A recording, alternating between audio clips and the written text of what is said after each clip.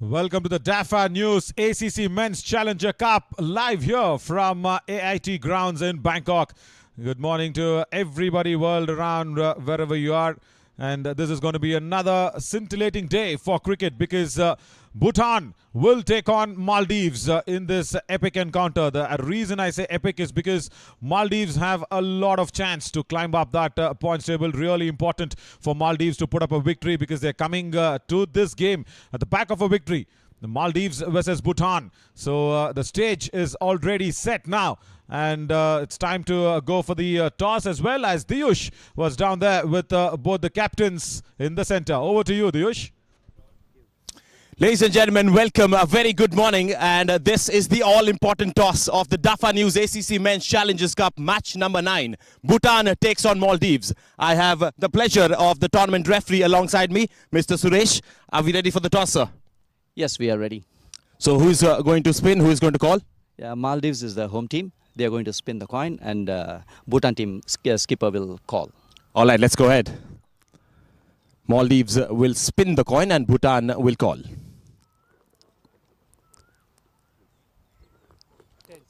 Tails is the call. Tails is the call. And it is tail. And it is a tail. So Bhutan has won the toss. What are you guys going to do? We would like to field first. All right. You have played here before as well. Is there a change of tactics today? You batted first in the first game. This is the second game you're fielding? Yes, this is the second game here at AIT, the beautiful ground.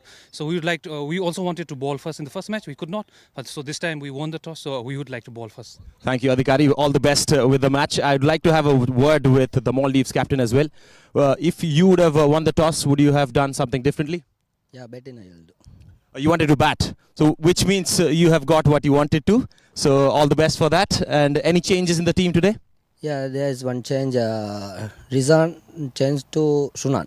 Yeah. Right. All right, you guys can go ahead and change and exchange the caps. They are sharing some gestures. This is etiquettes observed by both the captains from Bhutan and Maldives. Wonderful to see. All right, ladies and gents, that's the news from the center. Bhutan has won the toss and they are going to bowl first in this game today. Thank you so much, Diyush. So that is the decision that is coming in from Manoj Adhikari, who was there as a vice-captain wicket-keeper because the regular captain was just having a little stomach upset. So he was not on time for the toss, but he will play for sure. That's there. It's Jigme. It's right up there for Bhutan in the playing 11. And also the hard-hitting Jamotso will be there. Tenzin, Supreet, Pradhan will be there. Manoj Adhikari will be there behind the stumps and also for the batting as well as Gakul Kumar and Namge will come up the order for sure. Ranjung, Namwang and also Sonam will be there. Sonam, the new entry here, he's playing this game. He didn't play the previous match for Bhutan and also for Maldives. It's Mohammad Rishwan who will be batting on top of that order for sure. Adam, the captain, Mohammad Azam behind the stumps today. For him, a role change. Azam was not behind the stumps the previous game. Today he's keeping. And also Ahmad Amil, Ibrahim Nashat, Hassan, Leem Shafiq, Hassan Ibrahim, Ali Shuhan, Ismail Ali and Mohammad Mahfouz form that Maldives lineup as well. So as the stage has been set, the points table will be really crucial as we all walk into this. It's the third place where Maldives are slotted currently because of that one victory they had. It's a big opportunity for them now for going ahead and winning this and knocking at the doors of the semi-finals as both the batters walk out in partnership and in contention. And my partner has just come in and joined the commentary box. Good morning, Diyush. Absolutely, good morning, Naveen. What a game we have in our hands. At one end, we have the men in red, Maldives, who want to make a place in the semi-finals. At the other end, we have the table disruptors, Bhutan, who can completely change the sight of the table if they beat Maldives today. They have won the toss. They have elected to bowl first, but Maldives have nothing to lose because they wanted to bat first anyway. Absolutely. And for Maldives, it's going to be Ranjung Dorji to start the proceedings and to take strike for Maldives. There's a hard hitter, Hassan Rashid, who's all there. Is set. First ball touch low, but not a problem. They are off the mark, and Maldives are off the mark. That brings the captain on strike from the non-striking end. Adam, lovely gesture that was shared by both the captains, isn't it? Showing the mutual respect for both the countries. That's also more like a metaphor of holding hands together, growing together as well as a continent. This is Adam Nasif Umar, the captain himself, who's coming to bat as an opening batter today. Taking guard, they've gotten a run on the board already of the first delivery. And a freshly baked pitch for this game as well.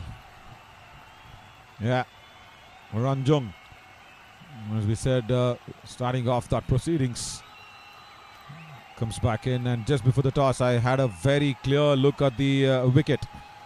Not so much grass. If you see this as a frame, it's a nice frame to speak of with the wicket as well.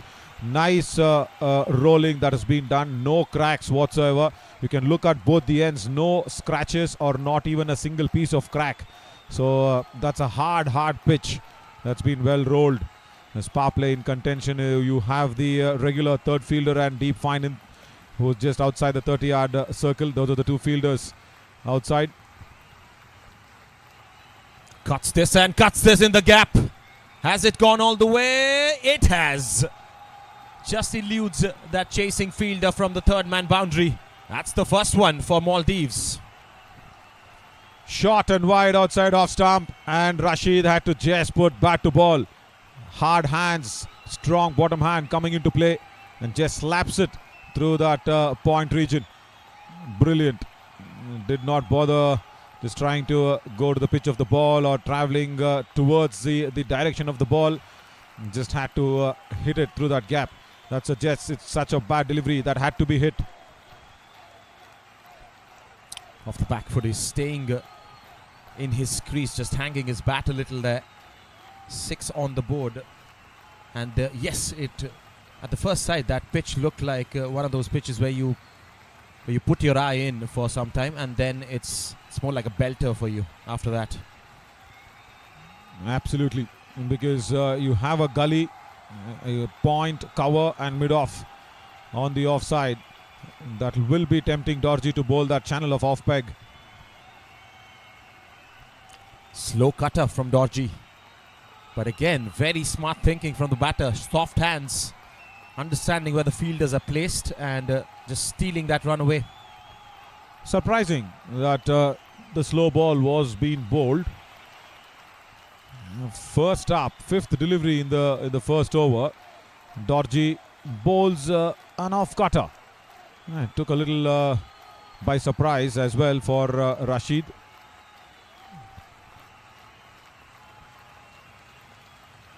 Again that soft hands, and again that quick single. Direct throw could have been very interesting to look at. There was a touch and go situation. Soft hands, and then was very near, and he was a goner. Rashid was struggling, was really struggling. Quick single will give Maldives 8 on the board after the first over.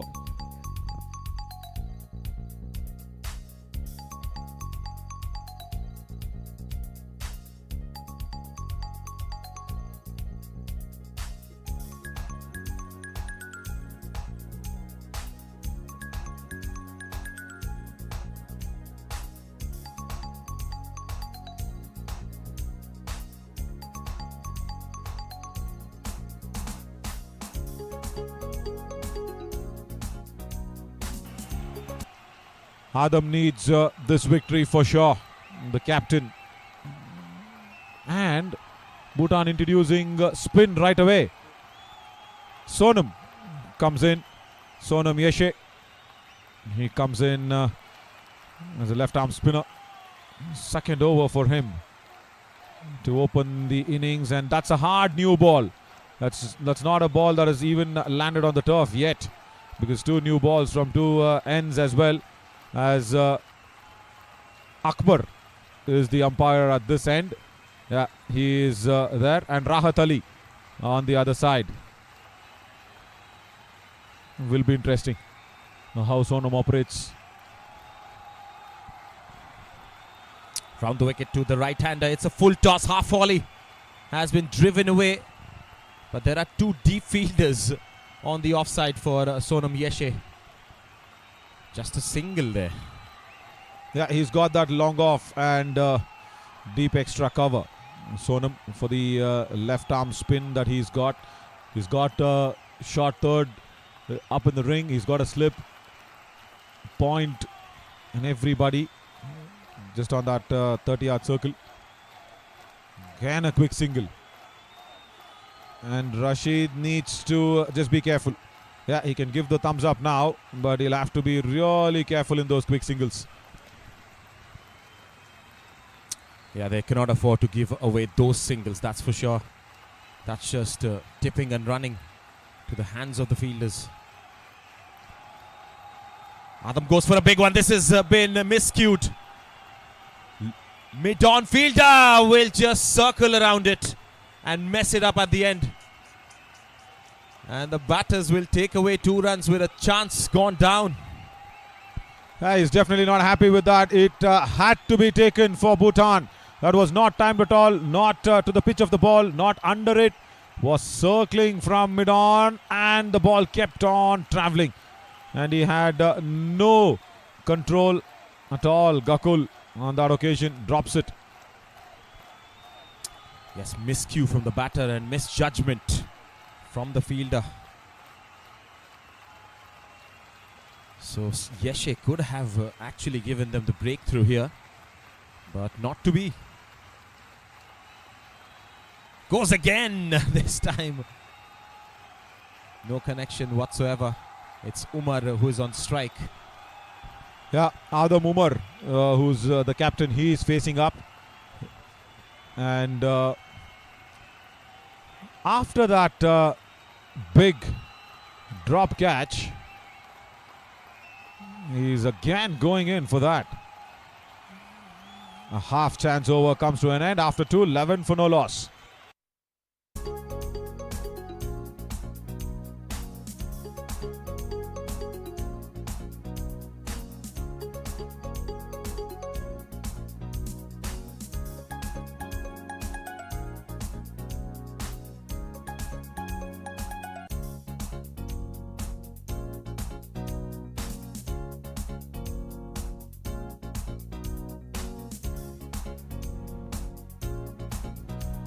Right, Adam had a let go.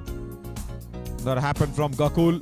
He was not in control of this. Bottom man coming off, and Gakul actually covered a lot of ground, but then I think he overran the ball, and the ball kept traveling above his head and behind him. Too much speed also. Sometimes not right. So a chance going down. The captain of Maldives get a let go. Yes, wonderful dissection by Naveen there. He just overran it. And we have a change of bowler as well in the 3rd over. Chance of a run out.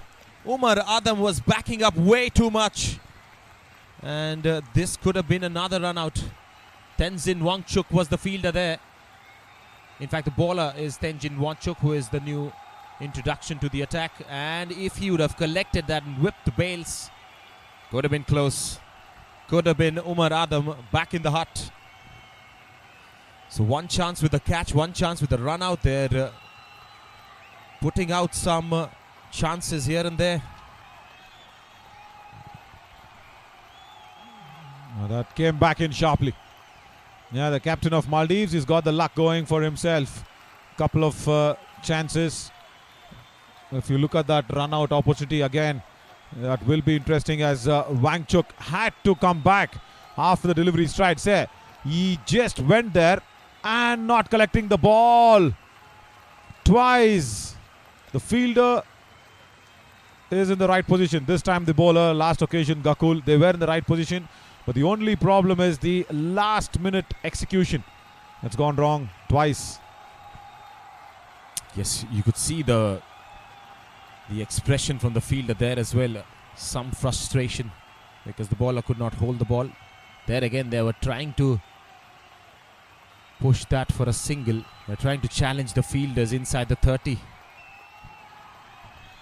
You tend to have that feeling isn't it? With Maldives, the dugout kind of relaxed now because they know if they win this game, they will definitely knock on the doors of the semi-finals and also the big opportunity to play the finals.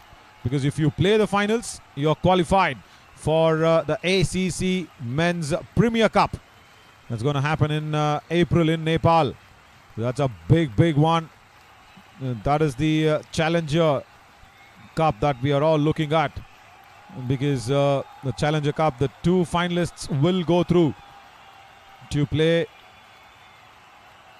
qualifiers 1 and 2 will play the Premier Cup, where UAE, Nepal, Kuwait, Qatar will be slotted in one group, and the qualifier 1 will be in that group. Oman, Hong Kong, Singapore, Malaysia in the other, and that's the first delivery that's actually tested on a very nice deviation of the pitch. Wonderful. No swing in the air, but the movement of the pitch, because the seam landed perfectly on the stitching. Wonderful work. Yes, caught Umar by surprise. And he was seen shadowing the ball after that.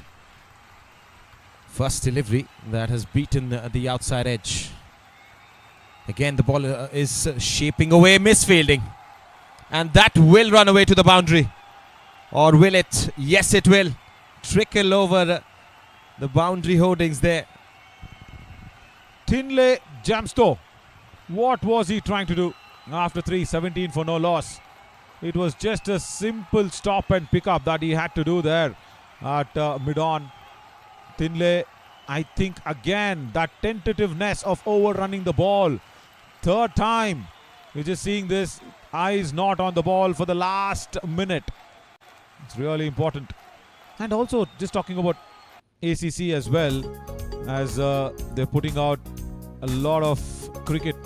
It's a 2-year plan, 2023, 2024, 2023 being the 50-over format all the way. And after this tournament, one thing is catching my eyes is in March, they have a men's under 16 regional tournament that's coming up. It's a 35-over game.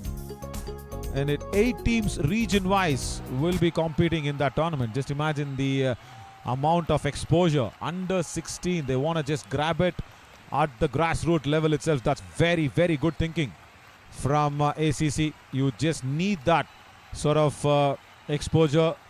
Yeah, as I was mentioning about the non-stitched ball cricket. Yeah, now that's the time.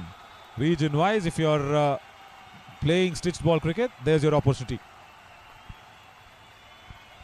Such a big one, isn't it? And under 16. So what? You're just in your schooling and you get to play on the big stage of the Asian Cricket Council.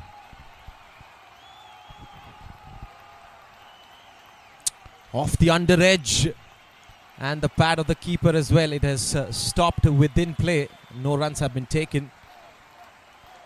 Yeah, Manoj Adhikari. He was there for the toss. He's a Thimphu-born lad. He just said the name. We were all confused in the first game about the region that he was coming in from, but he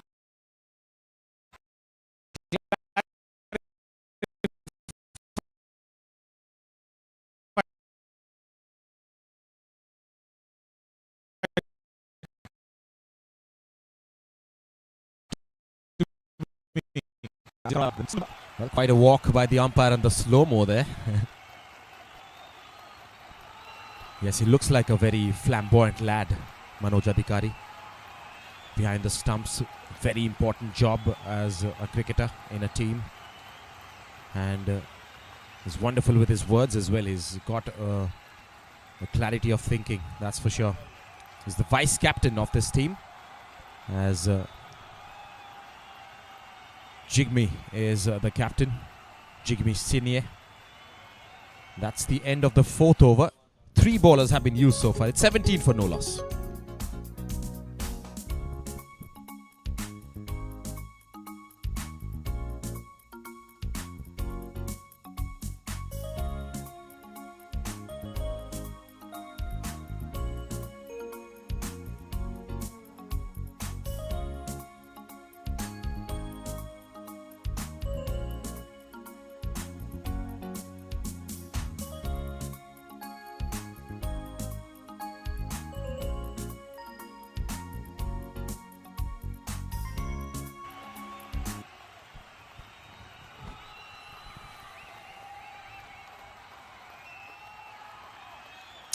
Start of a new over. Wangchuk will continue. So just that one over to Dorji in the start of play, and he was taken away for 8 runs. He was practicing quite a while before the start of the game as well.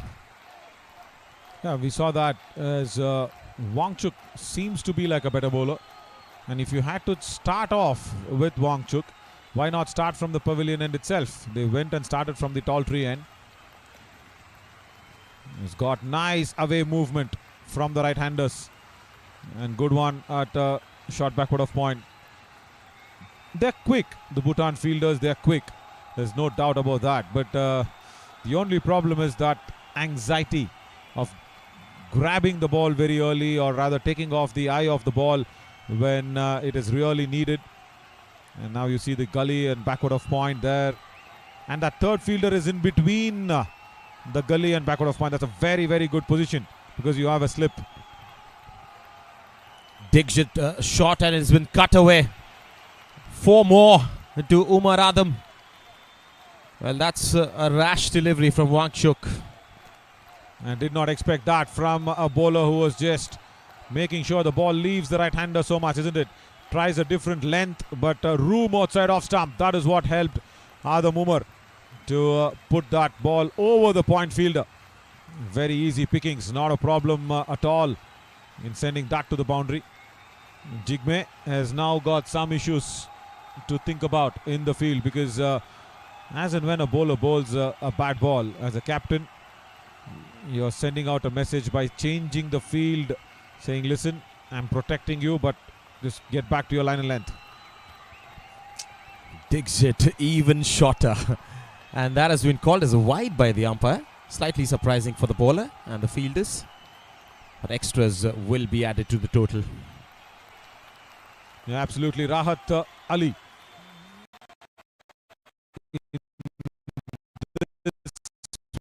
Venue, he is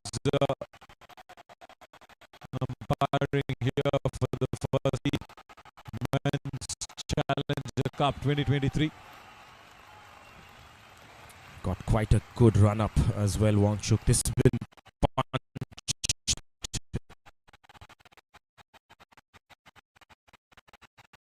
Back of length delivery.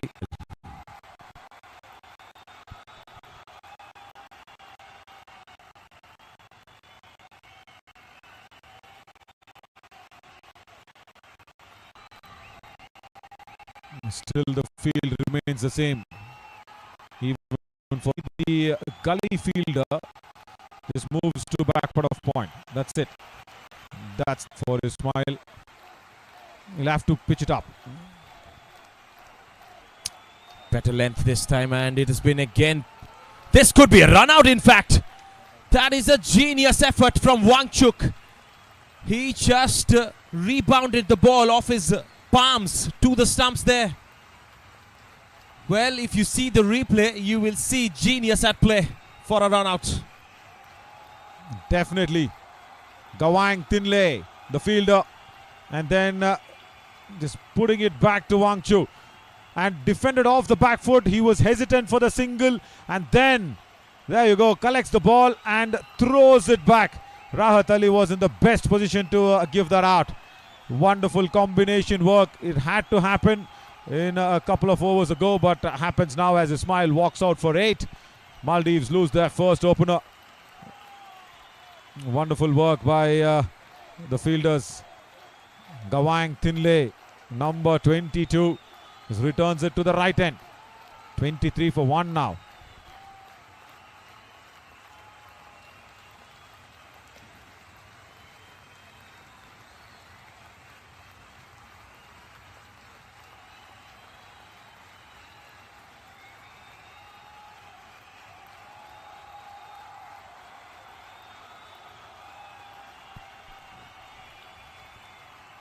So fabulous work in the field. It was a very, very difficult one for the batter to take that run because he was playing off the back foot, and the fielder was steaming in with his fielding. Good throw, good height for Wangchuk to collect, but smart work from the bowler. Yeah, let's also look at that smart run up as well. He's got a nice open-chested action, loads it perfectly. And what I love is that arm, the left arm going towards the slips. Beautiful work. Wonderful over as well after 5. 23 for 1. And let's break down his action once again. He's got a nice run-up, easy action. Does not bend too much. Watches the batter from there. Look at him. That is again a very, very good indication by any bowler that if the batter tries to move around too much, he can change and vary his length. Does not take off the eye at all from the batter. Then loads brilliantly, and I love that left arm coming through as the arc that goes towards the slips. So that actually allows the body on the right delivery hand to come in, and then suddenly goes back and gets the work done. Wonderful work.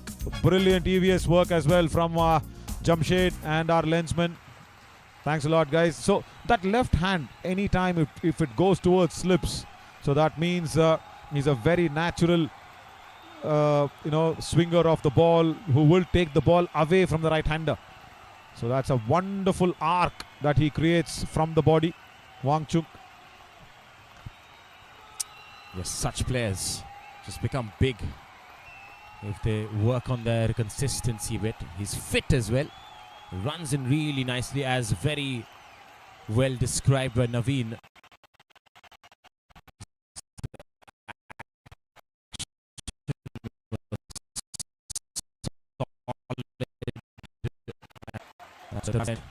Take that wicket.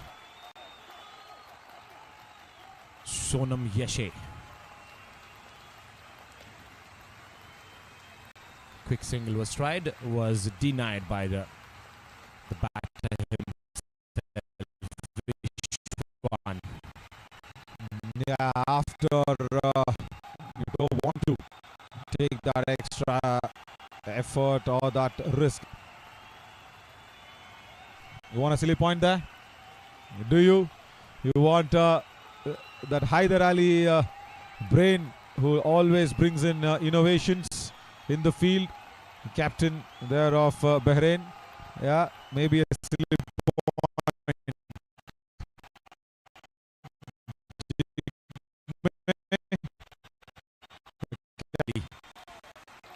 That ball just beating the outside edge. That is a standard as a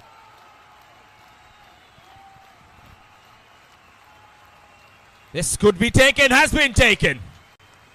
Vishwan departs for a duck. Great celebration from Bhutan at pick up the second wicket. You just can't keep Wangchu out of the game, can you? He comes in, bowls well, affects the run out, and now takes a wonderful catch. That was traveling to perfection. And his fit goes without troubling the scorers. Wangchuk involved in the second dismissal as well. Maldives lose their second, 23 for 2 now.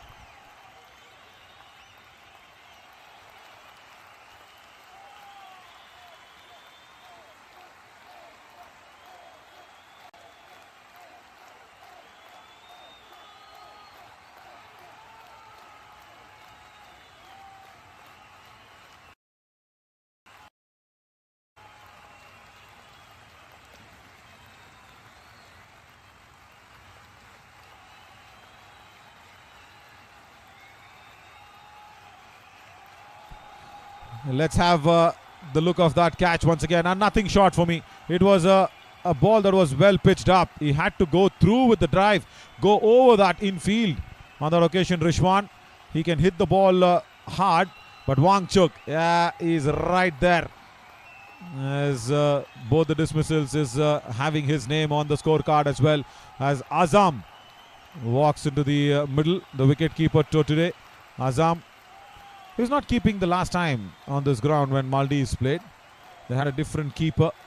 Today, Mohammad Azam is keeping. Right now, big responsibility for Adam, the captain. Wangchuk. Every now and then you have this short and wide ball outside off stump. I just want to understand what is he trying to do, because the point is up in the ring. There's a power play in contention. He's trying to hit the deck hard. We explained his action wonderfully well, but for that he has to just pitch the ball up.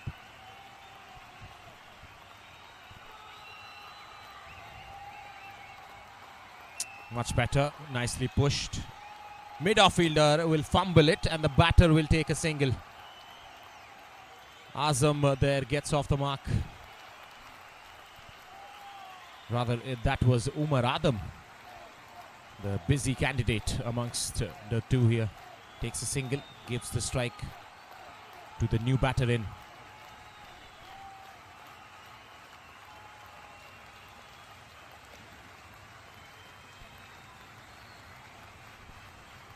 Wangchuk will want some change in the field. He wants the backward of point fielder just to come into point position. Yeah, that's the small change.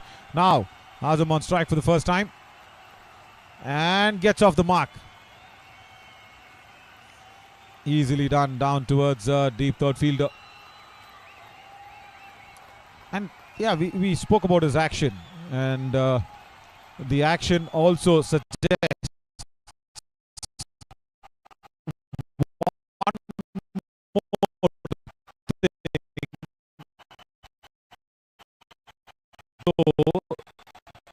Indicates us that he is not a decading bowler. He shouldn't try that, because back live we will see that again. Driven straight on the ground. This will tease the fielder, but good work. Wonderful work from Jamsto.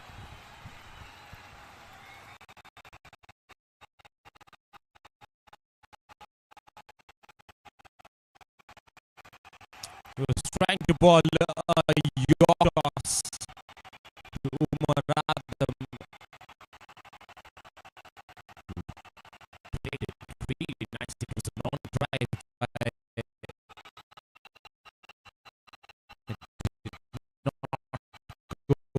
all the way.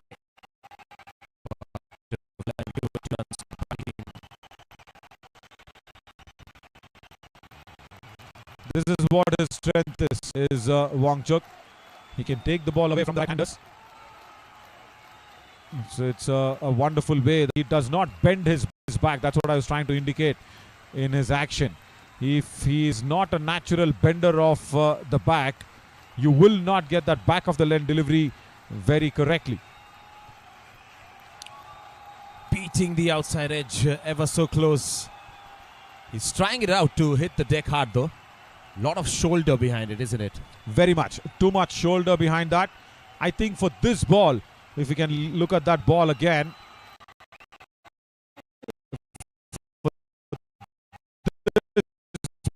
ball, he actually from that good length area there. Just a hint of extra bounce.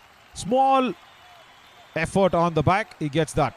Now just holds it in an area where it should have been struck for 4. Straight to point, a dot ball.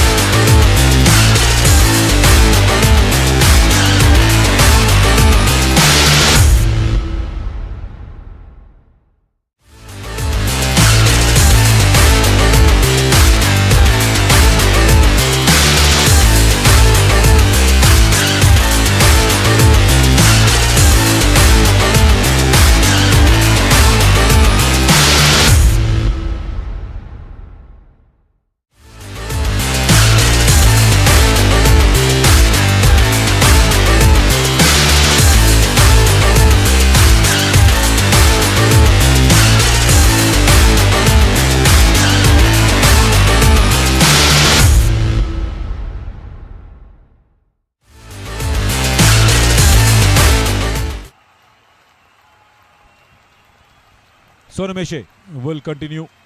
He's bowled couple of wonderful deliveries. So that's the reason. 2 slips now in this over. Late thinking by Azam to have a connection with the ball. Yes, he's trying to read it off the pitch. Just hanging his bat that time. No real intention of playing it technically. This is a better looking defense. Composed from Azam. And this over, Sonameshe is bowled really well. He's made sure that the batter can't reach there. Back live. Wonderful maiden over once again from Sonameshe. Yeah, this is putting in that lot of pressure on Maldives. So we had our questions. Why was Sonameshe introduced into the attack with the new ball? He's given us the answers. Nashat, Maroof, they're all bowlers who will have to contribute with the bat as well. Look at that over once again from Sonameshe. How wonderfully he's pitching it on that good length, taking it away from the right-handers. Azam tried the sweep as well, doesn't work. And Jigme puts in 2 slips. And then Azam. So that's wonderful bowling. Jump, and that's been slapped away. 1 bounce boundary. There's Rahat Ali. It looked like 1 bounce from here, but Rahat Ali picks. That has been played with authority by the captain himself. Gets it off the middle of the bat. And the ball flies over that deep cover region for 6. First match well comes off the bat of the Maldivian captain.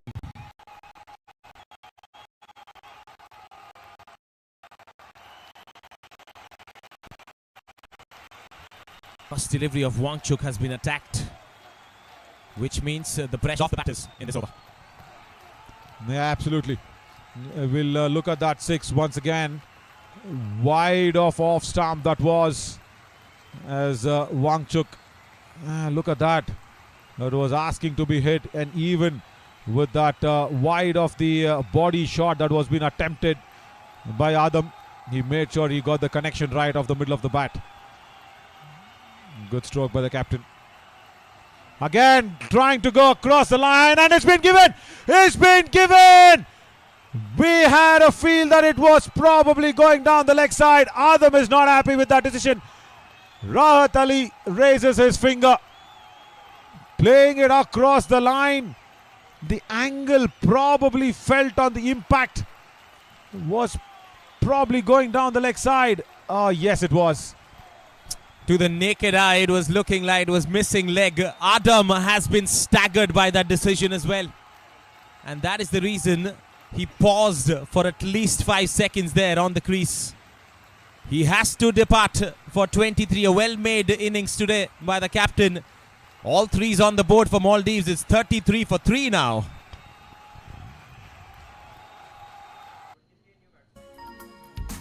Two wickets falling when it was 23 there.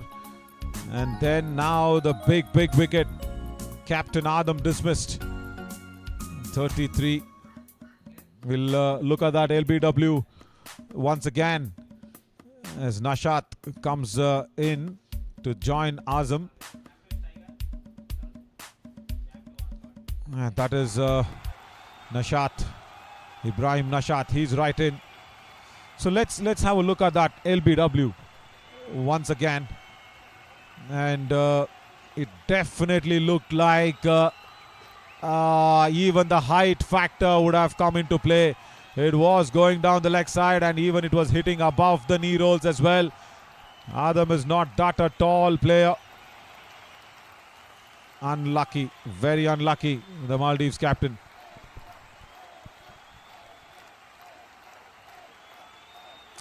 Let's that go to the keeper. It wasn't even clipping the stumps, I would say, for me as well.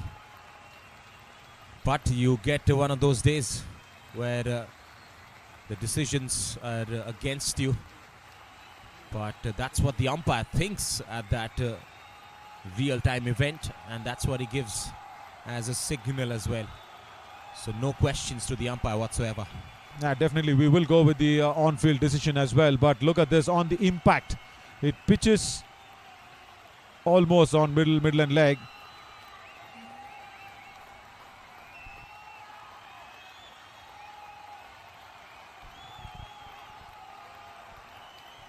It almost pitches on middle and leg, and the angle goes down, and also it was the off cutter. It was the fingers rolled delivery that was being done. He got that extra bit of a height as well, hitting him above the knee roll and definitely going down the leg side. 2 slips now in contention. Yeah, as Adam should accept the on-field decision. We all will abide by that. Wanted a run there, has been denied by the non-striker end. Brilliant over for Bhutan comes to an end. 9 overs gone. It's 34 for 3.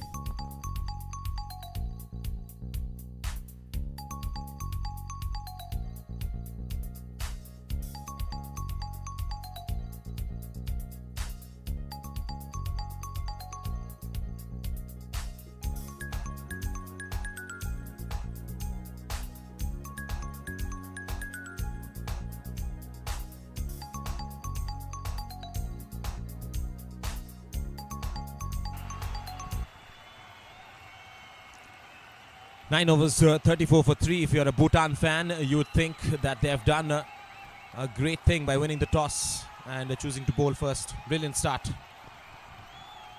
Absolutely brilliant. And especially by Sonam Yashe, who's bowling very nicely. He's not given away a lot of runs. In his 5th over, he's just given away 4 runs. So imagine that economy rate. Wonderful bit of bowling. He's bowling from the 2nd over itself, the hard new ball. He's also made the ball turn. Oh, inside edge, that should have been taken. That's the inside edge from the patch to the 2nd slip. That's a chance going down. Did it carry to the 2nd slip? I think it did. Tell you what, if this catch was taken, this should have been going viral on the internet. It was off the under edge. The back of his leg ricocheted and was lobbed up in the air for some seconds, or milliseconds maybe. But falls short of that fielder. Awkward bounce for that inner fielder. Another run has been taken away. For me, the first slip, Nagme should have gone for that actually. There, it's actually the first slip's attempt. There you go. He leaves it. He leaves it on the first occasion. Number 26. Right. Nagme. Correction, as it's Namge. Sorry, Namge Tinle should have gone for that catch. It's definitely a first slips attempt at least.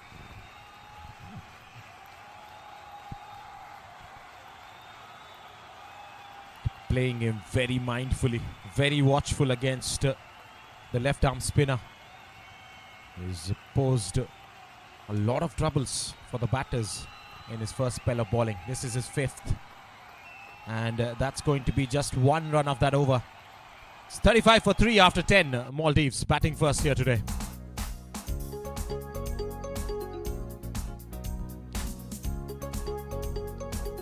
Let's look at that bowling card of Bhutan. Watch that name. 3 maidens. Sonam Yashe out of the 5 overs that he's bowled. And just given away 5 runs. And economy 1. Can you beat that? Wow. Wonderful spell of spin bowling. I think Jigme will be interested in continuing him. He will not probably ask him to take a break. Lovely. Because he's putting on that pressure, on the other side, the batters are trying to score against Wangchuk, and they are losing the wickets. Yes, great plan from Bhutan, and it's working out perfectly so far. Wangchuk again, look at the effort this guy puts in. Runs in, hits the deck hard, and then puts in the dive on the pitch as well to try and stop it. It's dot ball to start off. Again, Wangchuk has also bowled a maiden. So 4 maidens inside the power play for Maldives. The first power play is over now, so the fielding restrictions will be lifted. 4 fielders can be pushed back, but Bhutan would keep on attacking.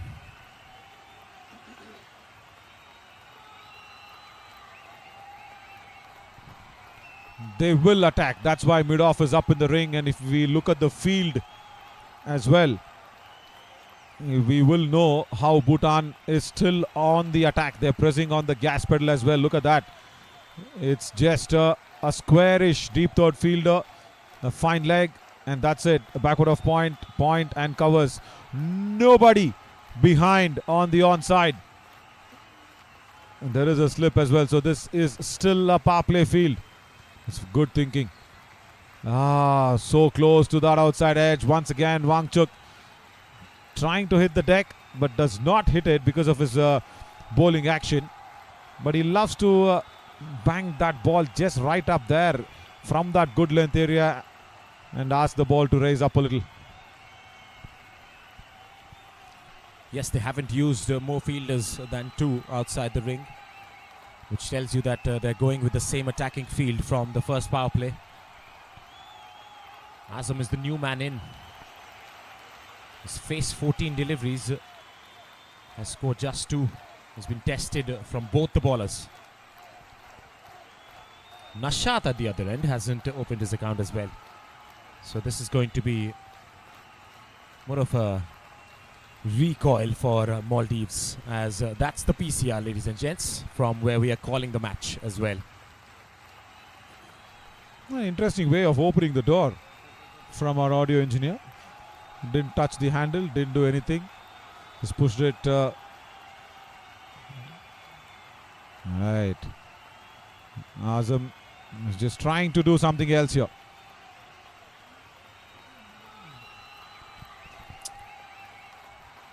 .35 for 3. Last ball of the 11th coming up. This has been a very tight over from Wangchuk. That's the scorers for the ACC Men's Challengers Cup 2023 this time around. They're the manual scorers. And we have the digital scorers as well inside the PCR. Pushed down towards mid-on. It's a dot ball. Another maiden here from Wangchuk. And another maiden against Maldives. 35 for 3 after 11.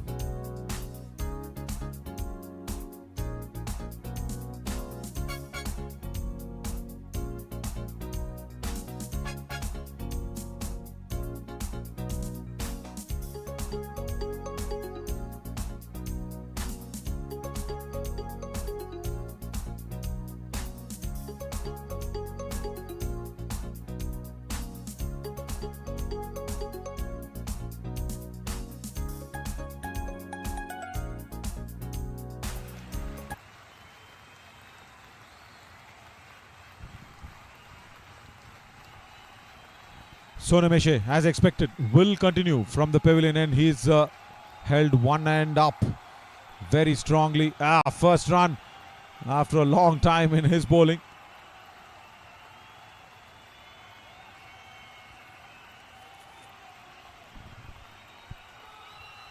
This is ball 5 overs, 3 maidens in that. That just tells you a lot about the spell of bowling this has been. That's why he's been kept on for his 6th. Comes down the pitch, meets it at the pitch of the delivery as well, pushed back to the bowler. Nashat in the last delivery opens his account as well.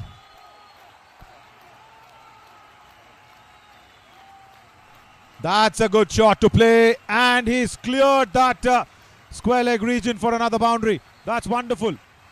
It's his first boundary for Azam, first boundary again from the bowling of Sonameshe. Yes, first real intent from Azam, and he connects it really well. That sweep shot. One bounce over the fence. No chance because there was a backward square leg fielder and he was running to his left 10-20 yards. That was way out of his reach. That's the Bhutan dugout. They are pretty relaxed right now as well. Also, just see where he meets the ball. He meets the ball very early. As you said, there is a deep backward square leg and he's put it right at mid wicket.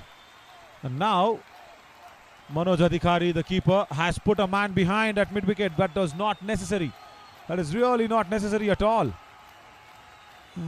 Just beating that outside edge once again.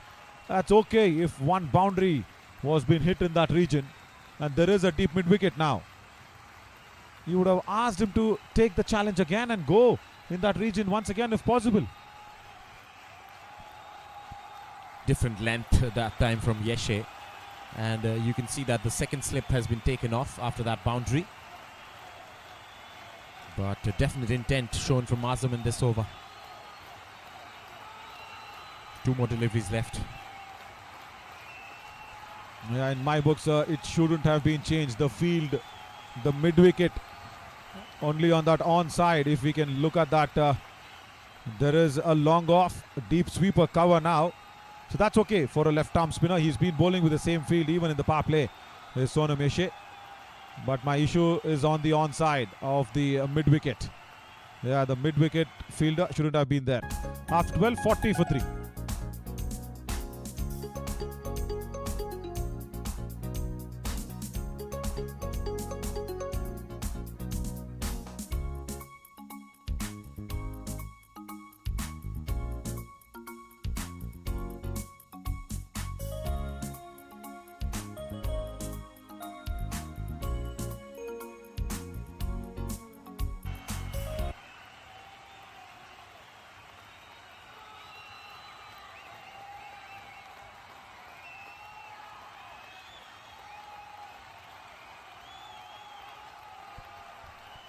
Well, the spin has worked so far for Bhutan, thanks to Sonam Yeshe. That's why we have another spinner who's been introduced into the attack. Supreet Pradhan, 4 matches, 2 wickets before this.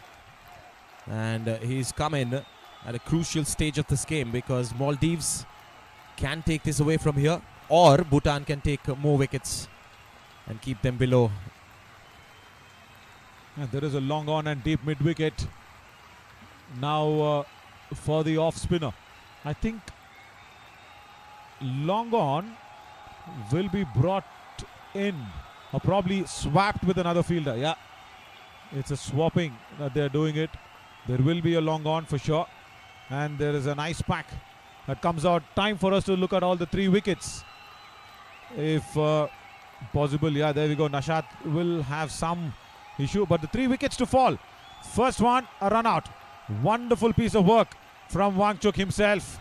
After delivering the ball, gets him out, and then this catch in covers, sending out Ismail on that occasion. And after that, this unlucky dismissal of Adam.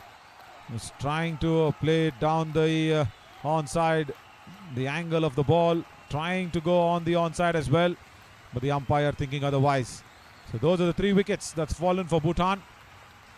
Will be really happy with that effort, as those 3 Maldivian wickets would have given them a lot of happiness. 40 for 3. Satish, correction, Mr. Pradhan has come in. Supreet Pradhan.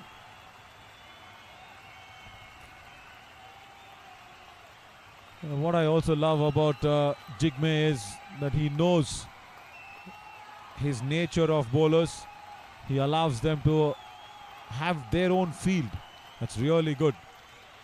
As a captain, you need to have that trust on your bowler and ask him which kind of field that he needs and which players should be where. Now that's also another important aspect in setting up that field, because long off, long on for sure. And there's a deep mid-wicket. So that's really good captaincy from Jigme. Starts off with a faster one outside the off stump, fires it through to the keeper, Manoj Adhikari.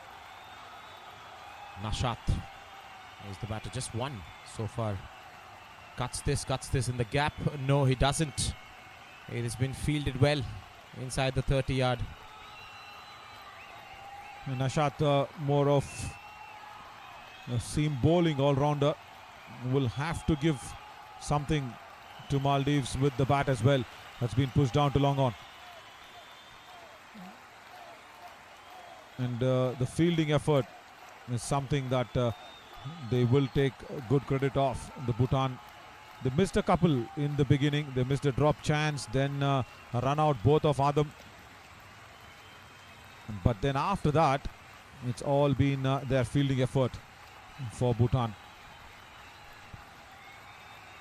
Yes, they've looked like a very different side today from the other game when they came out batting in the first innings. They were bundled out very early. It was against Bahrain. This is a better approach. They've won the toss. They have elected to bowl first. And they look like a strong team. They've picked up 3 wickets early on. And they have hit the brakes on the runs scored by Maldives.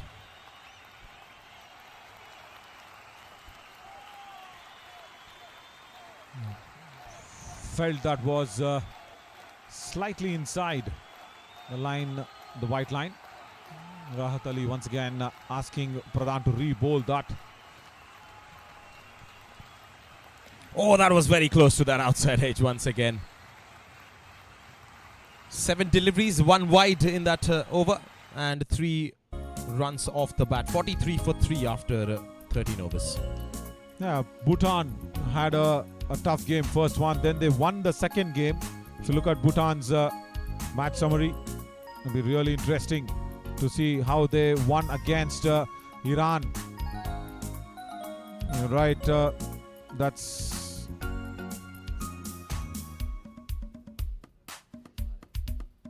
correction. That's that's not the right graphics. We will get that out for you soon.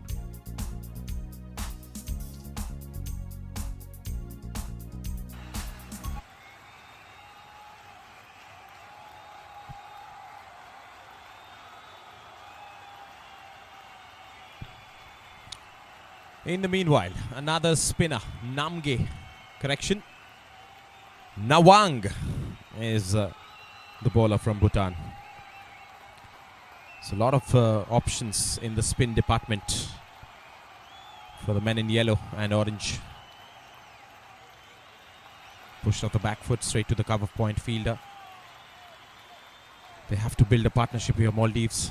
It's a 50 over a side game, and they're tattering at 43 for 3. They definitely need a big one. Oh, that's a big turn. Nawang has just made sure the batters need to still think of their shot making. Forget about the partnership, try and survive there first is what he's saying. That's a turn a long way. Chance of a run out, direct throw would have been close. But the call was very early from Azam, and he was definitely going for that single. So the risk taken, and a single has been scored. Yeah, Gakul was in no time to that ball. And look at Azam, he had no doubts whatsoever. If he had hit, that would have been touch and go. But reaches there in time. Gets the outside edge this time. You definitely need a silly point there. So I was right, his name is Namge. And yes, we need another closing infielder on the offside. Maybe a silly point. Put that extra pressure. This has been through that field. So runs for Nashat and runs for Maldives. Very important ones. 2 runs taken. Shouldn't have been 2 at all. At point, the fielder just dived over the ball. Yeah, there you go. It just went under his belly. But good work from Tinley once again. Running in. Even though there was a deep cover fielder. Kept it to 2. Flicked off the pads before the ball could turn. Another single to end the 14th. 47 for 3 now.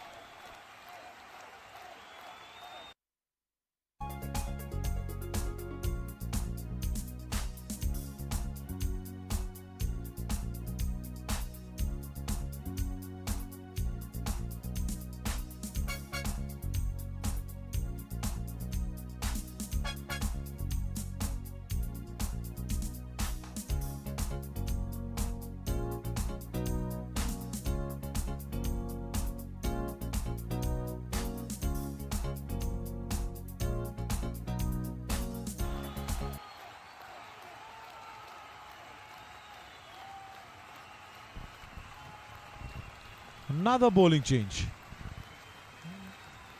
This is Nawang Tinley who comes in. Right, you mentioned him in the previous over on that graphics. Yeah, now he comes in.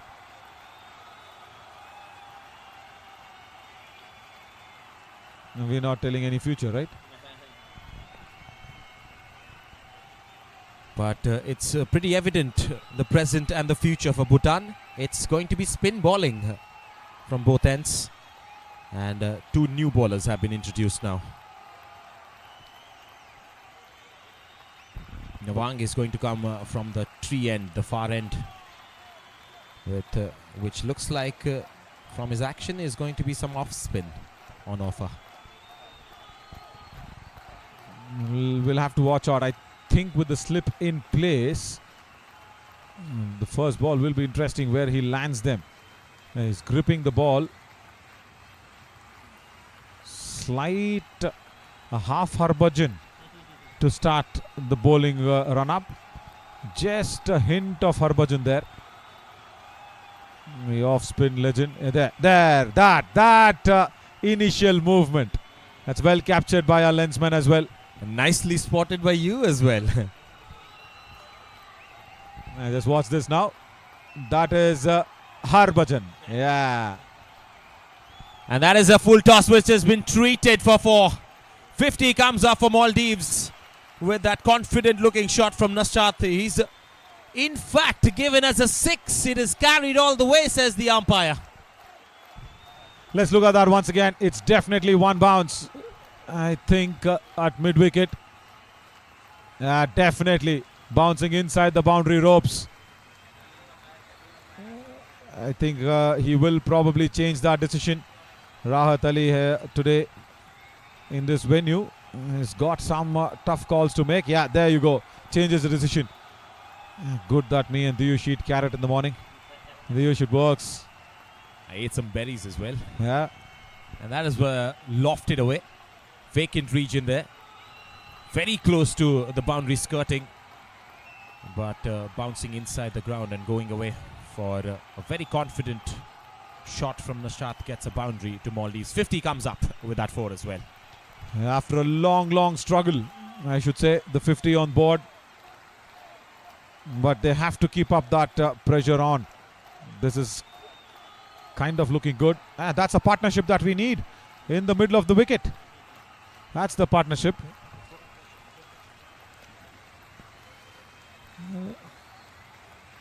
Very good. Coordinated partnership, that one. Yeah, wonderful. Deep discussion. That is all you need in the middle to get out of this trouble now for Maldives. Yes, that's what a partnership is. Being in sync and talking to each other in between the overs. Last ball of the 15th coming up. And it's a defense from Nashat to end the over. 15 gone. Nawang's 4-run over comes to an end. It's 51 for 3.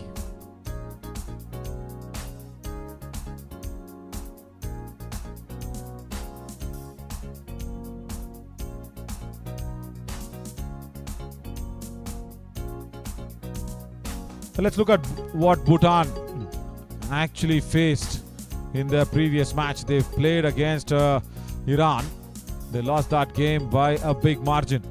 50-run victory. And Iran put up just 150 on board, but Bhutan couldn't come back and chase that. Good effort by the bowlers, I should say, by Iran. Jaizi picking up 4 wickets. Abdul Wahab, he's picking up 2 wickets as well, as Afrain picks up 2. So yeah, the bowlers have won that for Iran. So that means Bhutan will have to restrict Maldives within 150 as per the last match's record. Now that's what we are trying to indicate here as a ball passes that slip fielder. Even lesser, because in the first game they played against Bahrain, they scored 104. And the next game they batted second against Iran, they scored just 100. So within 100 is what they would look to restrict Maldives and probably bat out of their skins, because they haven't really done that in this innings or in this tournament. That was a catch gone down. almost stuck to his hands. But went down. Supreet Pradhan, the slip fielder there. Definite chance. Gone down begging. He did not expect the ball to go above him. As a slip fielder, you just don't expect those. But that had to be taken. Supreet. Manoj Adhikari is not happy. He's been asked to come out of that slip cordon. He says, Supreet Pradhan, you concentrate on your bowling. We'll have another guy standing there. Another fielder will replace you. Supreet Pradhan immediately taken off. That's a little insult. But now the ball will follow him. I'll tell you what. In cricket, unless and until you respect the ball on the field, I mean, if you don't field well, the ball will keep following you. It will ask you to respect it. Yes, he was up to the mark there. But the catch went down. Almost stuck though. Yeah, let's look at this. He was not expecting the ball to travel above his head, and then the ball followed him. He was right there. Wonderful work, guys, from the EVS as well. Yes, he was changed from one position to the other, but the ball followed him. Last ball of the 16th. And a good over from Namge comes to an end. Almost got a breakthrough as well. 16 gone, 52 for 3 Maldives.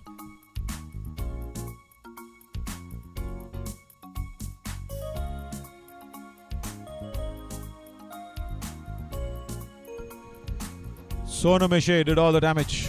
3 maidens in that 6 overs. So, just 2 overs given away 10 runs. That should what it has to be into consideration of probably 3 overs 10 runs. 1.67 his economy. And then the rest of the spinners have also supported Jigme very well. Jigme, the captain of Bhutan, will be happy with the bowling effort.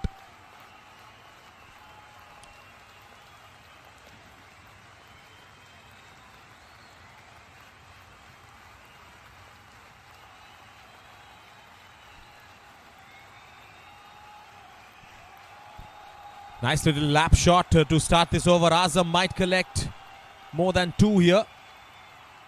I think they're going to stay and settle for 2. Good improvisation. Gets a couple of runs in the first delivery. Much needed. As they are trying to have that consolidation phase. Azam and Nashat.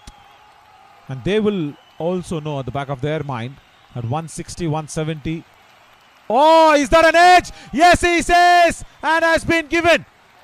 And as and when we were speaking about consolidation, the building wall has been collapsed on Azam.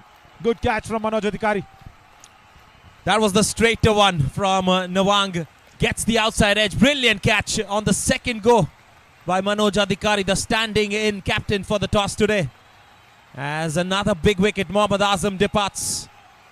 He managed to score 11 of 29 today with a boundary to his name. That's the 4th wicket down for Maldives. They're 54 for 4 with that wicket.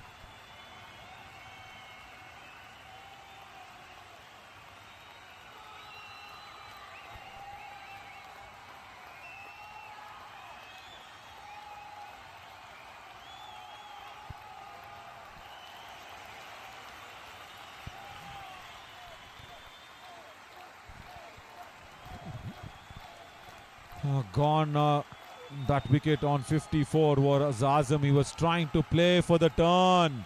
He was expecting the ball to turn. That goes straight through. And Manoj Adhikari on the second attempt. And if you're expecting the ball to turn and if it doesn't turn, why go tease the ball outside off stump? Azam, Maldives needed you. But you've been dismissed at the wrong time for Maldives.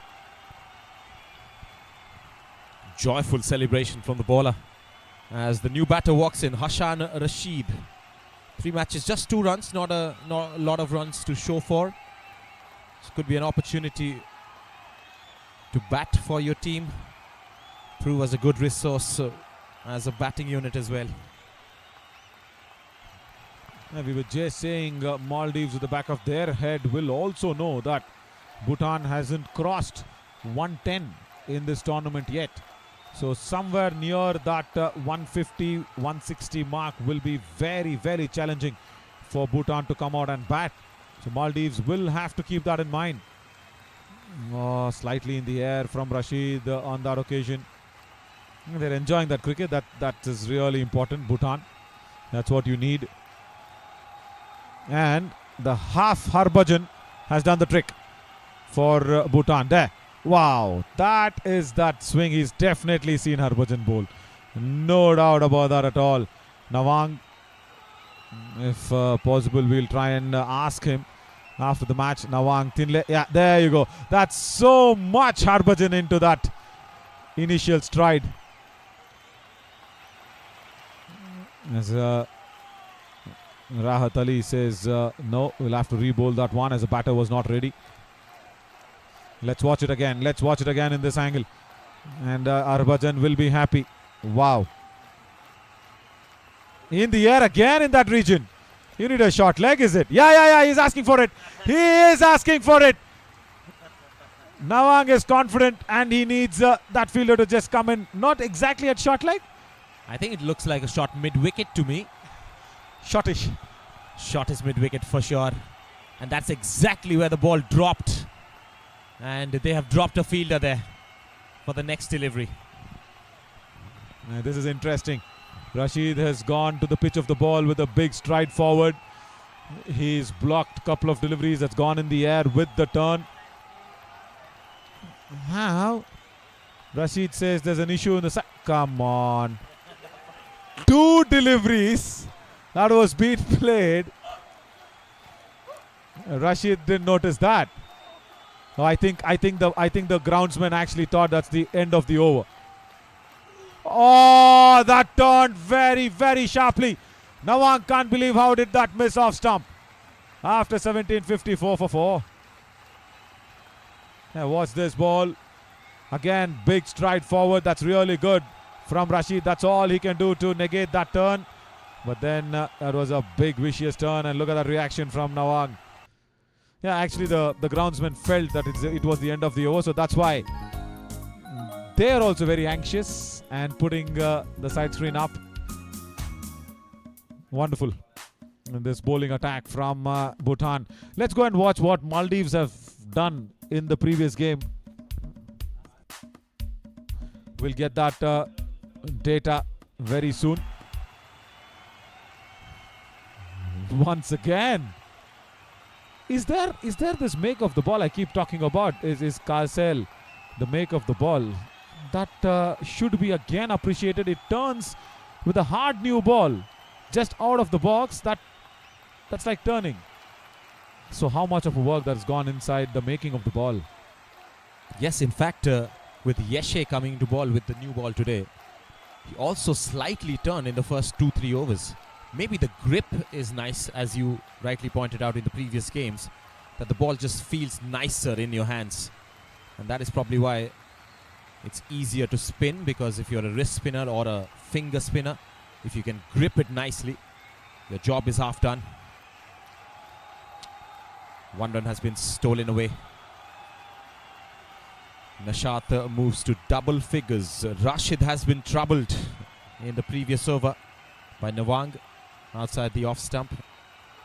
It's a different challenge for him with the ball spinning away from the right-hander. Namge is going to bowl to Rashid.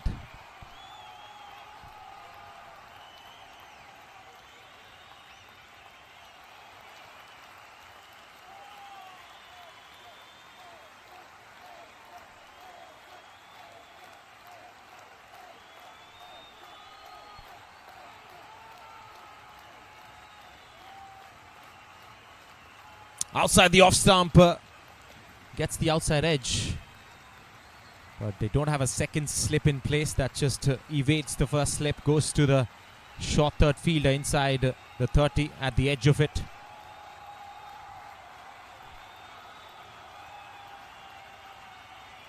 That channel, they have preferred to work their way in, get a wicket again, and send half of the side packing. There you see the second slip straight away after that outside edge in the previous delivery. Very close. They have gone up for an appeal. And that's just for the excitement of that ball beating the outside edge. Nothing else. They knew it with that appeal. But you see quite often in international cricket.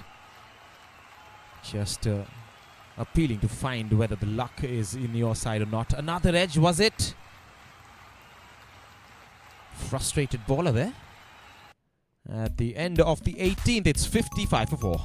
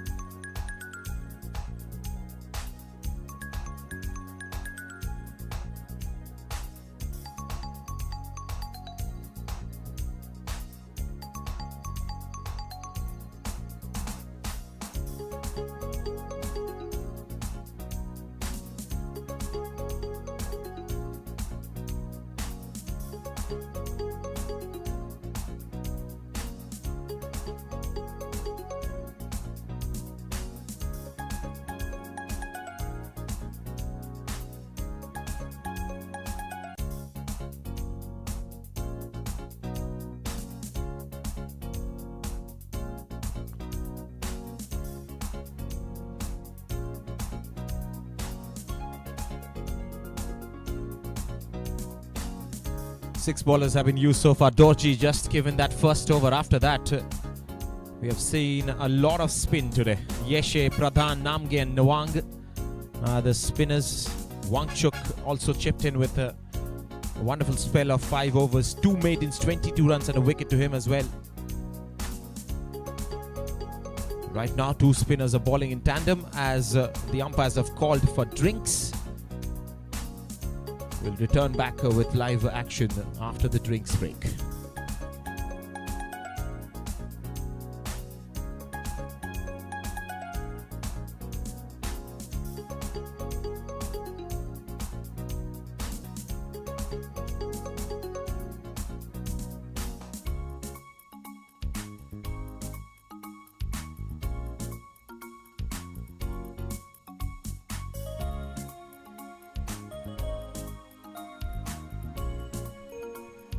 This has been the innings so far from Maldives.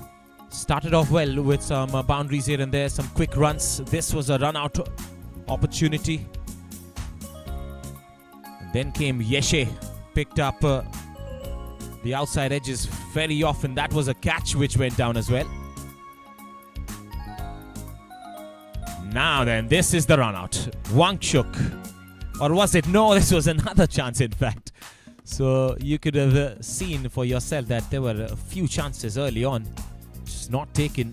That was a misfield which went to the boundary as well. That was Wangchuk getting thrashed backward a point for a boundary.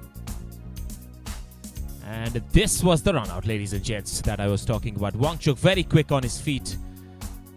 Running back from his own follow through. Picking the ball up with one hand and a super smart work to hit the stumps as well. First wicket, then the second wicket, then wickets kept on tumbling for Maldives. That was the 6th, that was the first one of the innings, thanks to the captain of Maldives smacking it over extra cover for 6. This was an LBW appeal which was given by the umpire. Wangchuk picked up his first there, and then Azam lost his wicket as well after that to some brilliant spin bowling by Nawang. 55 for 4 after 18 overs. Players are taking on their fielding positions after the drinks break, and we are going to bring you live action straight away.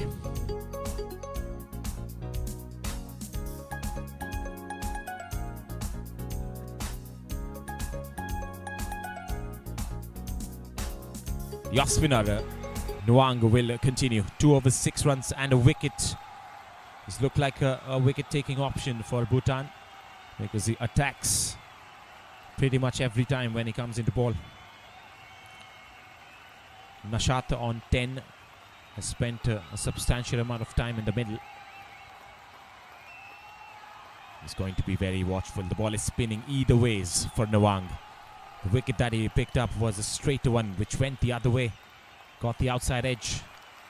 And A bit of a juggle from the keeper, but he takes it as well. Goes for a sweep, big appeal. This was surely missing the leg stump with the ball spinning so much.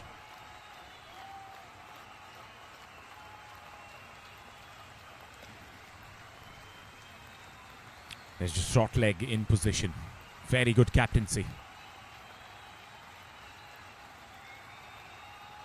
Slightly fuller for Nishant to come ahead and defend it happily. I think it has to be a little back of the length. Has to be precise with his lengths right now. That's better. That went straight through as well. Just giving that batter to think twice whether to go on the front foot or the back foot. The keeper very close to the stumps. He goes for a big heave. This is in the gap. And one bounce over the fence. Very good batting, good counter-attacking from Nishant. He's a very good option here for Maldives to score some runs. There's the full delivery. It was in the arc for him. And one bounce over the fence. Deep mid-wicket region. There was no fielder there. There was a long on and a deep square leg in position for the off-spinner. But he picked his spot, sent it packing.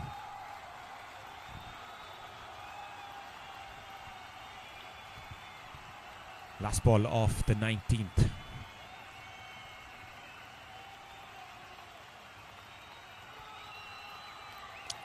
Very good composed front foot defense to end the over. Questions were raised, a boundary was scored. It's 59 for 4 after 19.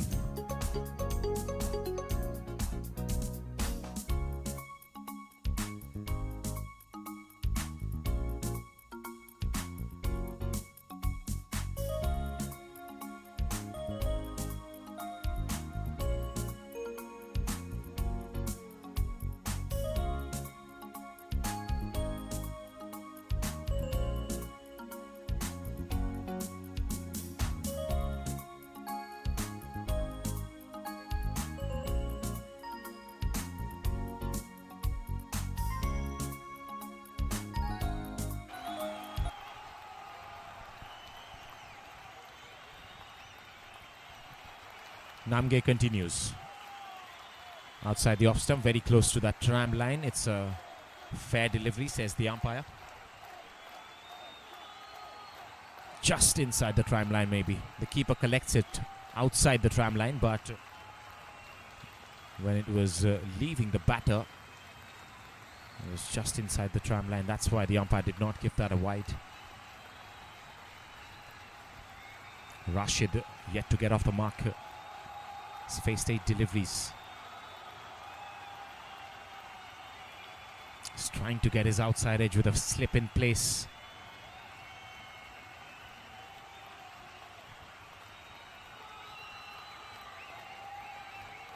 Another wicket here will put Bhutan in a position where they can restrict the batters within 100 maybe, because the lower order will be exposed after that.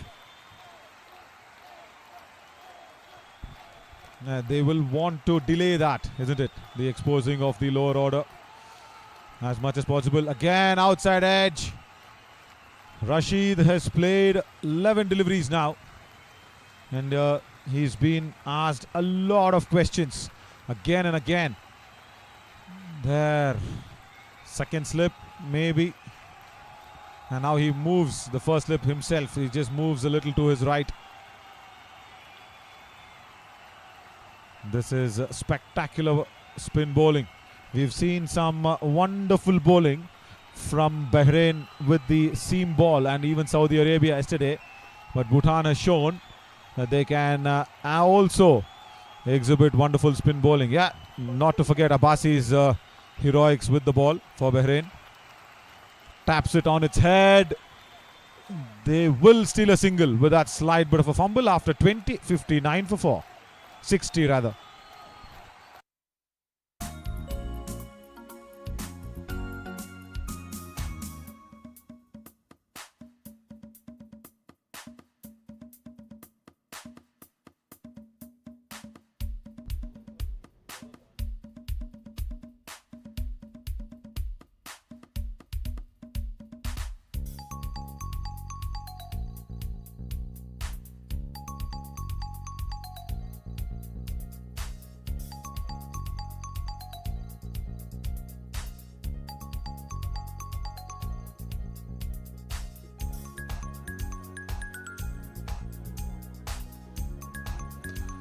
Nawang once again will come in.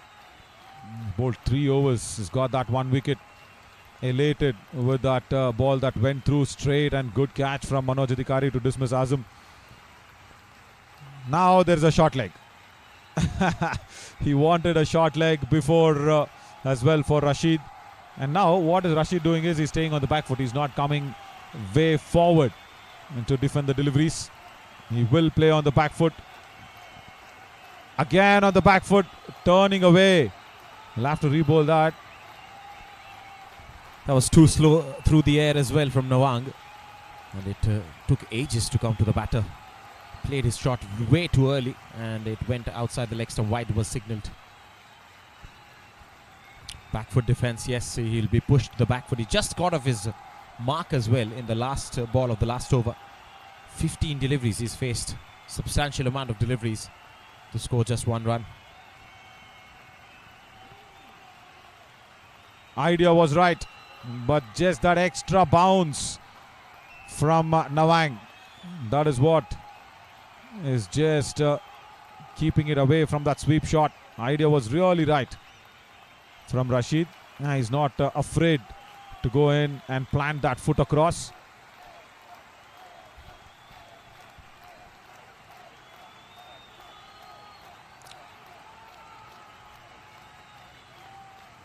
Full delivery just helped away towards long on. Along the carpet. Rashid will pick up a single again, which will bring Nashat on strike. He scored a boundary of the last over from Nawang. And since then, it has been a challenge for Nawang. Absolutely. And again, that turns has, I think, kissed the pad on its way. Yeah, it has. 21 gone, 62 for 4. And we keep speaking about that ball, the make of the ball and everything. We've got that close up for you. Yeah, look at that for the seam. Wonderful seam stitching that is already there. And the make of the ball, yeah, Kesel. Kesel is the make of the ball. It's a Malaysian made ball. It's a Malaysian company that abides with all the cricketing rules. There we go. I love that seam position. I love that pronounced seam, which actually helps the seam bowlers. And look at that old ball. That's a ball, Diyush, which has already had its life. That's the ball which is played out the entire 25 overs, almost more than 20 overs. But look at that, seam is still pronounced. It has not lost its shape. It's not become oval or eggish. It's like, it's not looking like an egg in shape as well. But and look at that seam. Nowhere it is turned across. Wonderful work from Manoj as the lensman as well. And this is a very good shot from Rashid. Will reach to that boundary. Sweep shot works at deep square leg. First boundary for Rashid. Went for that sweep shot as soon as he saw that ball flighted up a bit. And a bit of a good connection at the end. Inside half of the bat maybe, but it trickled away over the boundary ropes. Yes, it looked absolutely fitting inside your hand as well. Love to hold that ball. Yeah, that was Manoj who actually had to shift up a lot of lenses, focuses to get that ball up so close. Wonderful work, Manojji. Wonderful coordination and help as well from you. Would you fancy a new ball or an older ball to bowl with? Every time a new ball, especially if it's this kind of a make. And even with the older delivery, if you can just hold it across the seam. The reason I say that is because the older ball is not lost its shape and more importantly not lost a single piece of threading. That's the ball which was it'll not be used in a match anytime. That's a ball which has almost done its lifetime, I should say, in a match. So that's a complete practice ball. That's been practiced a lot even after the match. But the reason I picked up that ball is one ball is just out of the box and one ball is into the coffin. So if you really compare those two balls, it's like nothing lost on the leather, nothing lost on the seam. So of course a very newish ball to bowl, and that's how even the spinners probably are getting that sort of a turn. and bounce. Look at this turn once again from Namge. And the reason for that is the drift. When you give that drift to the seam, and when you make the seam land on the surface with the drift, it will pitch and turn with that pronounced protruding seam, which is outside. It is just outside, just a milli, I think milli 0.0001 meter, just outside of that leather, the center seam. We'll look at that ball once again, the newish ball, the one that I was actually trying to explain here after 22.66 for 4 now, Maldives. And look at this ball. Yeah, that is the 0.011 meter, or rather inch, that I was talking about. The center seam, yeah, there you go, where both the leathers have met from Castle. That is just protruding a little there. That protruding actually helps in the spinners as well. Yeah, that is the protruding line. There you go. So that protruding line actually, when that lands on the seam, whether it's an old ball or new ball, it will turn. And look at that protrusion there. Even though it is like done its lifetime, it's not lost its shape at all. Wonderful make of this ball from Castle Sports from Malaysia. Yeah, tells a lot about their intricate and detailed stitching as well. Making a ball is an art, that's for sure. And they pretty much are artists in Malaysia. Quite a life the balls have as well, coming out of the box and going into the box. Life between boxes. Yeah, one new box, one the last box in their life. So yeah, and look at this for a field. Short leg, and he's been connected that very nicely, but will not reach the boundary lines as there is protection at deep mid wicket. But wonderful shot from Nashad. Good timing on that. Yes, they're playing some shots here, both the batters. Rashid gets a boundary in the previous over. Nashat gets another from Nawang's penultimate over as well. Straight to one once again. He got a wicket off that delivery. This time just beats the outside edge. If you want to just call it Dusra, because he's got that Harbhajan action. Probably, I mean, he's not trying to bowl that Dusra, but it just goes through with the arm. The one which does not turn. And of course, Harbhajan coined it and named it to the world, saying, I am bowling the Dusra, which goes the other way around, and Ashwin called it a carom ball. And yeah, I've held Ashwin's hand. That finger, especially the index and that middle finger, it's lost its shape for sure in Ashwin's hand, and it's got a lot of bruises. 23 gone, 67 for 4.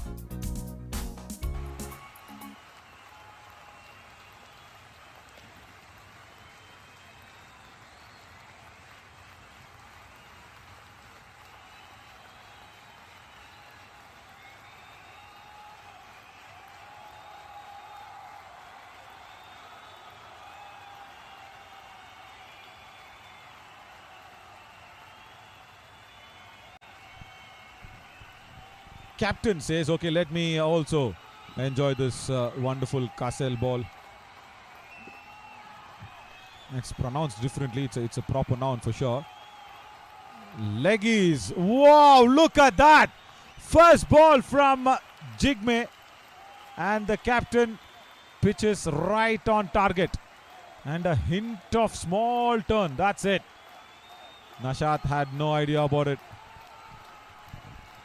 Jigme Sinye just announces his arrival with a brilliant delivery.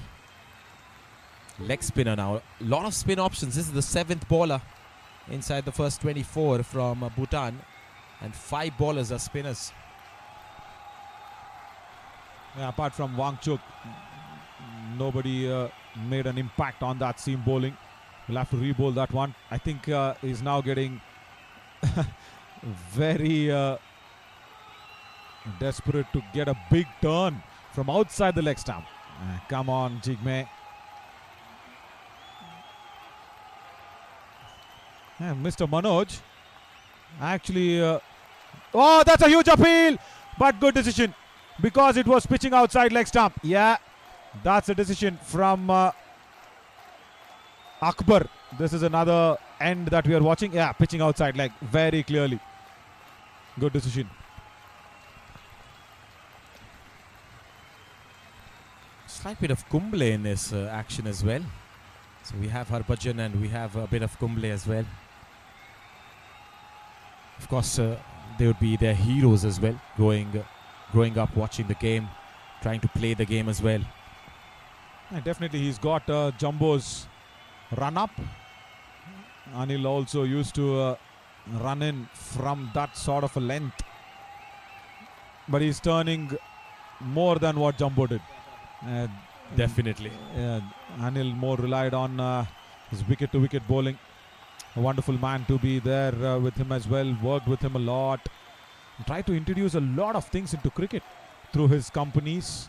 He's tried to introduce something called a bat speed, where the like the ball speed, like how short was being played. What is the bat speed on that? He's working on that. After 24, 68 for 4.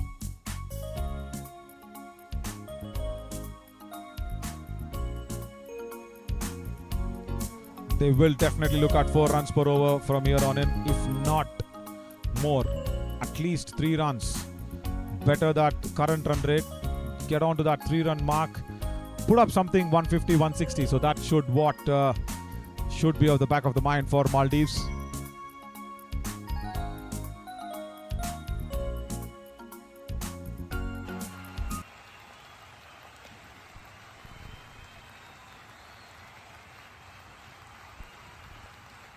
Very good shot. He's got a good hold of it, but he's been holed out in the deep as well from that Rashid. Is good shot. Supreet Pradhan.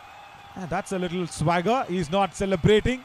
He's not happy, I think, because he was taken off from the slips. He had dropped Nashat, remember. He didn't get under the ball, but the shot was on. Wanted to take that mid-wicket fielder on, but look at that, Supreet. Why? Supreet, why are you angry, my friend? Rashid walks for 6, 68 for 5 now, Maldives.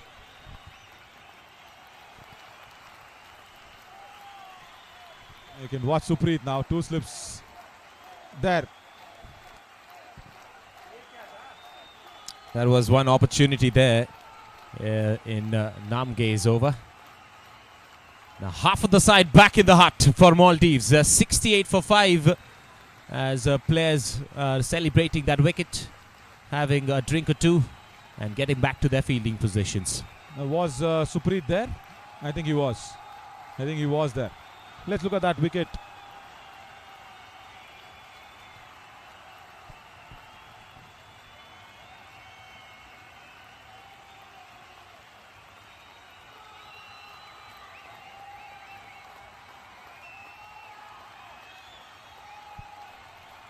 So Rashid playing an expansive shot first up, straight to the throat of the deep mid-wicket fielder. He did not even have to move. And didn't celebrate. And didn't celebrate. Moved away from the ground for a while as well. I think he's still thinking that he was being taken off from that slip cordon. Yeah, you can have good memories, but you need to have a bad memory as well. If you're a cricketer, you need to forget the things that does not go your way. As Mauroof has come on, he needs to put some runs on the board. Now this will be interesting. Left-hander against an off-spinner. Yeah, he will love it. Oh, he wants to go in between the stumps and the umpire. Right. I haven't seen a right-hand off-spinner do that. And look at this for a field. What is that? How do you call it? You call it second slip. You call it shortish gully and a silly point. I think that is what the field is. How many of innovation should we bring in our vocabulary as well? It's a second slip, shortish gully, and silly point. And that has been easily tucked away towards the onside. That's not the channel he would like to ball. Easy pickings. Maruf opens his account as well. Look at this for the shot. Yeah, the shot was on from Rashid, but I'm more interested with Supreet. Supreet! My God. He does not even look at his fielder. Where is he walking? Which side is he even walking towards? He is really angry that he was being taken off from the slips. He's a very good fielder. Jigme, don't do that to the poor guy. It's all in good spirits. But that was some message given, I think, to the fielding coaches and the captain saying, listen, I am a good guy. The ball just went above when I was in the slips. I didn't expect that. Yeah, since the time he's dropped a catch, the ball has literally followed him. And on that occasion, it was just a cool catch by him. Cool as a cucumber was the fielder under it. And that's going to be the end of the 25th as well. 69 for 5. Bhutan right on top. That's the catch we are talking about from Supreet Pradhan. That went down. Look at the agony from the left-hand bowler, Namge there. And immediately after that, he was being shifted. He was shifted to covers. Thanks to Jamshed, our previous operator. Fetches this and takes it out. And let's look at Maldives' previous match summary. 380 by Bahrain. Yeah, the same ground here. Shabaz Badar, 178, highest run getter. And Maldives were bundled out at just 88. Mahfouz played really good. 35 of 41. That's the innings that we need now. Right here, right now. That is the innings that has been really needed. And Aziz Junaid, once again, 75. What a contributor. And look at that captain, Haider Ali. 50 of 28 deliveries. 29th delivery, he was dismissed. And I was asking Shabaz Badar in the presentation. He said, I didn't bother too much about the pitch or conditions. I just backed my skills. That's what you need to do. But Maruf is there.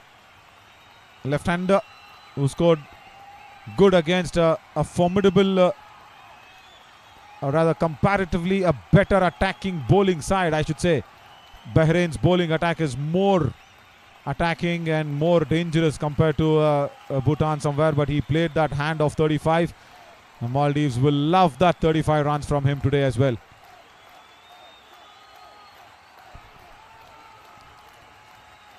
Yes, he was standing out as a batter in that innings. Scored some boundaries here and there, which was pretty exciting to see.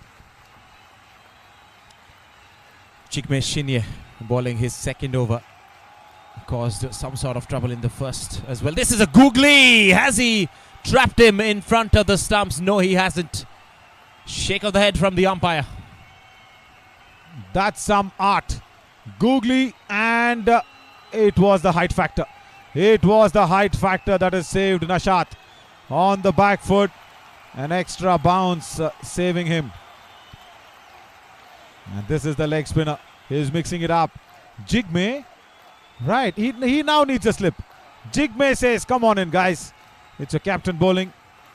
Yes, give me some close-in fielders. This is delightful wrist spin bowling from Jigme. First up was a googly, then a typical leg spinner beating the outside edge. Now a slip in place. Will be a leggy one as well, yeah. And Nashat should have read it. The moment you put in a slip, there will be a leg spinning ball that will come in and probably make some room, put him over that extra cover position. And now watch out for the googly. He will bowl that for sure in this over. Yeah, tried to bowl it. Didn't turn, and good shot there from Nashat just for a single. Kept it down to the pitch of the ball. His legs were there on time. Yeah, this is fascinating.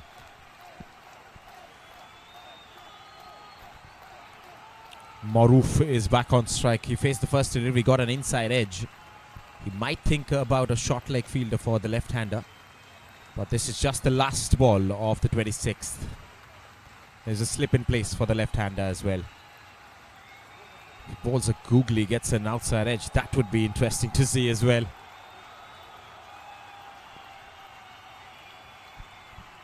Again tries to sweep, but down the leg side.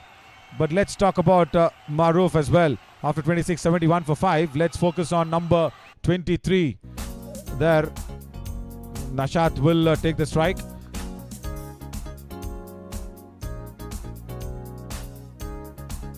And let's look at Maruf because it's really needed. Yeah, there we go. 10 runs that he scored, 4 matches. But Mahfouz, I think, was there. Yeah, Maruf was not the man that scored 35. I think Mahfouz.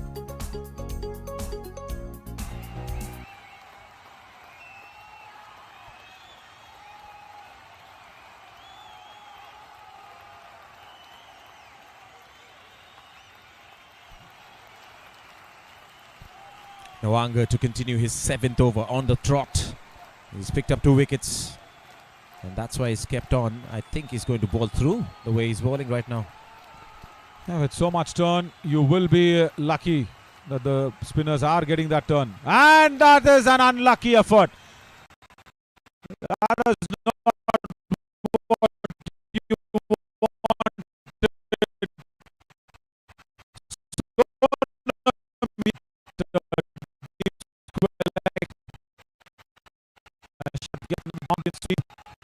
It was again that sweep shot coming into effect. Sliding effort. Not the best. Through his legs and onto the boundary ropes.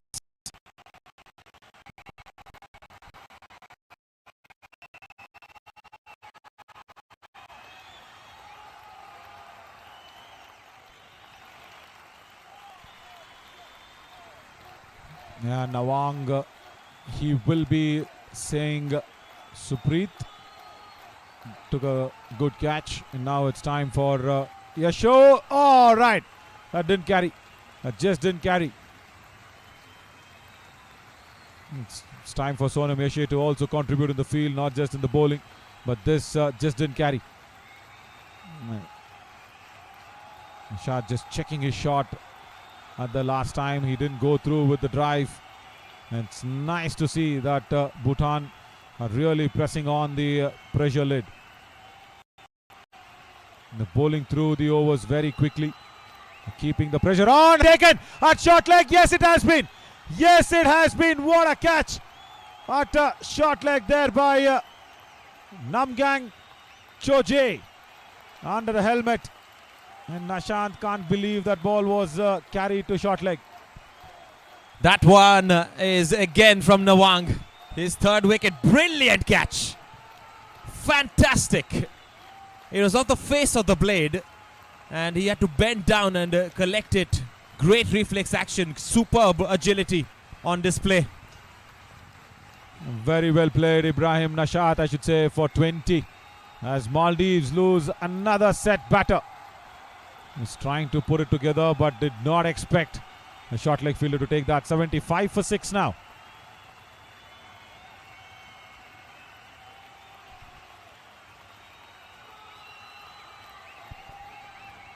And watch this, the ball was dying on him and he was very low. Did not get up at all. Wonderful take by Namgang Choje, and he was erupted in joy as well. Wonderful, wonderful. And this was the man we were talking about, is Mahfouz. Mohammad Mahfouz, he played very well against Bahrain. 35 for him.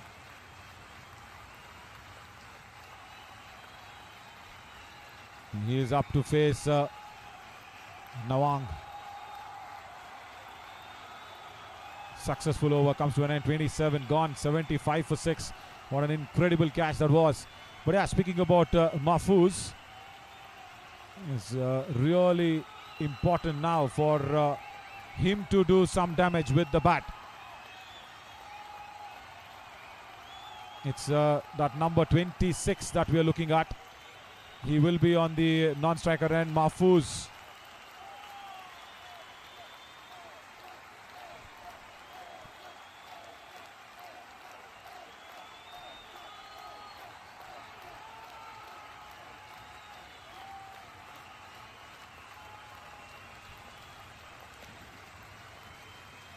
Now, Jigme will continue. Yeah, that is Mahfouz.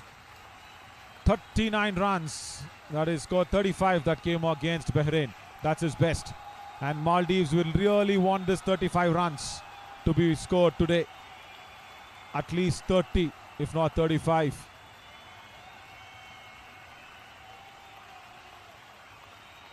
That's a sweep shot. And it's in the gap. But good stop. Very, very good stop. A deep square leg. Couple of runs for Maroof, the left-hander.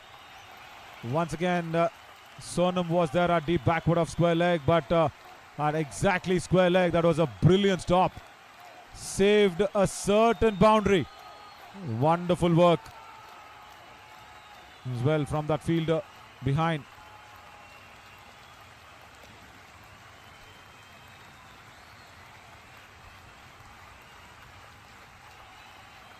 And now comes the googly out. Yeah, for the left-hander. He just bowled a leg spinning delivery. That was well picked up by Maroof. And this is a challenge. He's got a deep square leg and he's got a deep mid-wicket. Oh, that's a huge appeal. No, not given. Probably again height. And he was appealing for the catch as well. No inside edge. Yeah, that's a little fun time. No inside edge for sure. Yeah, probably height. Again, hitting above the thigh pad. And once again, a very good decision there from Akbar. No slips, no slips. Goes through to that gully fielder. A lovely leg spinning delivery that came into the left-hander. And was trying to play for that ball on the back foot. This is interesting. This is very, very interesting. Left-hander against the leg spinner. You don't know when the googly will be out. No, that's not. Again, another leg spinning delivery. Jigme has come out and said, let me take the challenge. Even if it's a left-hander, I'll make sure I bowl the right deliveries.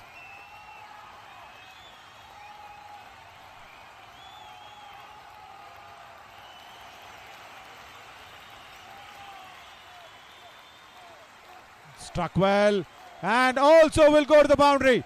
Bad ball and has been punished at backward of square leg. Boundary for Maroof. So the left-hander taking on the leg spinner works. 28 gone, 81 for 6 now. Maldives need more of these boundaries.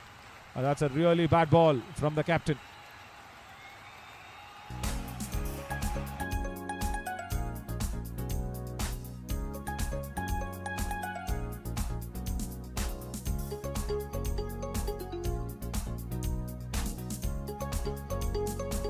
That is something that you need in the AIT University for sure. It's a big, big campus, and that'll help. That'll really help. Nice bit of a balance to reach from one end to the other end. And speak about balance, you really need this balance from both Maroof and Mahfouz in putting out at least another 40-50 runs for this partnership and for the 7th wicket. Nawang bowling his 8th over on the trot.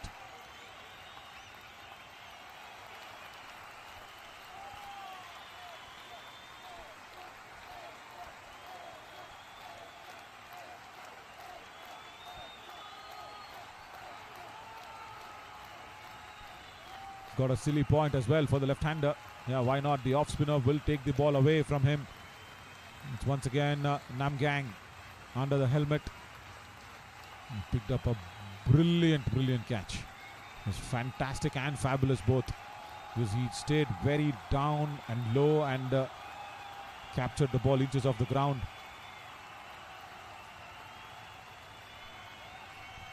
And that was actually a disappointment for Nashat, who was set on 20. He was playing well. I'll have to re-bowl that one.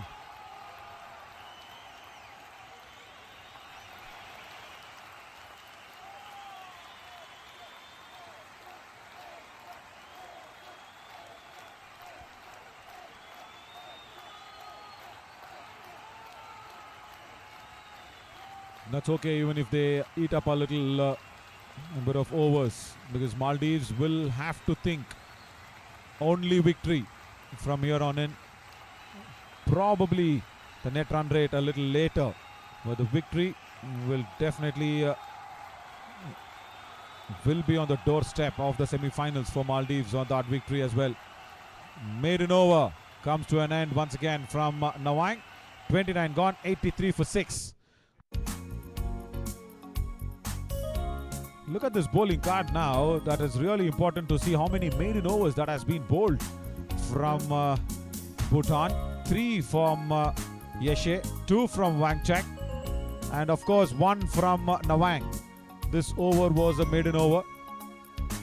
There's 1 over from him. So 5 and 6 overs where Maldives haven't scored. Score remains at 83 for 6 again. So that is where they have struck really hard, the Bhutan bowlers against the Maldivian batters.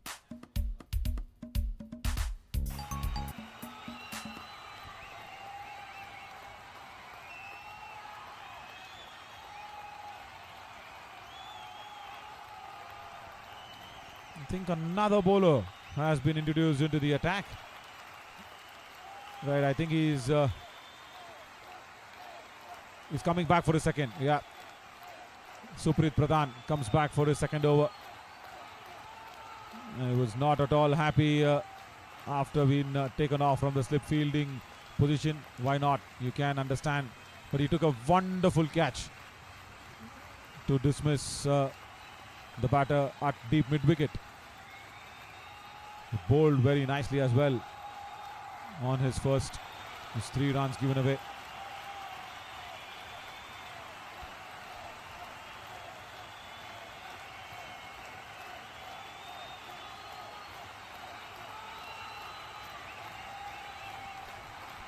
Nine deliveries now without a run, so that will be playing at the back of Mahfouz's mind, but should not bother about it too much.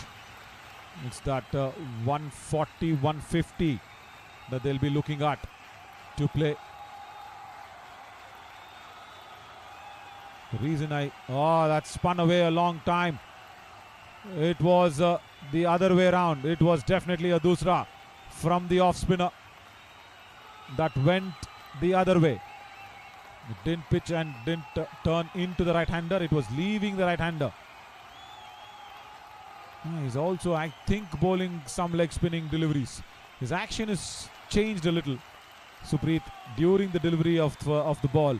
Doesn't change it much while he's approaching the popping crease. Just look at this for the fingers, if we can pick it up from there. Yeah, he is. This is an off spinner. It goes straight on. Yeah. Again a maiden over. 30 gone, 83 for 6. Back-to-back maiden overs. Look at that projected as well. 163 can be achieved, but it needs a lot of effort getting there. But I'm just looking at 140, 150 because Bhutan has never crossed 105 in this tournament. The couple of games that they've played, they've been under that 105 run mark, even though while batting first and even batting second. So that's what Maldives will be thinking and should be thinking rather. And because they are number 3 on the group, they will really want to win this game.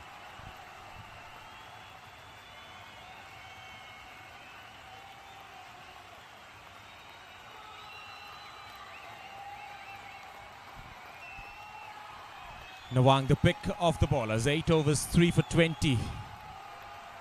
Can he bring in another breakthrough here? Moroof and Mahfouz are the batters. Left hand, right hand combination. There's a silly point in place. There's a second slip. In Group A, I actually... oh, that's a rash shot. Trying to sweep against the turn. I think Maroof should just put Mahfouz back on strike as much as possible. Iran is another contender who have already won a game. That they are playing the match in the other ground, the Ted Thai ground as well. But that's against the strongest team in Group A, against Bahrain. Bahrain's not lost a single game, and today being the last day for the league or the group games for Group A, today being the last game, and Maldives and Bhutan have all the chance to spoil Maldives' dreams. He's trying for a scoop shot there. Moruf. There's a vacant fine leg region. That's where he was eyeing for. But he misses out completely. Yes, Bhutan could play spoil sport here for Maldives. If Maldives win this, they get a chance to qualify for the semi-finals.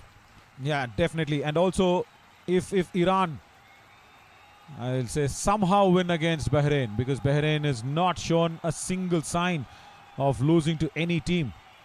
If they can surprise or shock Bahrain, because anything can happen in cricket, because Iran versus Bahrain is happening currently at the other venue.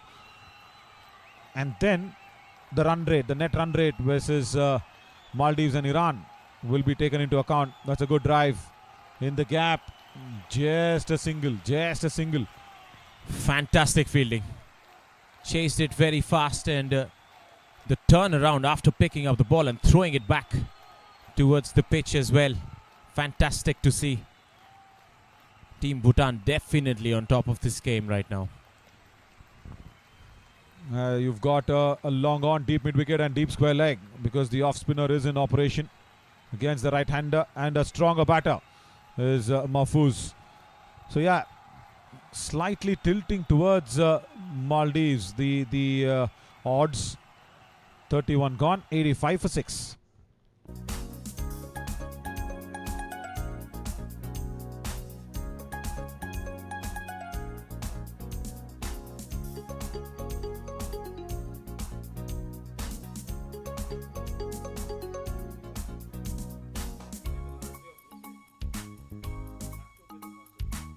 Moruf and Mahfouz are the two batters in the crease. Not a lot of batting to come after this for Maldives.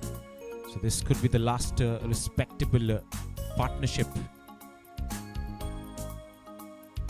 when it comes to the batting skills for Maldives.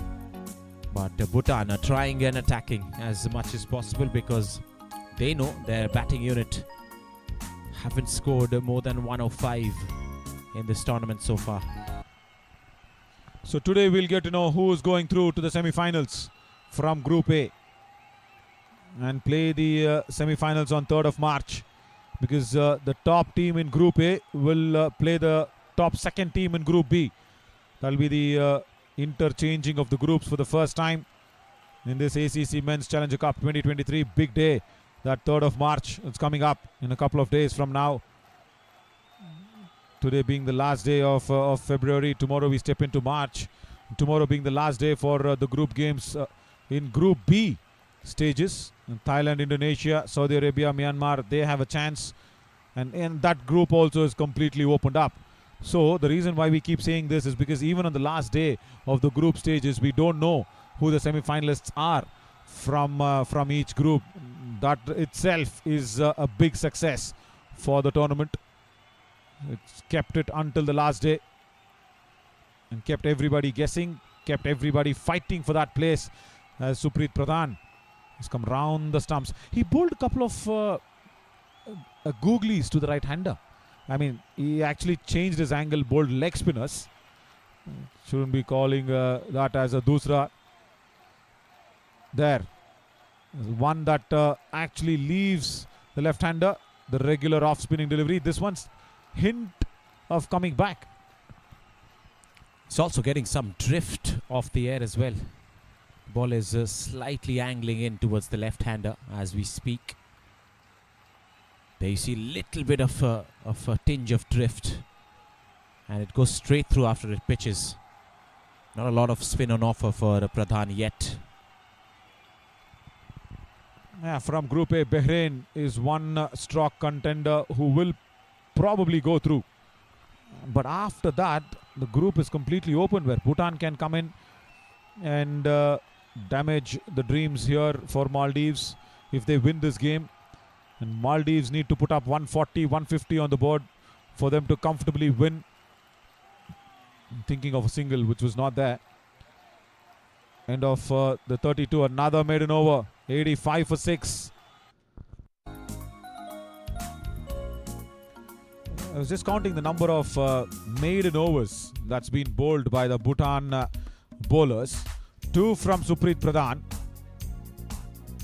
and 1 from Nawang. Nawang has bowled a maiden over. We will get that graphics corrected.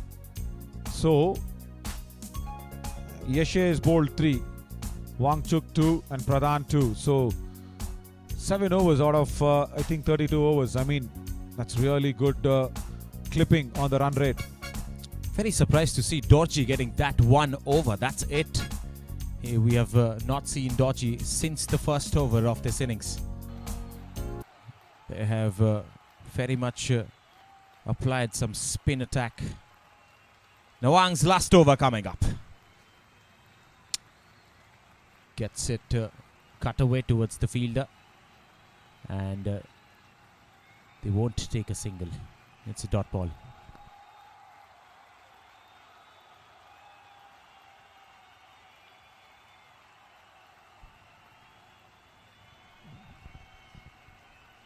Into the last over, bit of a flight, and even though not on the pitch of the ball, Mahfouz can strike the ball for a couple of runs through that cover region.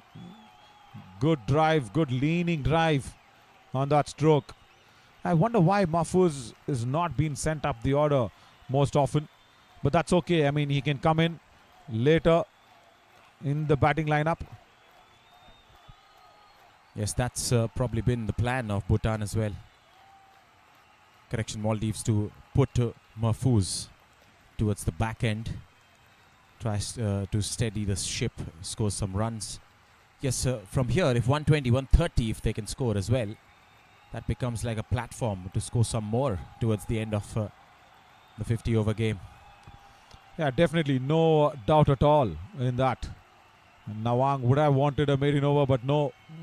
Correction from my end as well. No maiden from him. But he's bowled fantastically well. There's no doubt at all about it. He's bowled, I think, 7 overs on the trot without taking a break. Just a brief of breather. Then he's again come back to the second spell and finishing up his 3 overs. And he's gone through with his overs very quick as well. 10 overs on the trot. Outstanding bowling.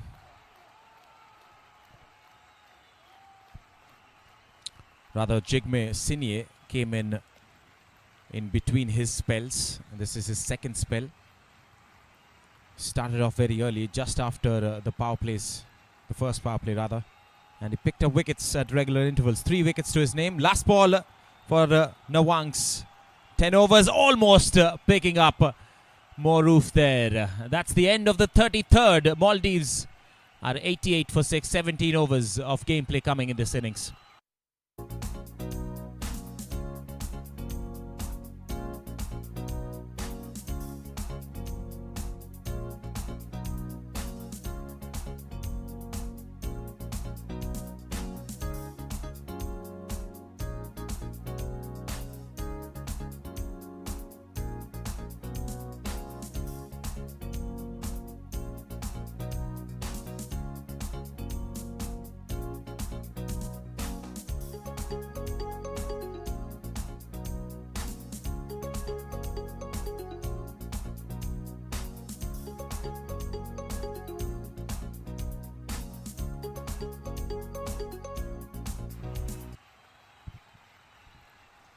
Three overs, 3 runs before this for Supreet Pradhan as he continues. Slightly slow phase of the game, and you can expect that because Maldives have just left with 4 wickets. They're trying to score as many runs as possible given the amount of overs left.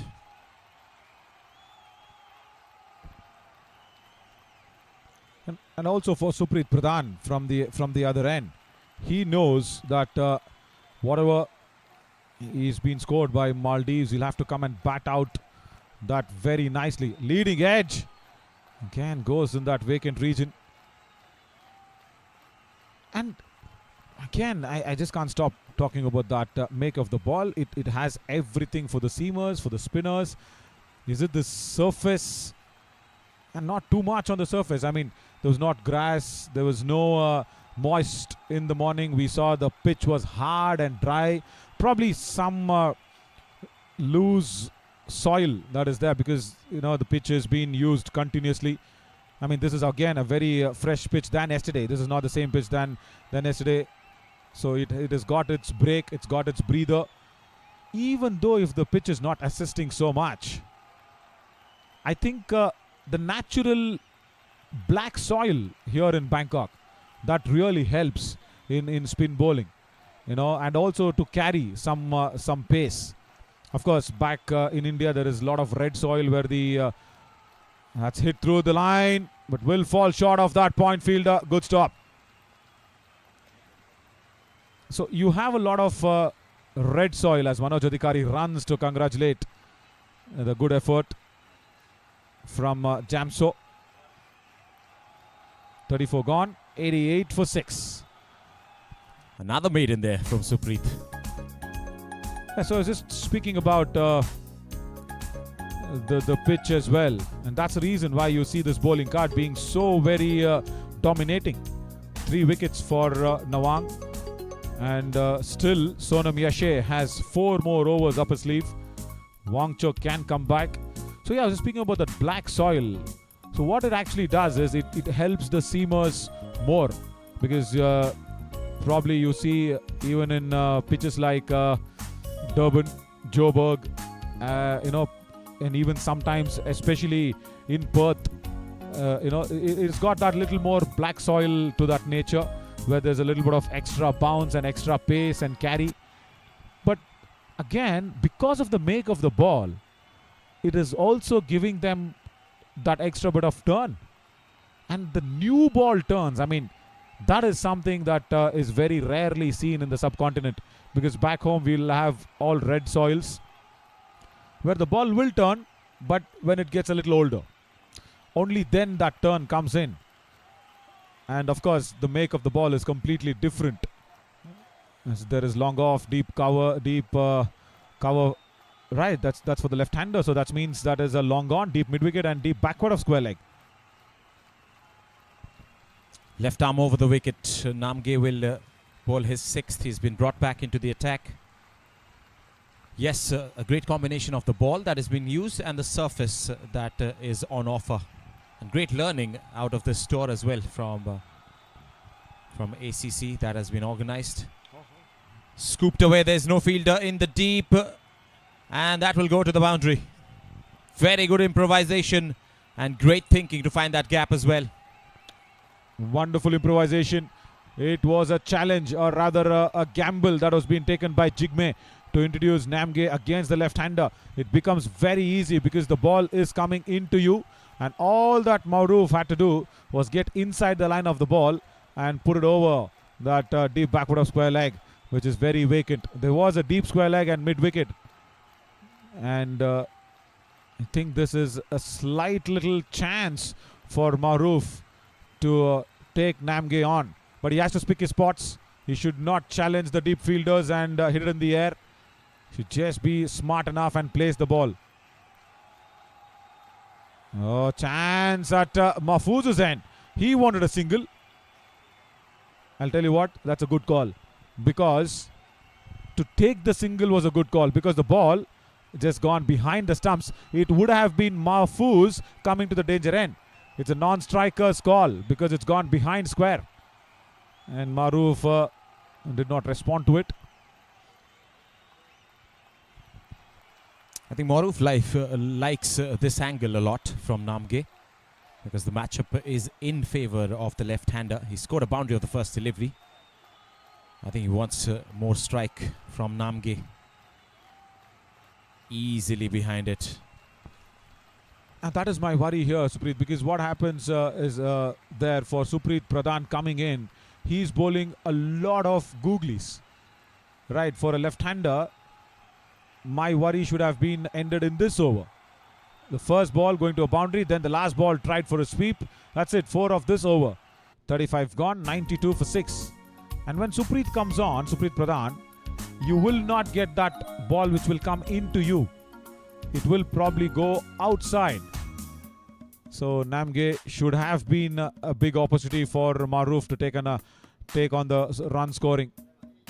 And nevertheless, still 15 overs to go. And if this pair can stick on, they can easily put up 150 on the board.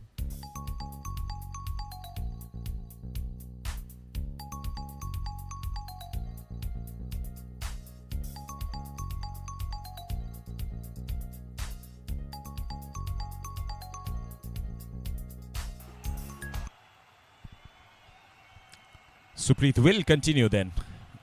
2 back-to-back maidens to him.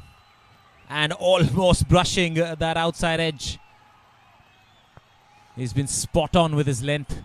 Yeah, see, this is what I was mentioning in the previous over. Supreet Pradhan, he will come in. He will not give away anything. He's a fighter.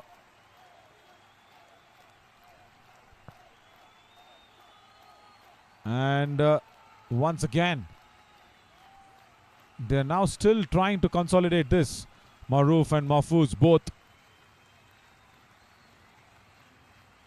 I think it should be Maruf taking on because he's there for more number of deliveries.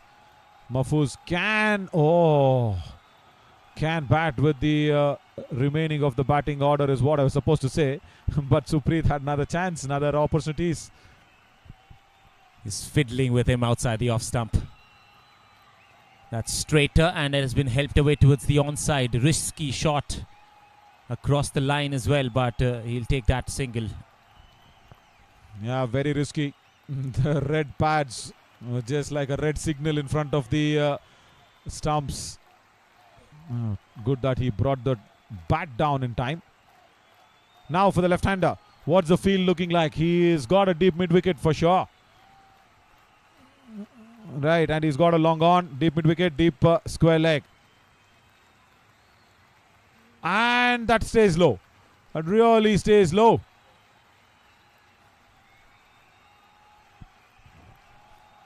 Yes, this is the matchup I was looking forward to. Last ball of the 36th. Keeps it away. Should have been better taking Namge on. Mahfouz. This is a challenge from Supreet. 36 gone, 93 for 6.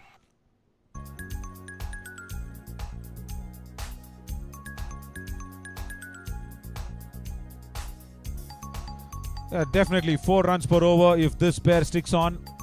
Should be a good one. They have to target that. 4 runs per over here on in, 150 at the end of the 50 overs. Should be on. As I think now, Namge will continue. And now what Mahfouz has to do is just bring the left-hander back on strike.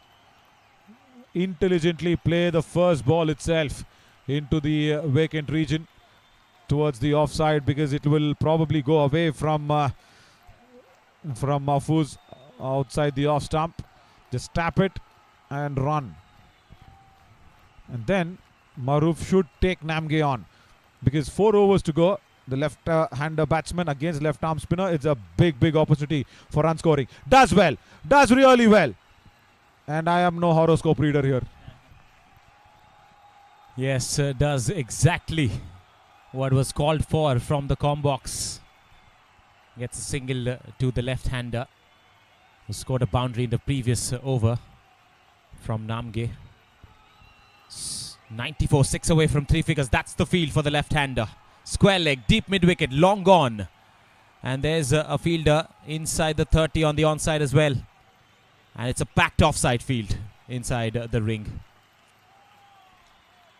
Goes for a late cut, misses out completely. It's a very good field for Maruf. He tried an innovative shot and look at where Namge is landing outside the off stump. Very clearly. And that's been hit straight over that mid-off fielder. Will not go to the boundary though. Will get a couple of runs. That's good aggression. This is what I was trying to tell him.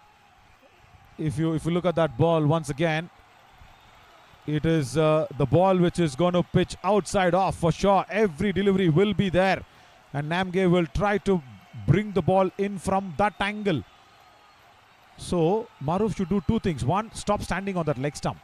First, stop on that leg stump guard.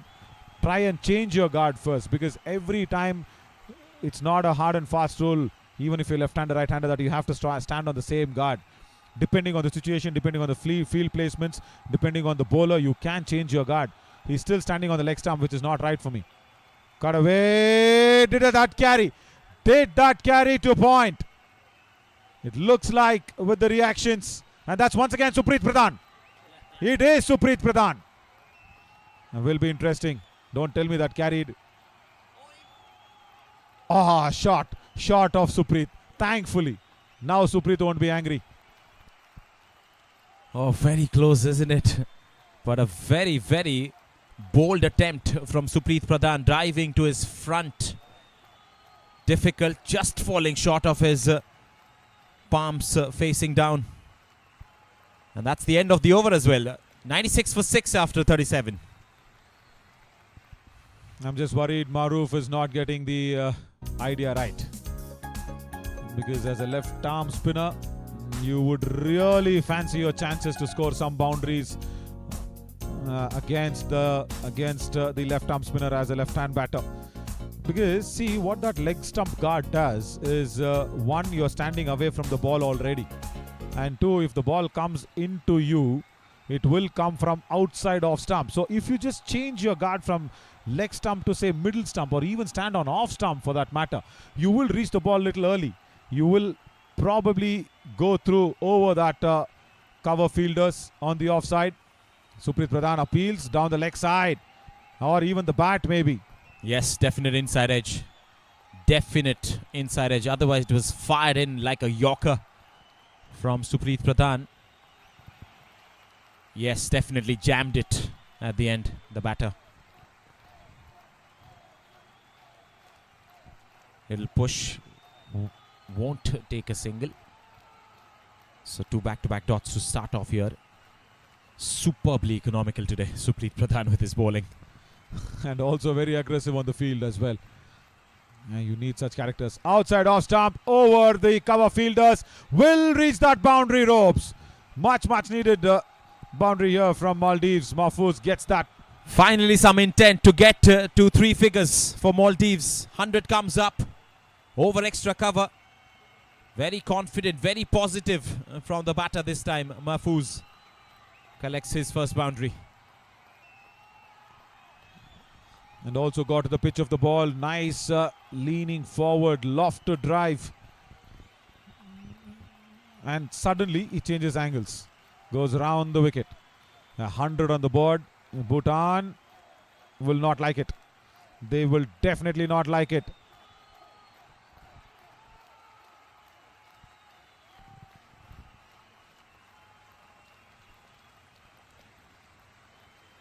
All right. Run out and partnership broken. Mahfouz does not like it. He was playing so well. We wanted to just look at the partnerships as well of how much this pair would put together, or rather have put together, but there you go. He was going, running, and Maruf once again does not respond. Mahfouz was livid. Yeah, real lapse in judgment there. Mahfouz, it wasn't your call, it was Maruf's call, because he was going to come to the danger end. And a partnership was building for Maldives, and suddenly a run out has happened. Mohammad Mahfouz departs for 10. The 7th wicket down for Maldives for 100. Unbelievable way. Look at, yeah, there. Maruf actually started off. That was bad. That was really bad.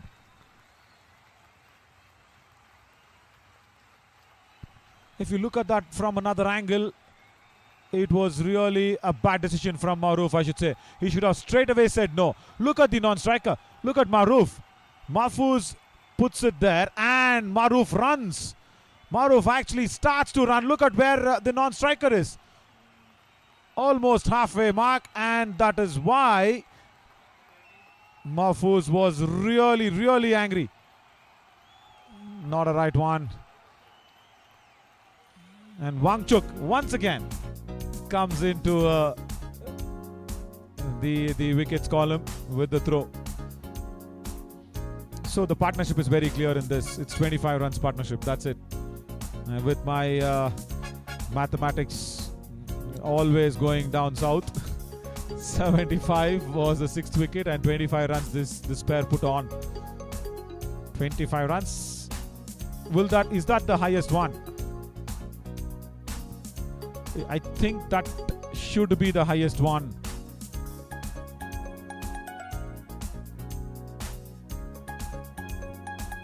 Yes, that's the highest one. 25 run of 68. Previously, the first opening pair was 23, which was the highest. After that, another wicket falls. All the partnerships have been broken at the right time. 7 wickets going down for Maldives. The first one to go was the run out. Wangchuk in his own bowling took on and went back to send Ismail back. And then this catch from Wangchuk again in covers. Then that unlucky dismissal for the captain Adam. He has to go back. And that catch from Manoj Adhikari. Wonderful. And that slight little Harbhajan jump doing the trick. Couple of wickets. And that was Supreet's aggression. Swagger, in fact, does not celebrate at all after taking that catch. And this was the catch of the match for me. It was wonderfully taken at short leg. And then this run out that they never ever expected. It was a nightmarish run out. Not even in your wildest of dreams you wanted that run out. 25 run partnership. They were looking good together. I think most of the captains, even yesterday we saw Akshay Kumar Yadav getting an unlucky decision in his favor, or rather against him. And today, the captain of Maldives getting a decision against his favor. And both their reactions were pretty similar as well. They were stood in the pitch, stunned by that decision. But that's the nature of the game. It is going to happen to you if you're going to be part of international cricket. 100 for 7, 3 more wickets left for Maldives. A lot of overs still to come. Whatever runs they will score is definitely going to add some pressure in the second innings when Bhutan comes into bat. Slight doctoring of the pitch going on right now, as the groundsmen have been called in. I think they're just tracing the creases at both ends. Yeah. Oh, that's a big marker. It's a big scale. My God, it's taller than him. Yeah, definitely taller than him. And just needs the right markers. Yeah, because a lot of guard marking being done by the Maldivian batters. And they were actually sipping in a few drinks, and we could capture them before they are off. There you go. That's the white paint and that big scale. You don't even have to move that scale twice to put that big squeeze around. There's a Harry Potter broom as well that somebody's carrying. Round the wicket, Supreet Pradhan bowls the final delivery of the 38th. And that will be the end of the over. No, that's not counted. The ball is not counted. I think even the groundsmen were still probably on the field maybe. Sorry guys, you've done a fabulous work. I think that's why the ball was not counted. Nevertheless, now it still stays the same, 100 for 7. Hey, you spoke about that Harry Potter broom. He had to sit on that and fly off, isn't it, very quickly for the ball to be counted.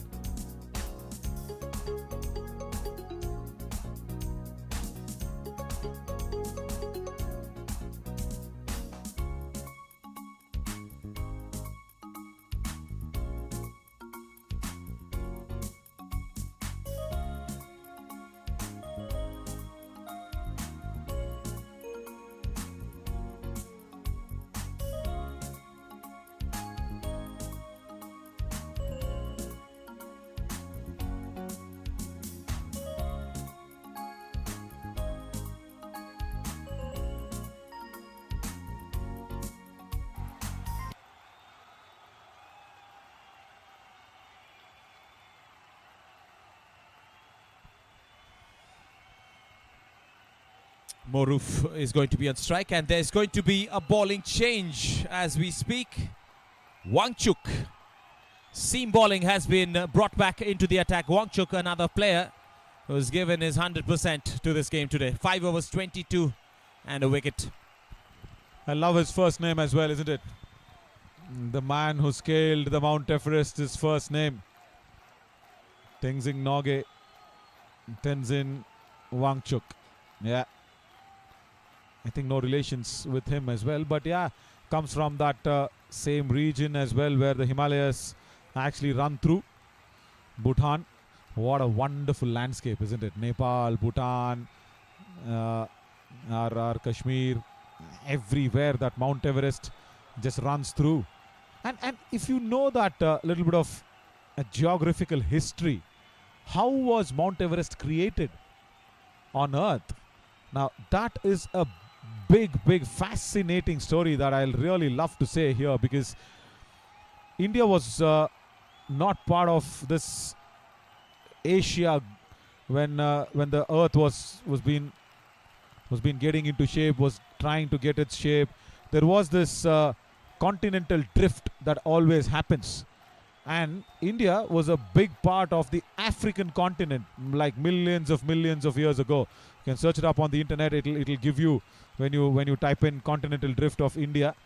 Every time the continents, the islands, and everything, even now, they keep drifting away from each other, and that is the continental drift that happened when India was traveling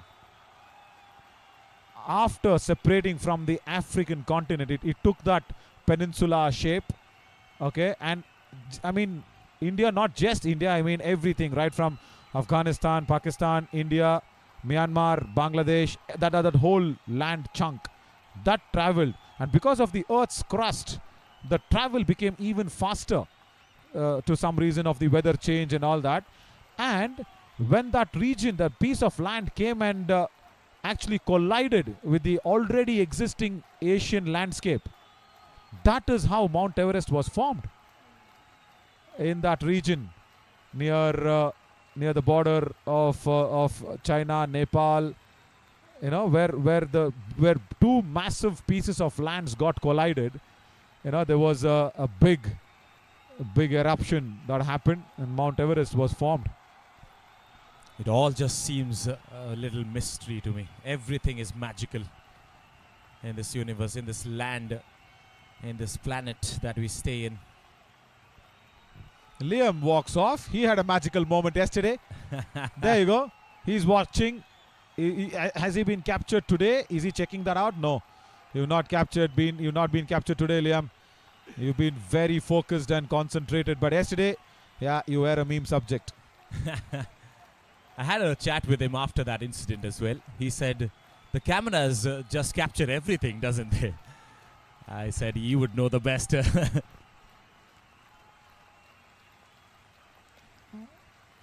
Straight to that short leg fielder at square leg. And I also had him tagged along as well on the internet. He said that's the best scenario of the hunter getting hunted. That's what my caption read. You've been hunting for pics, and when you are in the frame, you've been hunted down. Yes, that would mean something else in Australia as well, where he's from. Wonderful guy, but Liam wears his feeling on his sleeves. He doesn't shy away from anything. Good guy to have a conversation always. Hard-working fellow. Right, not a lot happening in this over for Wangchuk. It's been a tight over, but he hasn't looked like he's going to pick a wicket here. Ibrahim yet to get off the mark. Last ball of the 39th. Wrapped on the pads, but not a lot of appeal there. Yeah, because of that huge inside edge that came back after 39. 1 not 1 for 7. Yeah, there we go. Big inside edge onto the pads. Yeah, Wangchuk gave us a little time to explain about Tenzing's achievement on the Mount Everest, and also I wonder how did that come into my brain. I just read it somewhere, watched some video somewhere. And just came up of the creation of Mount Everest. Wow. Isn't it lovely? Just helping your subconscious work on the reality as well. Have you been there? Have you been there at least at the bottom of the Mount Everest somewhere around Ladakh? I haven't. I have planned a lot of times to go to the base camp at least. Or maybe next time I'll go to Mount Kailash, which I really want to go to. But I think later in my life. Yeah, definitely. But you have to. I mean, the best place to go through is that Ladakh region. Wonderful landscape, lovely people around, and even from Shimla as well. If you really want to try and go, but yeah, you can just see it from there. Can't reach out anywhere nearer. I had been there on top of Shimla as well. Straight to covers. I think he's hurt himself a little. Just a little, putting the body behind the line of the ball. Couldn't save that single. Oh, he's hurt. He's really hurt. Definite medical assistance required, judging by how he has fallen down on the ground. That hit him on the back of his leg, somewhere close to his glutes. And that is Nawang Tinle, the bowler who's bowled very nicely. The physio runs out. A definite magic spray for sure. Yeah, there we go. Oh, that's hit him right there on the side of the thigh, and he immediately feels the pain. And now we will again have to talk about the make of the ball. It's such hard ball. It's wonderful. The ball hitting you that way will definitely leave a mark, at least for a couple of more days. Yeah, tonight it's going to be red, tomorrow reddish black, day after completely black. I know it. I completely know what that mark will be. This cherry definitely leaves an impression. Yeah, speaking about the cherry and the impression, there we go. That is the hard ball. With that seam and everything, I can't stop just praising this ball every single time, because I haven't held this ball before. I've held a lot of makes of balls back home in India, but this seam is something else. And look at that oldish ball also. That also will hurt you because that pronounced upraise is still there, and this ball does not lose shape. It does not lose shape very easily. Wonderful. Kasel Sports, good work. That's also hurt a little to the fielder. Nawang will not like it. We are explaining about the ball after he's getting hurt. Yeah, and that's what it is. 40th over. I saw a little impression on that ball as well. The initials of Pakistan, PAK, within brackets. No, it's not on that lines. It's something to do with the rules and regulations. You know, it is from Thailand. The ball, correction, it is from Malaysia. It's not from here in Thailand. The ball is being made in Malaysia. And it's been made by a ex-sportsman. I think his name is Robin, if I'm not wrong. Yeah.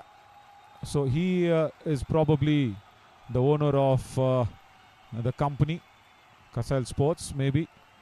Yeah, I was being told that it is coming off the hands of an ex-sportsman. So that shows, the effort shows very much on the make of the ball. In the air and gone, leading edge. Ibrahim does not disturb the scorers and does not pick the line of the ball. Is playing for the turn, does not turn, straight touch delivery, gone. Leading edge, which has been popped back to the bowler. Supreet Pradhan will pick up his first wicket. He deserved a wicket today with his tight bowling. And celebration all around for Bhutan as they pick up another wicket. Hassan Ibrahim departs without troubling the scorers. Maldives have lost their 8th wicket. Just 2 wickets to go in this innings.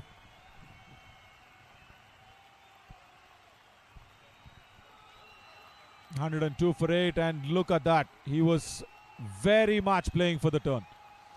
And the ball never turned. Leading edge, straightish delivery. And Supreet Pradhan now celebrates. He is in good mood now. And just 2 runs added after that 7th wicket fell after that dreadful run out for Mahfouz. New batter walks in is Ali Shanan from Maldives. It's time for wicket number 9 and 10th for Bhutan. Supreet Pradhan again continuing with that round the wicket angle. The batter closing the face of his bat a little too early and gets a leading edge back to the bowler. Ali Shunan, the right hand batter, will take strike. So I was just trying to think, is it Shannon or Shunan? That's the pronunciation. Probably we'll say it's Shunan. Yeah, more towards the right pronunciation. More Desi, I would say. More Bhutanese, I would say. Right, 2 slips now for Shunan. That kept low. That one kept low.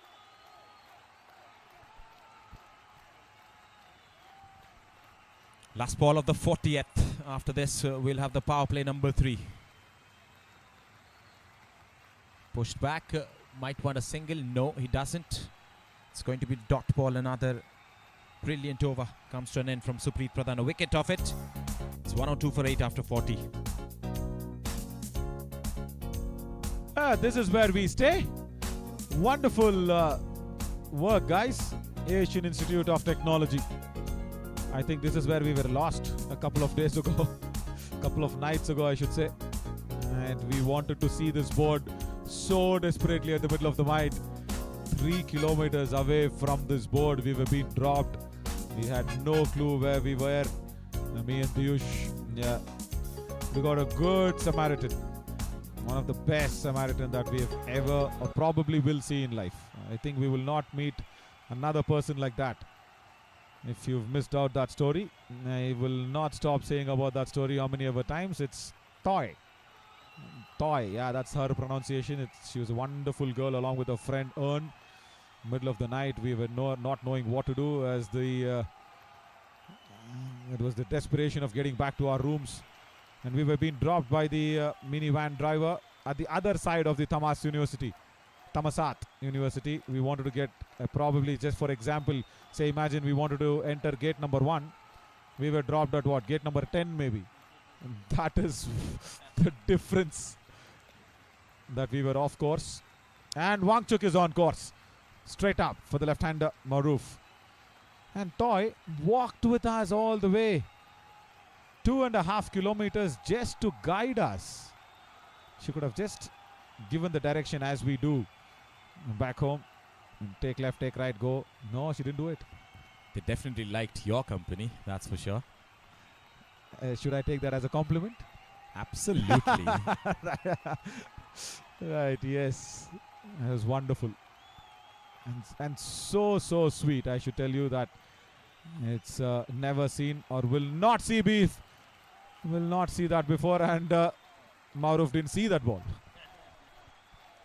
Inside edge onto the pads.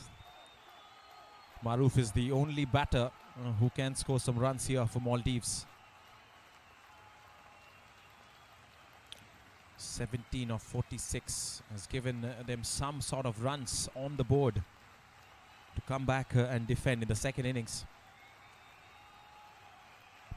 We remembered a late partnership, isn't it? On the 9th wicket from one of the teams in this venue. Oh, flicked away the slow one. He picked that slow one nicely. Will they come back for the second? No, they won't. Fielder rushes from deep square leg. Cuts it down to 1. I think it was a 9th wicket partnership. Is it Maldives themselves? Yeah, Mahfouz was there. Should be them.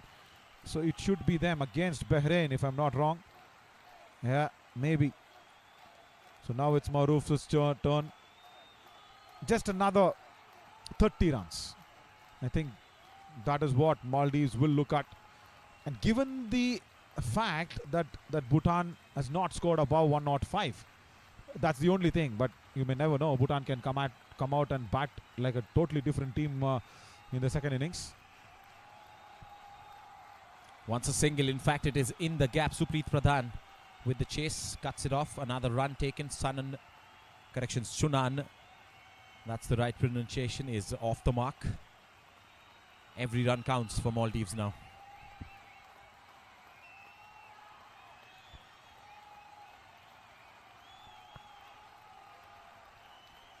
Wangchuk. He's just come on and taken the attack to the opposition right from the word go. And we saw his run up, his bowling action as well. Wonderful. Again, asks the left-hander to chase that ball going outside the off stump.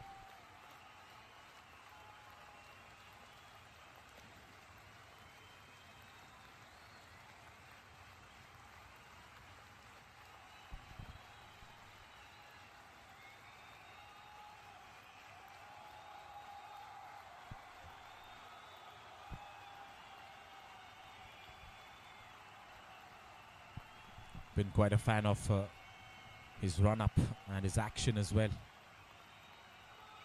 Big appeal and has been given by the umpire. The left arm comes out and the index finger has been raised.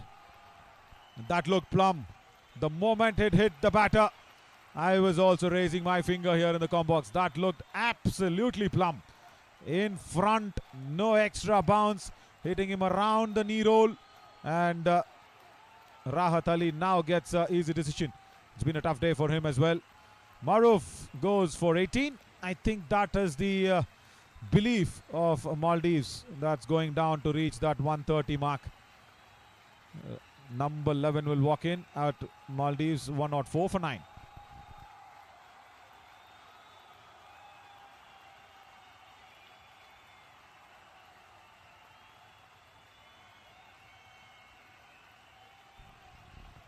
They've just lost wickets in a hurry, I should say, after 75. Regular intervals is also not the right word. They've just lost it in a hurry. Just no train or flight to catch, but yes, the wickets have fallen in a hurry. And Manoj Adhikari is loving the time as well. Vice captain behind the stumps. Supreet Pradhan also has contributed immensely for this bowling attack. Now this is Maldives' total that Bhutan has already scored. Anything above this will be a new score for Bhutan. They've scored 104 against Bahrain.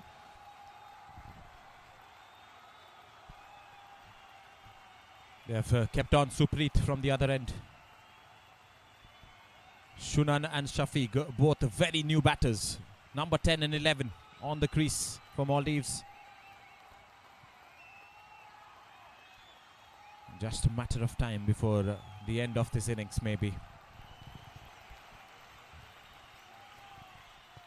Shunan, he should just try and hang in there, and try and irritate the Bhutan fielders and bowlers with this last wicket partnership, and also try and take it deeper. There's 9 more overs after this. Good drive, nice looking drive for a single down to long off. And Shafiq should realize that he has to come and bowl, so he needs something on the board. I think that's the first time ever that some bowler has shown the ball to the umpire, asking just to cut off that extra bit of a thread or something. And Mr. Akbar does a job that we can't figure out what he did. The umpire there. His back was facing us. And whatever activity happened there was not caught in the camera. And that's the right way to do it. Whatever you feel the ball is going through, you should go to the umpire first, get it checked, because umpires are the doctors as well. Yeah, tell me something about that with Ravindra Jadeja. Poor lad, he was just applying a finger cream that was actually bruised because he was bowling so much with the pronounced red SG ball. I'll tell you, the red SG ball is more tougher, more thicker compared to the white one, and it will have even more stronger seam. Something like the Castle ball, the red SG ball I'm talking about, the test match ball, the red ball, more stronger seam. So as a spinner, yeah, all the best with that fingers. And Jadeja just did that one mistake. He did not throw the ball to the umpire and then applied the finger cream. He was just having the ball just with him and applying that. Yeah, shouldn't have been doing that. After 42, 1 out, 4 for 9.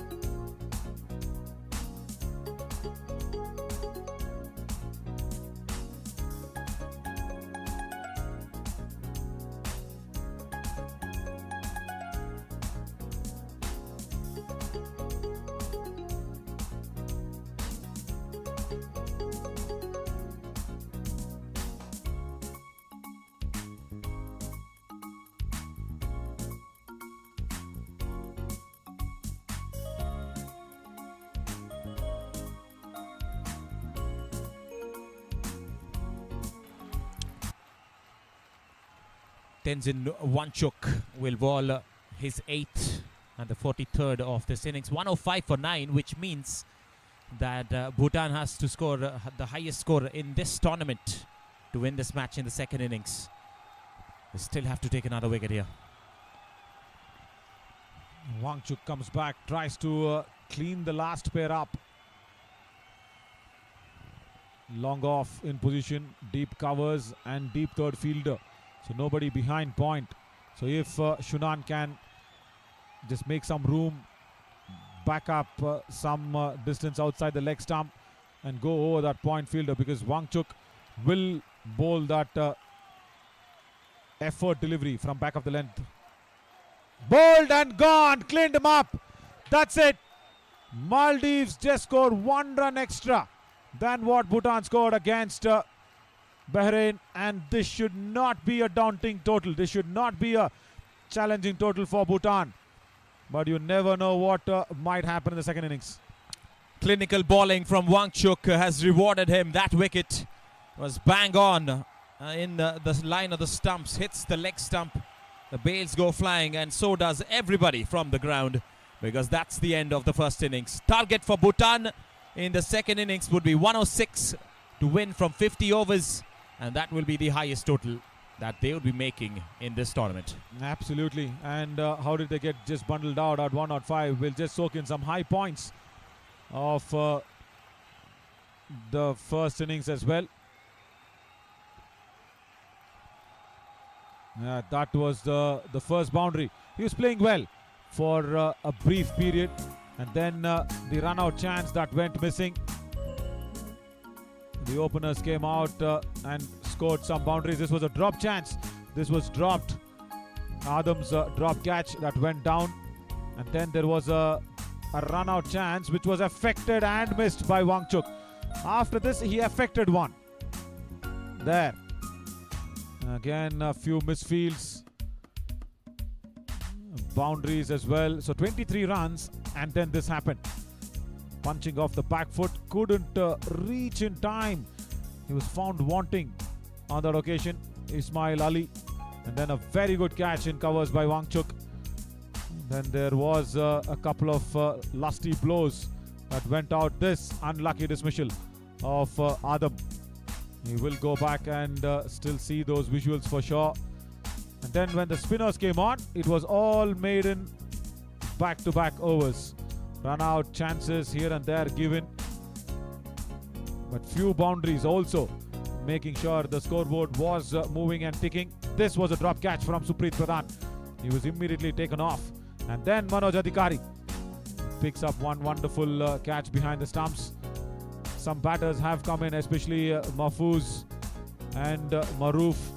They actually came in, put up that 25-run partnership. That was the phase where Maldives thought that they were in the game. They played the spin well, and they got under the ball. They made sure they took their chances, but then Supreet Pradhan was once again right there at deep mid wicket, caught that ball, never celebrated. This again, catch of the match from Namgay It was a wonderful catch from him. And then the left-hander, he tried something but did not take on Namge as much as needed. Supreet Pradhan at backward of point, falling it very short on that occasion. Going over extra cover also. And this run out, this was the partnership breaker. The big one as Mahfouz was run out and Supreet Pradhan shocked the batter there. And this was right in front, plumb in front. Mahfouz had to go back, and that is how the cleanup happened from Wangchuk. Shunan had no clue about it. We will slip into a short little break and come back with the chase of Maldives. Will Maldives make it through, or will Bhutan spoil their nerves? We'll check that out after a short little break.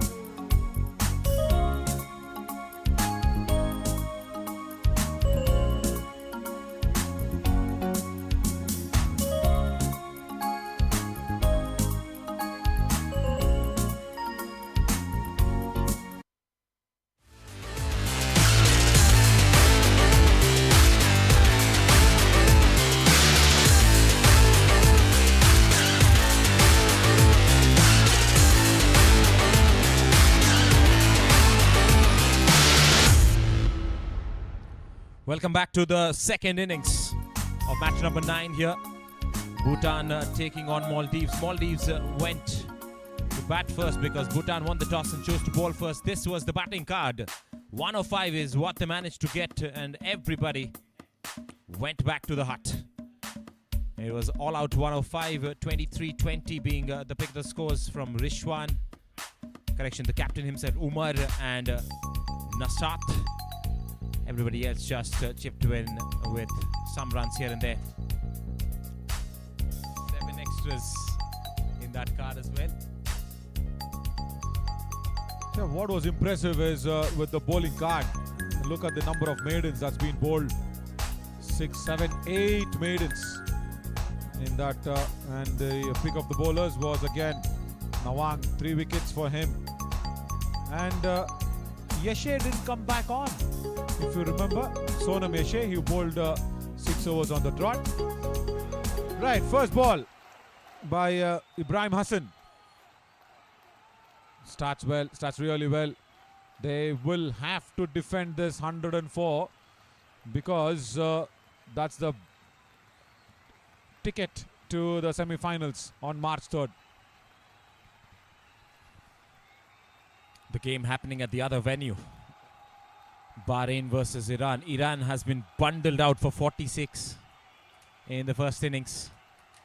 Easy work for Bahrain in the second innings there, as Bhutan come back for the run chase. That's a wide first runs for the men in yellow and orange. So all the more chance now for Maldives. All the more chance and all the more reason to win this game and go through to the semi-finals. Unbelievable. That also would mean that if Bhutan win this big, they would have a chance to go to the semi-final as well. Edged and drops short of the first slip fielder. There was no life behind that ball. Lobbed up. Probably from his gloves there. Yes, off his gloves. That's why there was no pace on the ball. Yeah, shocking to Jamso, that ball.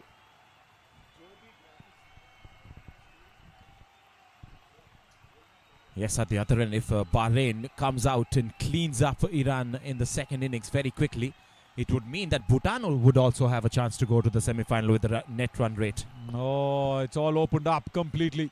That's a good stroke. Good stop at mid-off. Very good stop. And that was Amil Maroof at mid-off. Wonderful work. That one was pitched up, trying to get some swing in the air, which was not supposed to be. Jamso actually striking it well. Jamso and Manoj Adhikari, they share a good friendship.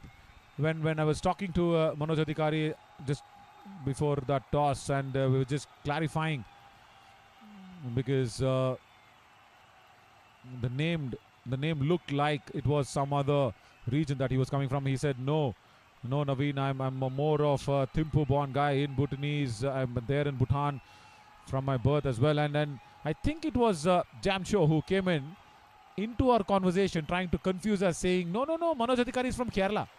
I'm like, what? Okay. Don't get the confusion cap on, really. That'll be a cap with a lot of thinking. Yes, the Maldives official there. A lot of thinking for them, that's for sure. This group is completely opened up. We know for sure that Bahrain is qualifying to the semi-finals, but it's going to be a fight for the second spot on group number A.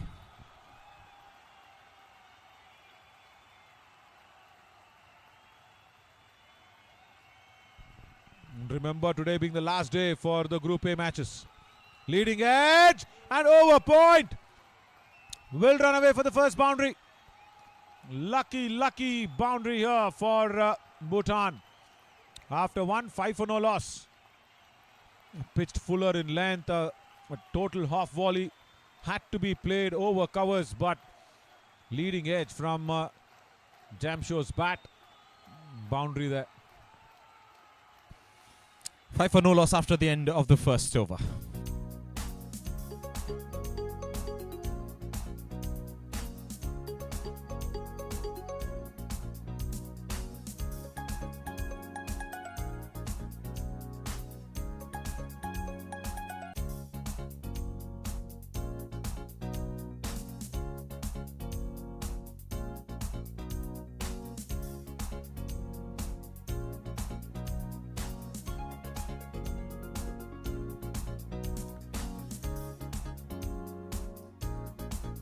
It's the captain himself who's going to bowl the second over of this innings. 4 matches, 5 wickets.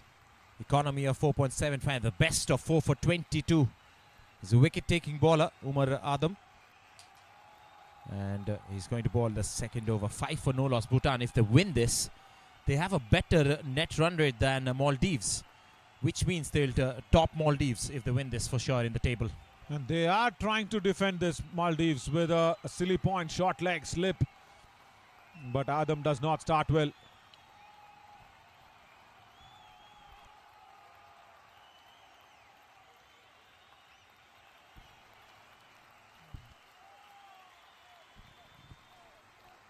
Now starts off with the legal delivery. Dot ball. Yeah, the idea is definitely there from Maldives. It's a crunch game. It's a very, very tight game, I should tell you this. Everybody has a chance. Even Bhutan has an outside chance. Not an outside chance, but even if they can win this within the 30th over, you may never know.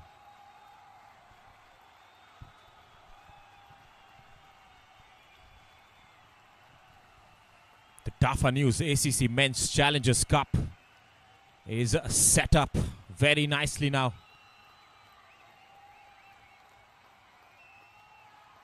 Down the leg side, you cannot afford to bowl extras, especially when you have just 105 on the board and you're defending that as well.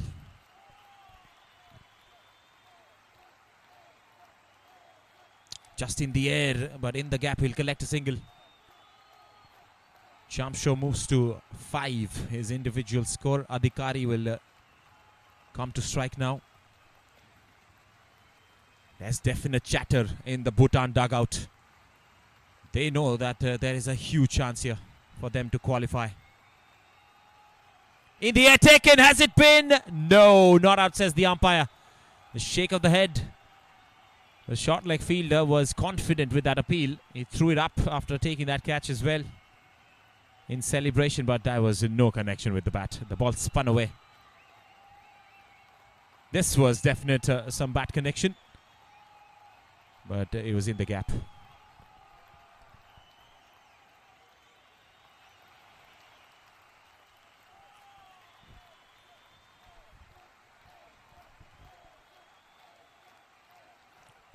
Leaves it at the end, looks at the ball till the last second and lets it go. That's been called as the end of the over by the umpire. 2 overs gone, 9 for no loss, Bhutan.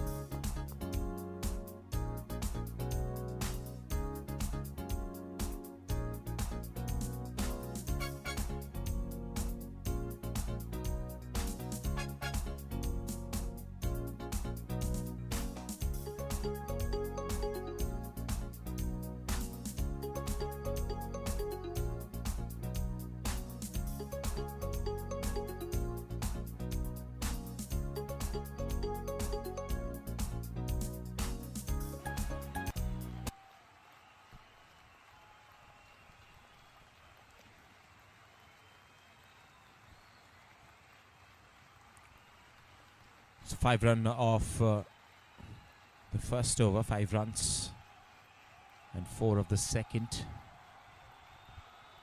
Ibrahim will continue. Flashes his blade, misses the line of the ball. The ball swings away from the right-hander as well.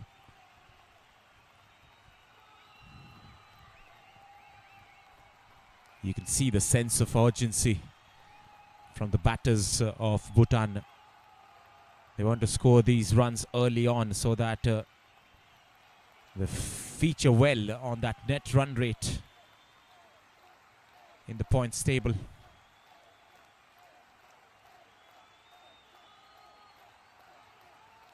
Just wanted to dab and run, but there was no single on offer. It's the first power play. The first 10 overs where the fielding restrictions apply. 2 fielders can only be allowed outside the circle.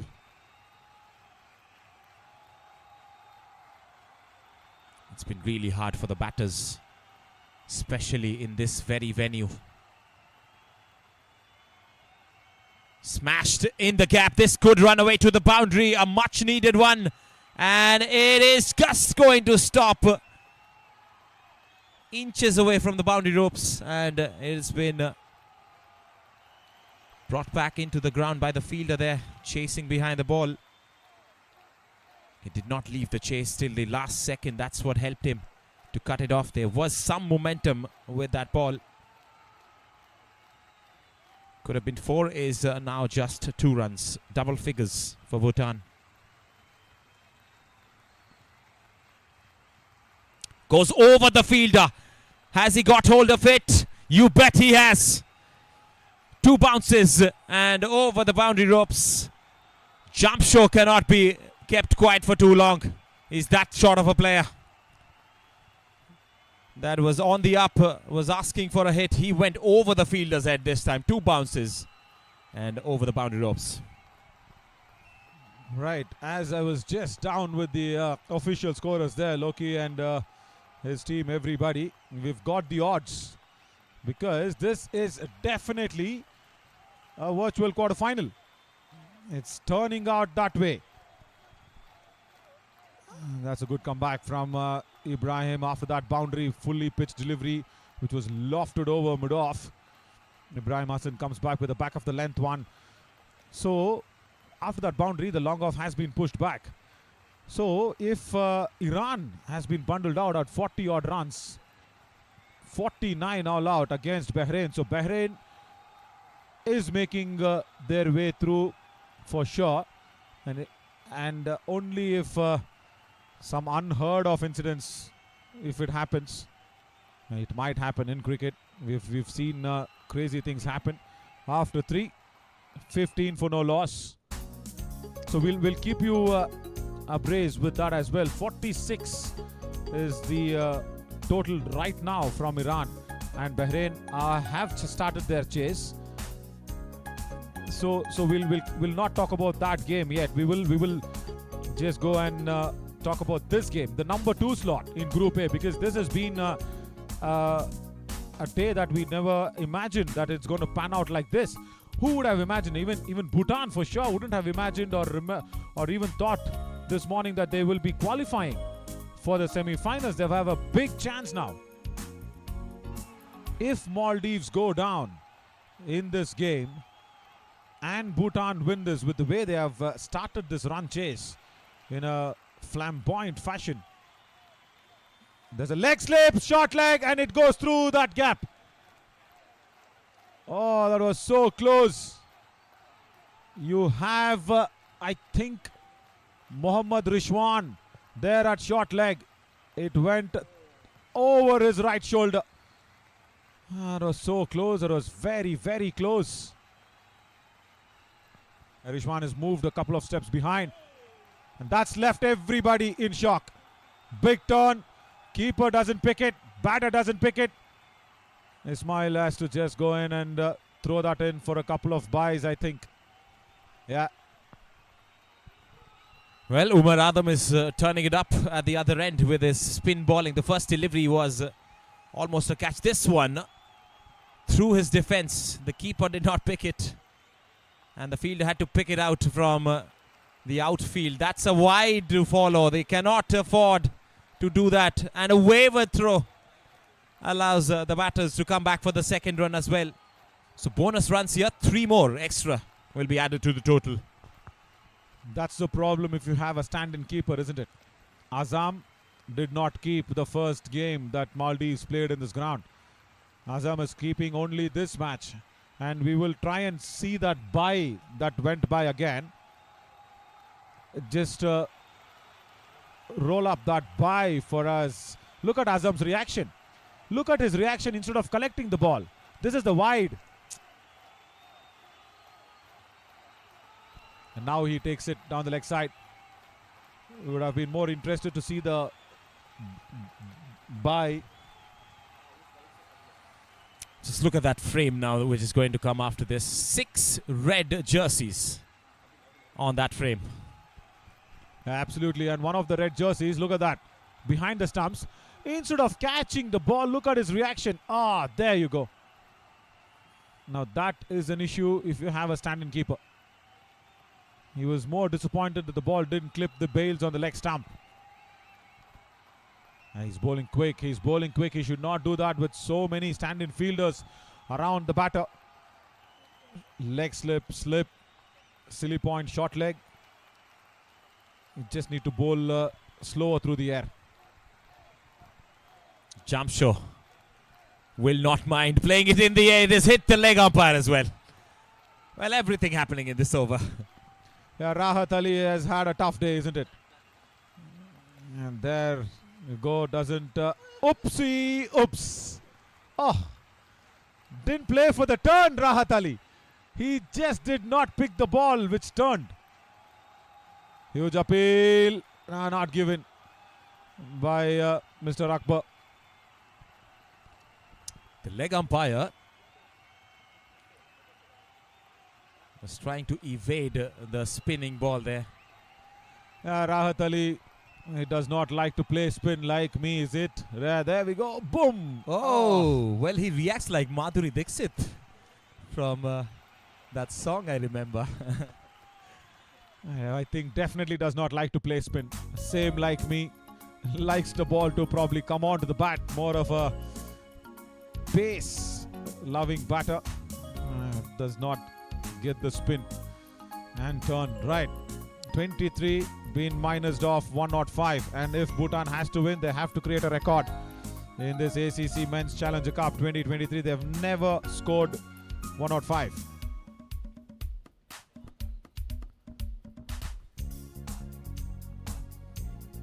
Solid start for Bhutan. They're playing their shots and they're getting some great results out of those shots as well. 2 more runs to Jamsho. Any white ball cricket is the game of momentum. You know, whether it's a T20 format or whether it's an ODI format, if you just get the momentum going, it always goes one way. Unless there is a big speed bump that will block you. If not, it's always the way where the momentum flows, because right now even Jamsho is just enjoying his batting out there. And within the lunch break, see, 1 o'clock is a lunch break and 1:35, just a 35-minute lunch break, 10 minutes taken off from the changeover. So it's going to be a 35-minute lunch break. So within that, if Maldives can pick up Jamsho and Adhikari both in the air and in the gap as well through covers, and I think Rishwan will not cut it out. Boundary. Well, the chasing fielder Rishwan there gave it his all, but that was timed nicely from Jamsho. It's not the best of the outfield, but it still went away with the momentum we were talking about. This is great batting from Bhutan. Wonderful batting, and that aggression, the flamboyancy coming through with Jamsho's batting. He started off like this, isn't it? Even against Bahrain, he started off in a very aggressive manner. Wonderful batter to be there, and with his friend Manoj Adhikari. Slapped it through that vacant region for I think just a single. It was a very good looking shot. There is long off in place. So yeah, we were talking about that odds. Imagine today in the morning, Bhutan think tank getting up and saying, guys, let's just play spoil sport to Maldives. That's probably the talking that would have gone in. I'll probably try and ask Jigme in that post-match conversation what was the talk actually. But then when you see Iran not reaching even a 50 against Bahrain, suddenly Bhutan are in the game, and to play the semi-finals already, they are the batting also well. I think the message would have gone, isn't it? From the dugout, the Bhutan would have known that Iran in the other venue have been bundled out at 49. They would have got that information for sure. The message has definitely passed on to Jamshor with the way he's batting. 19 of 20. And it has to be as simple as that for Bhutan. They have to keep their wickets in hand and score as many runs as possible. Get this game done as soon as possible as well. And see and hope that the net run rate is right over Maldives and Iran at the end of the day's play. Yeah, that gentleman with the laptop, he is the general manager, finance and admin of ACC. He holds a big position there. Got a lot of thinking and talking to do. He was there at one of the presentation ceremonies a day ago. In the air, who wants it? That's a big opportunity. Don't drop it, guys. And yes, Adam takes it. The captain, the right man to be under it. Jamshor goes for a well-made 19, but that's a big blow. If that catch had gone down, chances of the semi-finals also would have gone down. That was a one big shot too many from Jamshor. It was not there for the pull that he was trying. He gets a top edge straight up in the air. Went miles up in the air, but Adam kept his cool and took it quite comfortably. A little cameo from Thinley Jamshor comes to an end. 3 boundaries in that innings. 19 is what he scored. Yeah, 31 for 1, Bhutan. If you look at that shot that was being attempted once again, I think he was trying to go over that infield. Yeah, there you go. Once again on the onside. Was trying to go through with the shot. It's a good length delivery. Probably a little more pacier from Ibrahim.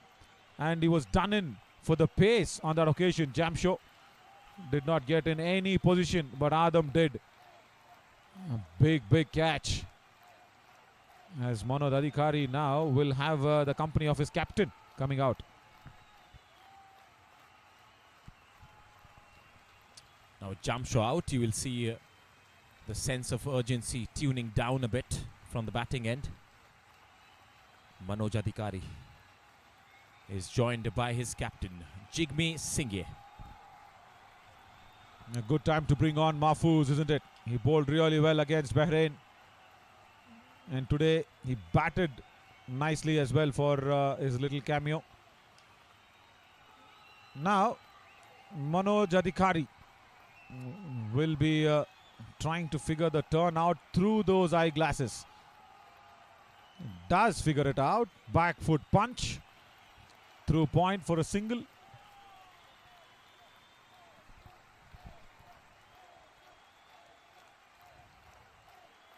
Looks like a friend of mine. Keeps his eyeglasses on. Yeah, every time, even you, right? Yeah. And for the first time in the night when we were going out, I saw you and said, yeah, those are your eyes. I'm seeing that for the first time. Yeah. I think Manoj Adhikari is got some power as well in his eye gear. Probably that is that color changing eye gear which becomes black when it's out in the sun. He had that on even during the toss, and through that eye gear he won the toss. And he was keeping as well behind the stumps, wearing the same glasses. He's batting with the same glasses on. Yeah, he leaves that with the same glasses. Good leave. So yeah, glasses working for Manoj Adhikari. Proud Bhutanese lad from Thimphu. Just pushes it off the back foot. 6 overs gone. This is still inside the power play. 10 overs for the first power play. Jamshor gone. You will see the brakes being put on the run scoring.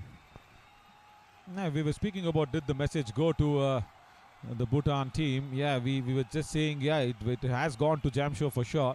But whether there is a message or no, Jamshor I think plays the same way. Should have held his nerves back. Should have stayed there. Maldives would have felt the pressure even more. 6 overs gone. 2 from Mahfouz's first. 33 for 1.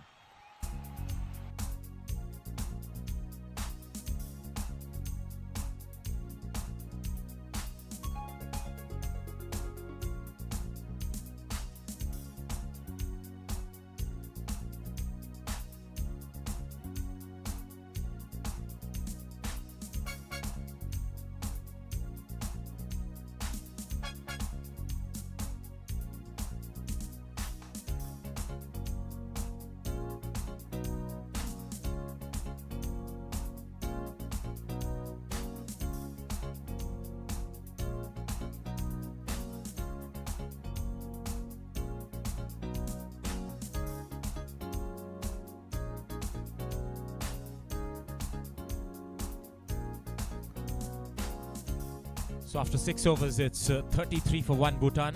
I think Jamshid just played that shot one too many times. Could have waited till the lunch break, come back later and hit some shots. And that's where experience comes into play as well. Definitely. Good point. And experience, speak about it. Yeah, Ibrahim had that experience for the wicket. And he bowled it a touch quicker. And that is why he was not in any position, Jamsho. Just a nothing shot, wanting to play it through the line. Done in for the pace from Ibrahim Hassan. Again, good delivery. Angling back into the right-hander. And I think this might be, I'm not very sure, might be the last over before lunch, because 1 o'clock was the lunch break that was being told by the match referee, KB Suresh. He's a wonderful man. KB Suresh, he also works his way through when the matches are not on. He is in a different company, works for it, for the passion of cricket. It's timed very, very well for a couple of runs through that long on region. And also he's written those exams, the umpiring exams and everything that ACC conducts. And he's come a long way to be the match referee. Yeah, that is KB Suresh. The man with the blue shirt and the specs on. Wonderful work, Rohit and all the lensmen. Yeah, that is KB Suresh. Right there. Played inside the line of the ball. And speaking about, and the man next to him is the third umpire for today. He is from Nepal. KB Suresh, the one who just, I think, put his hands on the lips.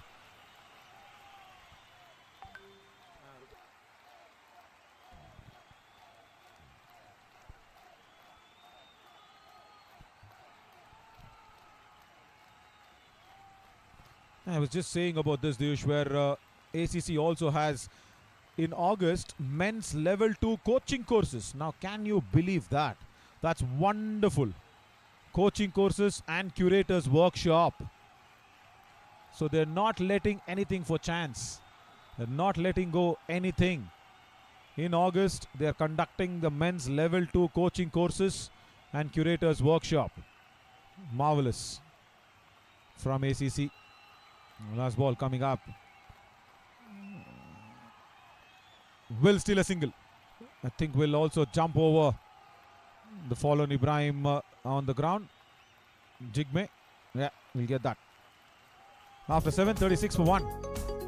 Right time to look at the points table now, maybe.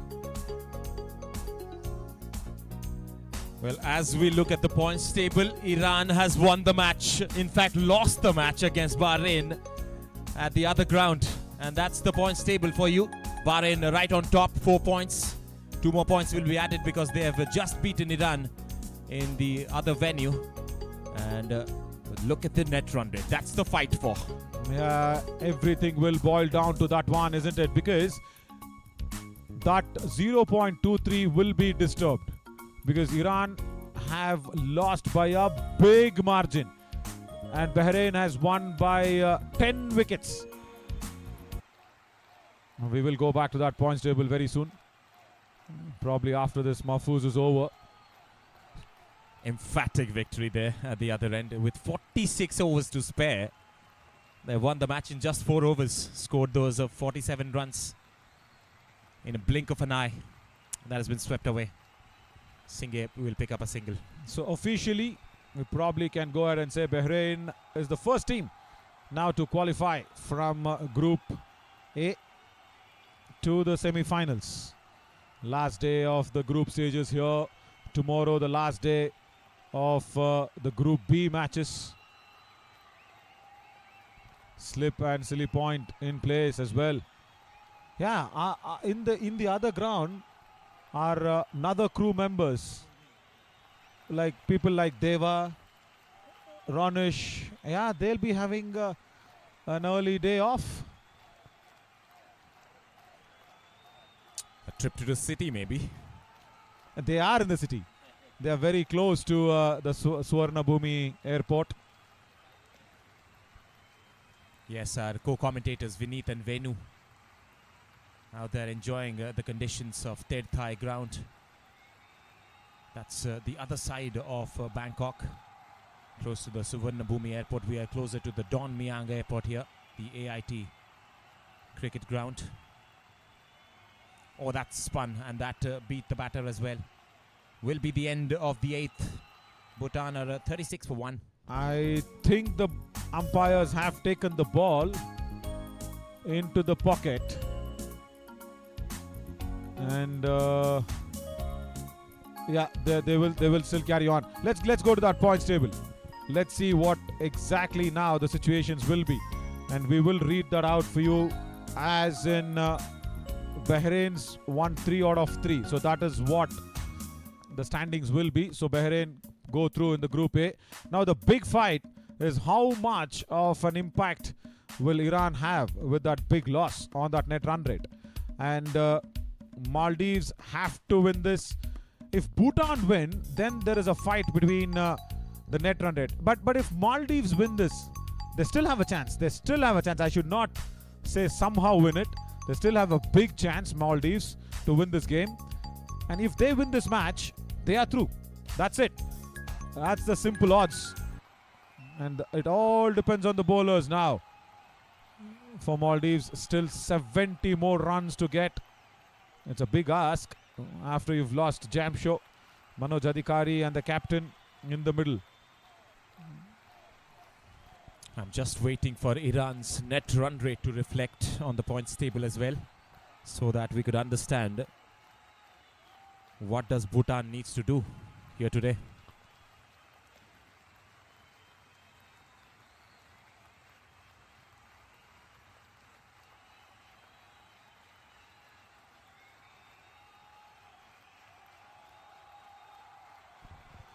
I think probably have to run to Loki just to get the net run rate out. Probably in the lunch break after this over, maybe, because it's past 1.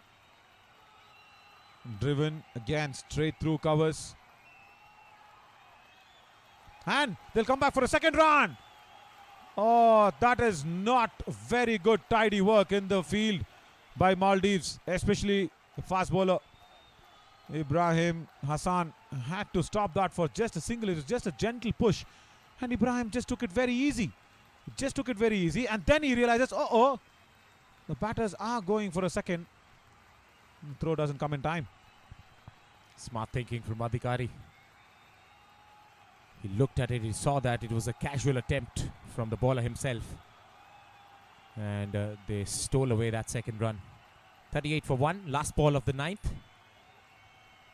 Outside the off stump, spinning in, and it's been defended by Manoj Adhikari, and that should be lunch. Yeah, the bails taken off and kept on either side of the stumps. That is lunch break. We will slip into that break of 35 minutes, and we'll come back with a continuation of the chase to see if Maldives can make it through, or will Bhutan make it through to the semi-finals.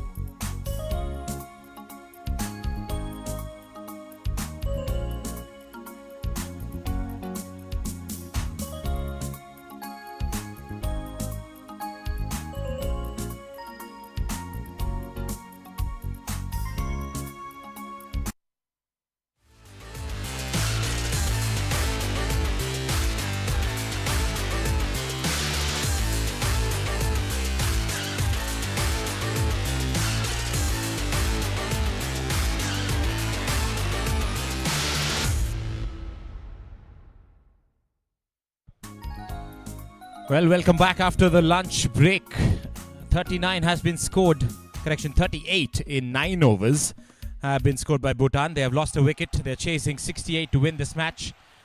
The points table is wide open. It could be anybody. It could be Iran, it could be Maldives, or it could be Bhutan as well, if they have to score these runs as quickly as possible.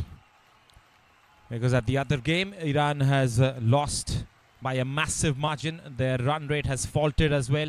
It's minus 0.799 as we speak, which means that Bhutan has to score some quick runs here today if they want to qualify to the semi-finals.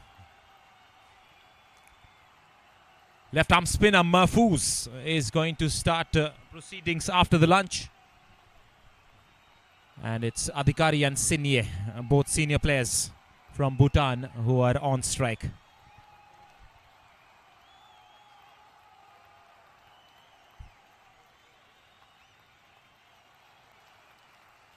There's a silly point. There's a second slip in position. Just a misfielding, but no runs conceded. It's a dot ball. So it's going to be interesting to see as to what is the approach going to be from both these batters out there in the middle.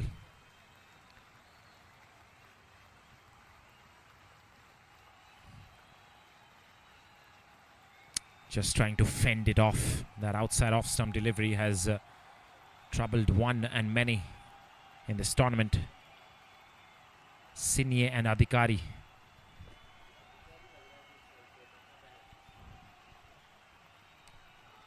Cuts it and he'll collect a single. Yes, it was Manoj Adhikari who was on strike. Gets a single. The first runs of this over. Brings back Sinye, the captain of the Bhutan team. 4 of 13 so far. A slow start in the context of the tournament and how things are panned out. Pulls this away, but again finds the field. There are a lot of fielders inside the inner ring. So this is attacking stuff. Maldives can only attack. They cannot go on the back foot and let the singles flow, because they are also hunting for a win. Fantastic match in front of us, coming to you live on FanCode and YouTube.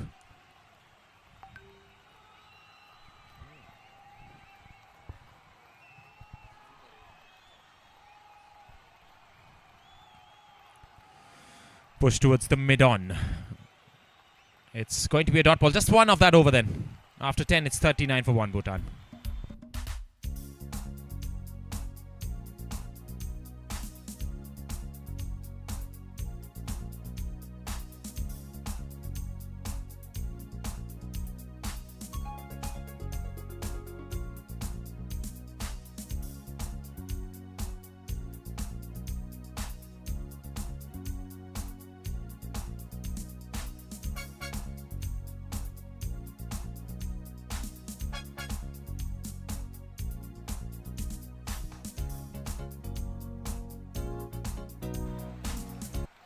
Nine extras are going to cause trouble for the bowling team. Inside the first power play, they bowled a lot of extras. They cannot afford to do so. Now there's a chance of spreading the field. There's a mid-wicket in place. Acres of spaces on the onside to collect a single. But it looks like it's going to be leg spin in action. Shunan is the bowler from Maldives. Pulled away. There's the vacant region. There's the fielder there in the deep. That is exactly why he was pushed back. 1 run picked away by Manoj Adhikari.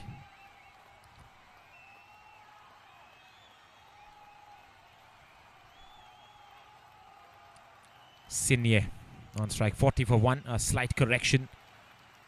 This is live action on YouTube, ACC's official page. This has been played in the gap. Major chase for the deep mid-wicket fielder. And they can easily come back for the third as well. Are they? Manoj Adhikari had to hurry up. He started off late for that third run. And if it would have been collected or a direct throw, that was curtains for Adhikari. There you see vacant region there, acres of spaces as I spoke earlier. And they had to go for that third run. That's why Manoj Adhikari had to push himself. And he was struggling, that's for sure. He was struggling there. Yeah, I also loved what Azam did. He just let the ball go, try and see if the ball will hit the stumps on the direct. Good presence of mind, good thinking. Just down with Loki there, having a little discussion, the official scorer. Yeah, that's good thinking from Azam. Loki just said, Bhutan just need to win it. The sooner the better. That's what he said on the net run rate.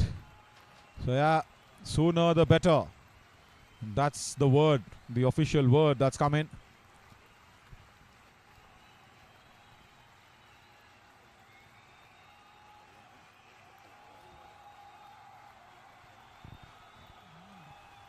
Eleventh over, 2 slips in place. And to bear the fruit of the semi-final, you really need to play it early. And talking about fruit, one thing that I've been really mesmerized is with Thailand's and especially here in Bangkok. I've never been outside Bangkok still, so Bangkok's fruit collection. Wow, the mangoes, the papayas. And there's one thing that I understood today as 11 overs have been bowled, 43 for 1. There's something like a guava looking kind of a fruit. The man tried to explain me a lot of what is this being called here locally. It tastes like guava as well, but it's called maca. It's called maca. Macao, if I'm right, yeah. So yeah.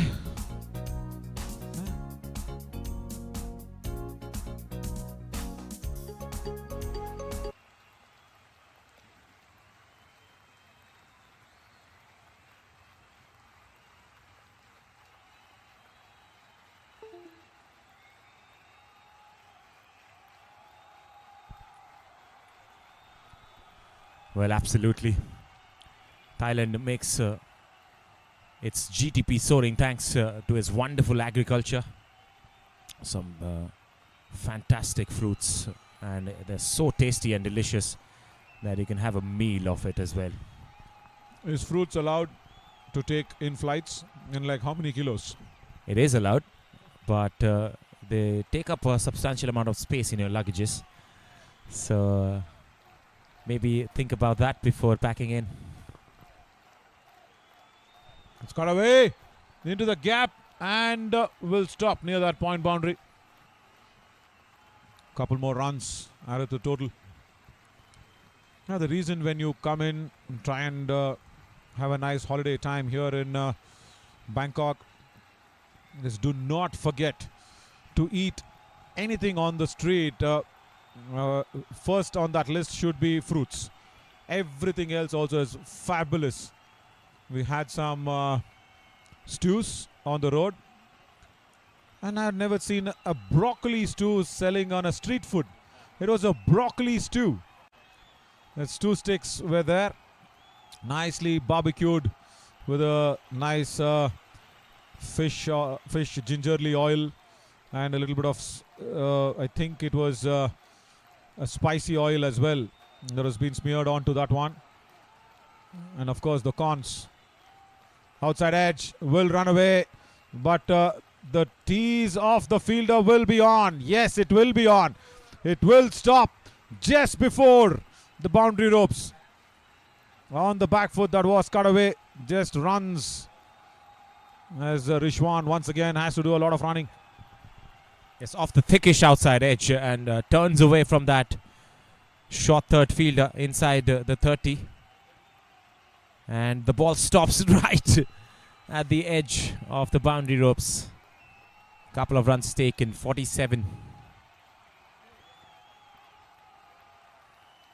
Yes, talking about the street food culture in Thailand, it's on the high. And they sell it with wooden skewers where they just attach vegetables.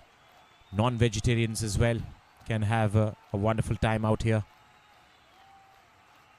Talking about having a wonderful time, Bhutan is having a wonderful time in this match. They have bowled they bowled really well in the first innings. Now they are batting nicely as well. 47 for 1 after 12 overs are Team Bhutan.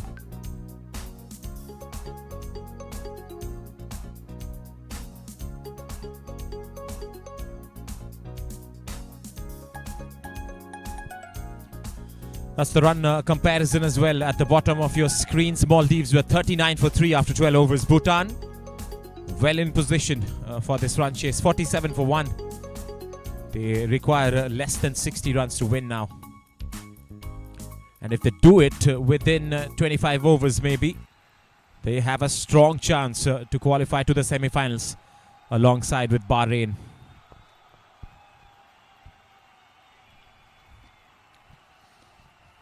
Definitely. That's the word from Loki as well. Sooner the better. Probably he told me that because he will be avoiding a lot of calculation from himself maybe. Sooner the better is better for Loki, the official scorer. Slip in place. That's a very wide one in the air and will not be taken. That's a half chance that's been put down by Liam Shafiq. Shuan applauds him, but should have been taken that one. Yes, half chance for sure, but that was a half-hearted shot as well. And it was lobbed up in the air. It should have stuck to his right hand. He could have gone two hands as well. A lot of thinking for the fielder, and the ball has been spilled on the ground. Definite chance gone down. Yeah, he didn't get that fruit as well in his basket. But I'll tell you something. There's another secret if you're listening to this. Applied some Indian brains onto the fruit collection. That's been timed wonderfully well to long on full toss. Because what we did was, I think when we were walking down, there was another seller selling at 60 baht per box. Then we walk up to another store. It's like a takeaway. It's not a takeaway, I should say. It's like a fruit selling store. It's more like a supermarket, more like a mini supermarket. That spun away, and we also spun our way through that mini supermarket. We requested that lady, asked how much is 1 kilo of mangoes. She says 1 kilo is 60 baht. Where is one small box for 60 baht? Where is 1 kilo of 60 baht? 13 overs gone, 49 for 1, and Bhutan still need around 57 runs to win this and go through to the semi-finals. Right, so coming back to that story as well. So as we approach that wonderful helpful lady again, we ask, just give us 2 big mangoes. And she says it weighs around 39 bahts. And she puts it on the weighing machine. Then we request her, can you please chop and cut it and give it to us? She laughs her heart out. I thought she'll reject that request, but she very, very lovingly goes in, washes that mango, very delightfully does that, then cuts it into nice pieces, and there comes out a bigger bowl, like double the size of what we were supposed to have. 50 on the board now for Bhutan. They also need to get the double of what they have on board already. So yeah, if you are planning that way, you can go into that mini supermarket, but you need to be lucky. I don't know if everybody will cut and chop it and give it to you in a bowl and a fork for you to enjoy it. Soy Sukhumvit 30. That's the address that you need to go to for having a walk in Bangkok, and you'll find all sorts of things that we are talking about. Yeah, tell our names. You will definitely not get any discount. You definitely will be probably charged extra. Saying if Naveen and Diyush are our friends, they'll say, yeah, those guys looted us.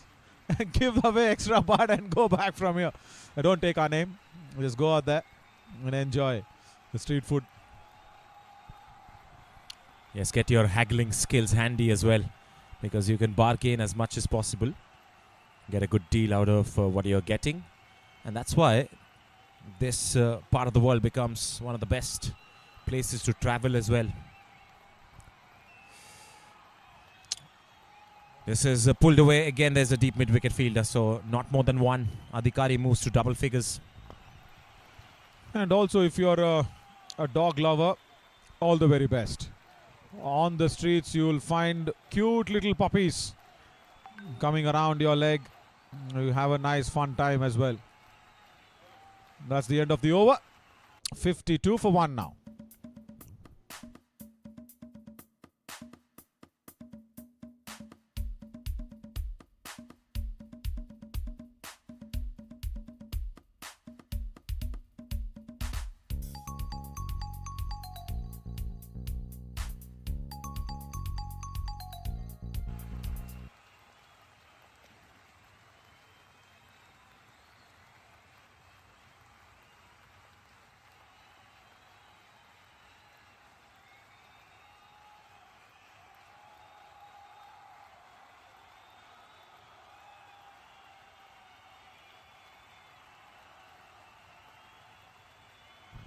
Clipped away, huge call off, no, from Manoj Adhikari. He holds the key, and Maldives really need to defend this and pick up that 9 wickets inside 54 runs. If not, if Bhutan wins this, it's a big chance. Iran not doing great enough against Bahrain. Bundled out at 49, and Bahrain have already chased that total in no time. And even with the match that is over for one venue, we do not still know the top 2 from Group A. Wonderful ACC Men's Challenger Cup 2023. I'm loving this, because that's what a good tournament is all about. You don't know who are the teams that will play the knockouts come March 2nd, and tomorrow still we've got 2 wonderful games where in the Group B stages, there's going to be a last day tomorrow for the Group B stages, and still that group is also opened up completely, so everybody still have a chance there as well. Right after 15, 52 for 1, 53 maybe in fact.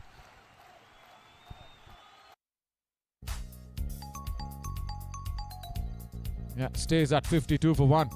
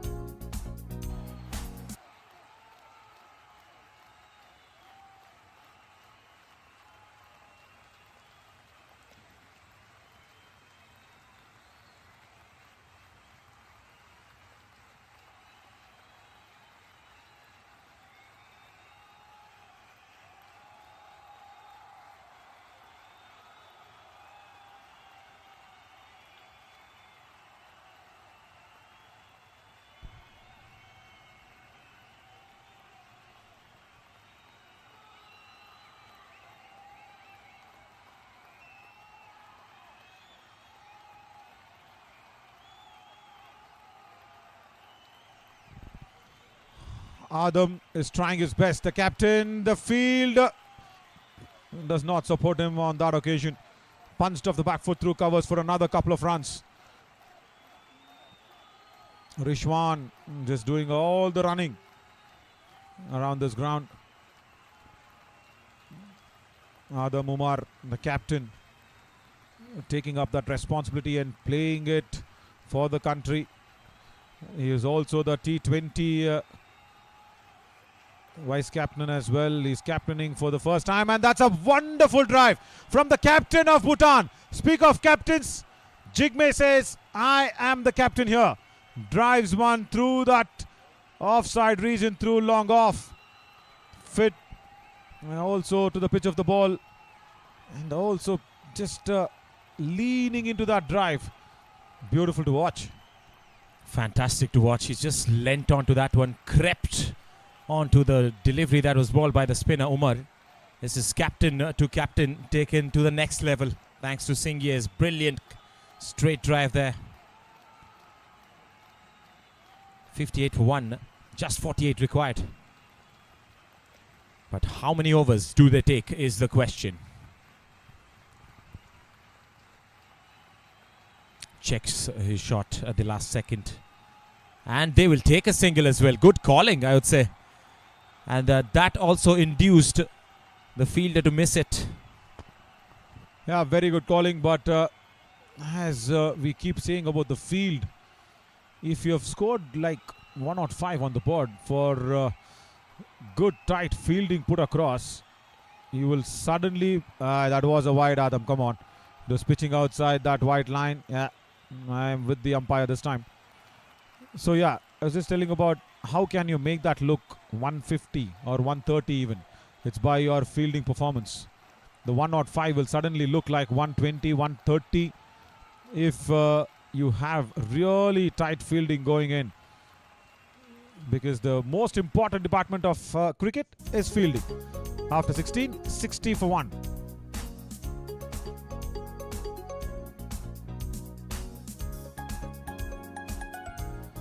That's one lovely list as Paddy Rajaram is still right up there. 191. I think Shabaz Badar that highest that has been coming in is 178 that he scored in the previous game. And Daniel Frederick with that 1 century is right up there. Junaid Aziz is there right up as well. Padmakar Rajaram definitely has played more than 1 matches there. Slight correction on behalf of our graphics team.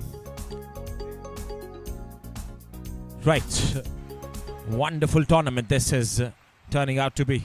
ACC Men's Challengers Cup.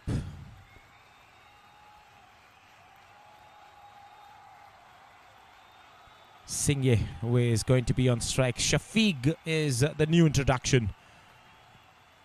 Has been brought in trying to ask some questions to the right-handers. 4 matches, 1 wicket, economy of 6.85.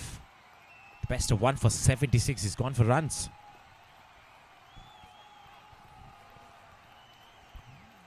Was expecting Shafiq to share the new ball with Ibrahim Hassan. Comes in as the first change. Good start, very good start. Just outside the off stump, good length area. Jigme and Adhikari, both friends in the middle. They are all doing it in style. And Liam, he's not got a friend yet. Well, at least when he's working, he's not got a friend. But in the back end, we are his friends. Definitely, no doubt. And that's why we had that leverage to pick him up yesterday. What did he do? What was this? Right. Is spring on? Is autumn on? It's fall time as the dry leaves come down on the ground. Brilliant capture from our lensman. Pankaj, that was. Yeah, he's got a good eye.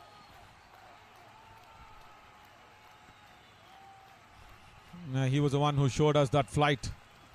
I think that was from the Dongmyang airport as well. That took off from there. That took off. This was falling. Oh, yeah. So he's got both. Now he needs to follow the ball. He's got one flight that was taking off, one leaf that is falling down. Yeah. Wonderful. He's balanced it out nicely. As this partnership is balancing itself beautifully well. What does this feel? It's a deep point. Gully shot his extra cover fielder and the bowler bowls it on the pads. Batter easily flicks it for a single on the onside. They're taking these risky singles. Even the last over we saw that there was a misfield there in that occasion. This time again, Adhikari doesn't seem like a very fast runner between the wickets, but he's ready to put on the risk for his team today.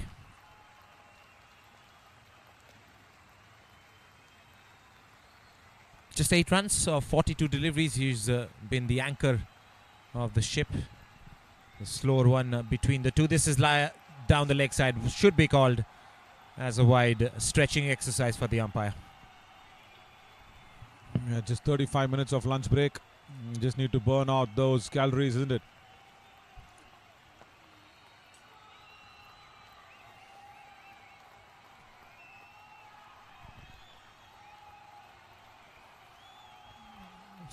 .44 only needed.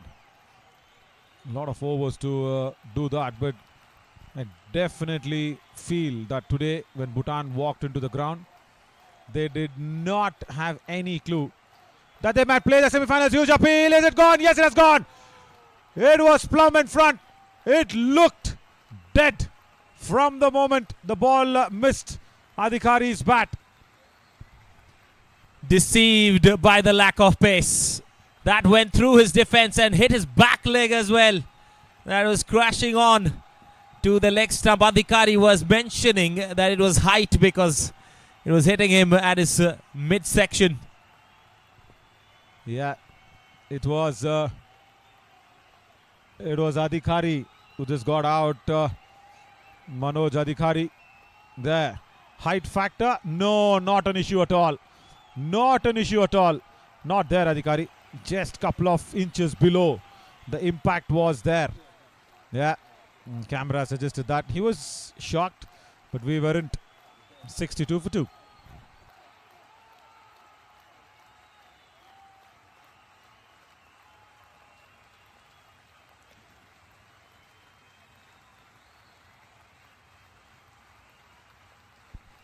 So a couple of successes for Maldives here. The first one to go, of course, was a miscued shot from Jamatso. Good catch from Adam, and then this one as Manoj Adhikari. So both openers gone. And now the man who's come into the middle is Namgang Choje, the man who took that wonderful catch at short leg.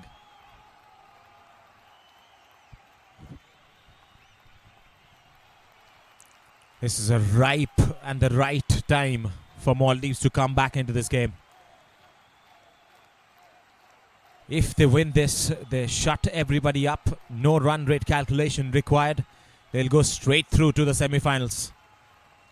Shafiq, the bowling change has definitely worked. He's bowled an extra and then come back and struck the batter right in front of the wickets. Choje will take strike for the first time. Gets back to ball, finds the fielder. It's a dot ball to end the 17th. Bhutan 62 for 2.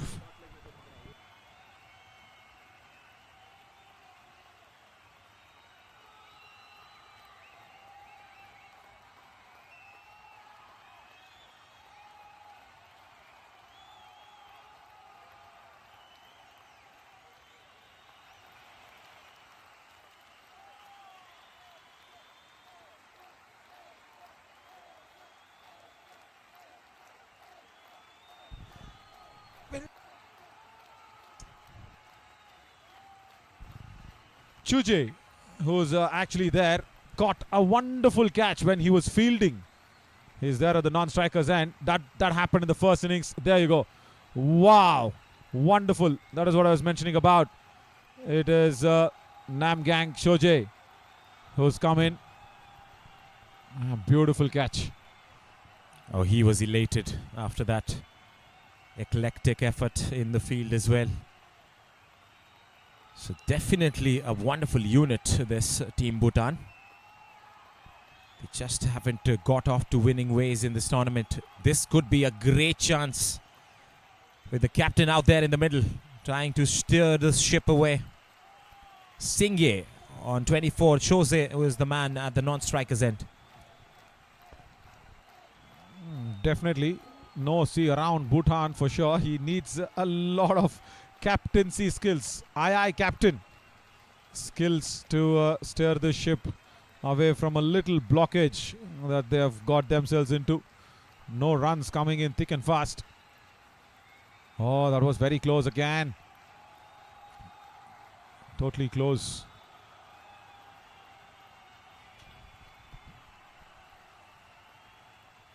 The role of Sinye becomes very important now.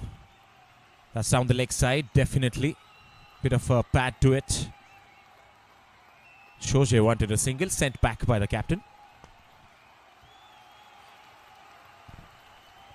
Yes, that line is not going to help the bowler's cause here. They're wanting to pick up a wicket, and this is the wicket. Singye, the captain of the opposition.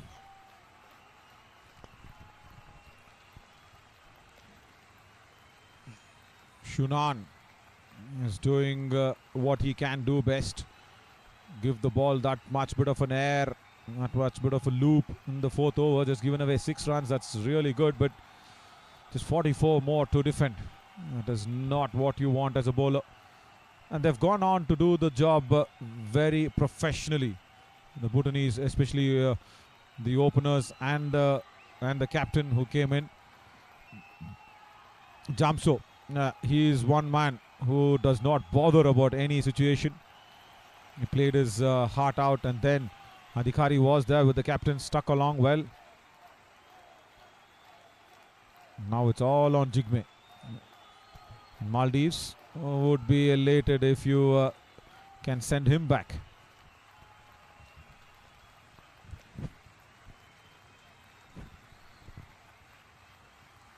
Off the leading edge. He's not able to answer the questions asked by Shunan in this over. Just a maiden. 18 gone, 62 for 2. Chose is going to come to strike in the next over.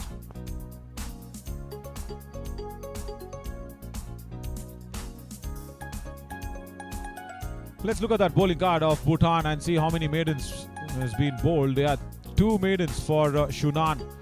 We saw how much? I think 8 maidens when Maldives were bowling. Mahfouz has bowled 1, Shunan has bowled 2, and Ibrahim Hafiz and Shafiq. The wickets have gone for the seamers. So probably bring Shafiq on exactly from the tall tree, and again, yeah, need to stick on with Shafiq. He will be continuing for sure. And if he can really get Sigme or Shuje out, that'd be really nice for Maldives. Because Jigme, if you look at the field as well, for Shuje, nothing extraordinary is what I will put it across as. Just mid on and mid off up in the ring. I think long off. No, mid on, mid off up in the ring as well, yeah. And just that gully and shortish point for the catching. That's all. Shortish cover, in fact. So, if you need to do something, for example, yesterday for Thailand, what the bowler did.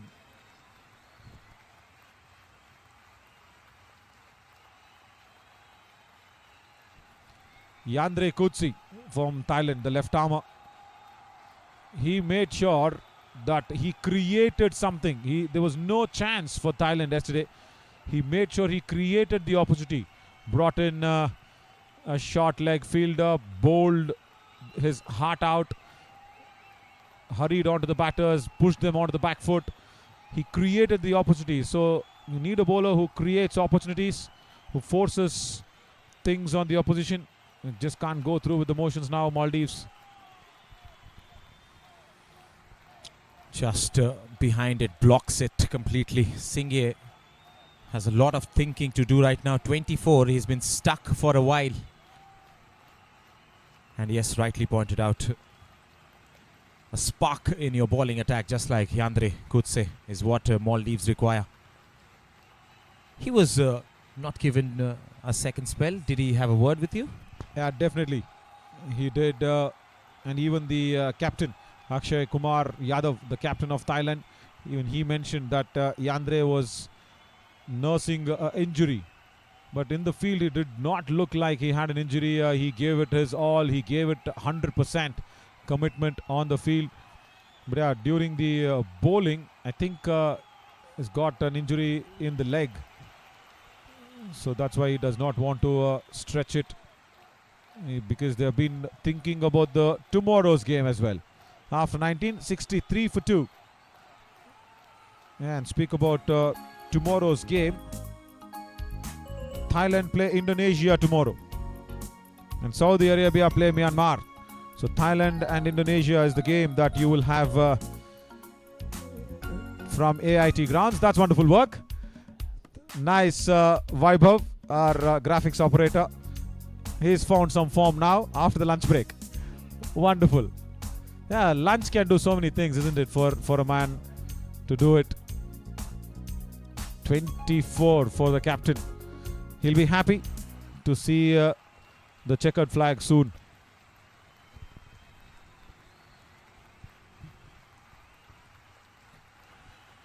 Shunan will continue 2 maidens back to back, as Shoshe is going to be taking strike to him for the first time.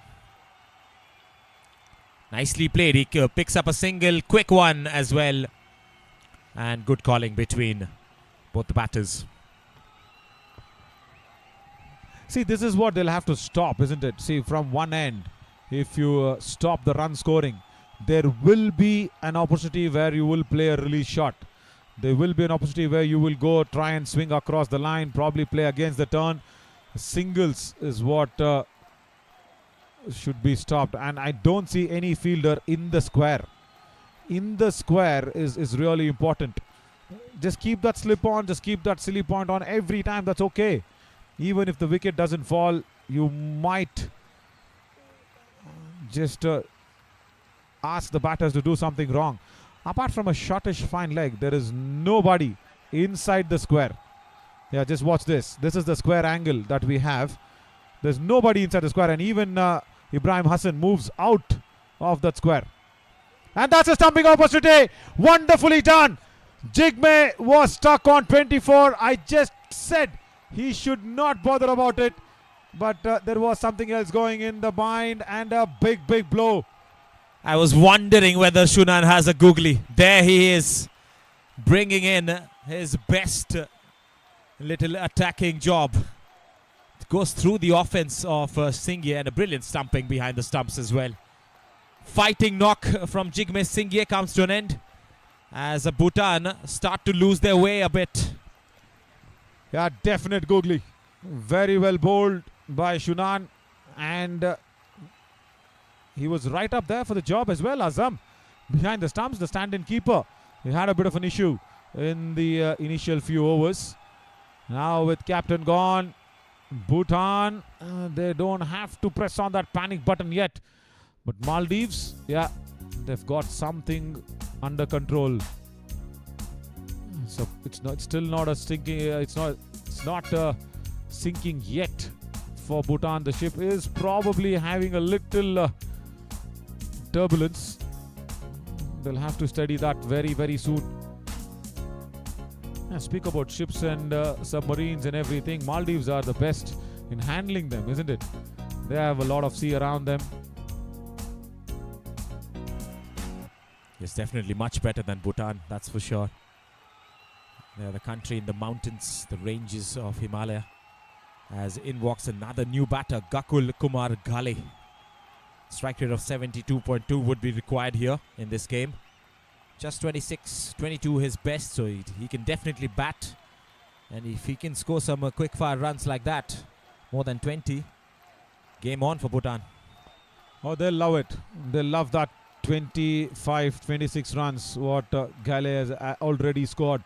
Yeah, he can bat. There is a wide slip that's coming now, and he's off the mark. First ball. He's confident.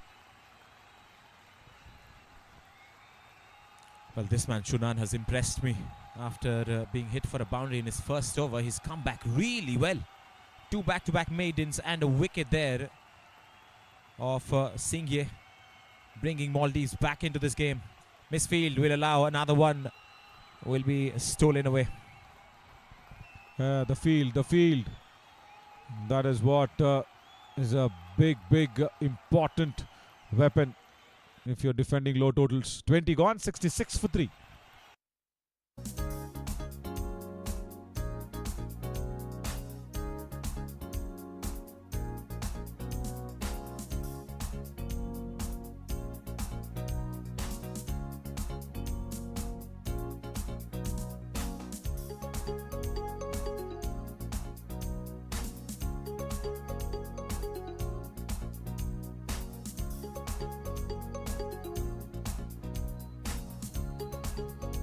Wangchuk bowled brilliantly for Maldives. So did Nawang. And of course, the spinners. Liam Shafiq, he will continue.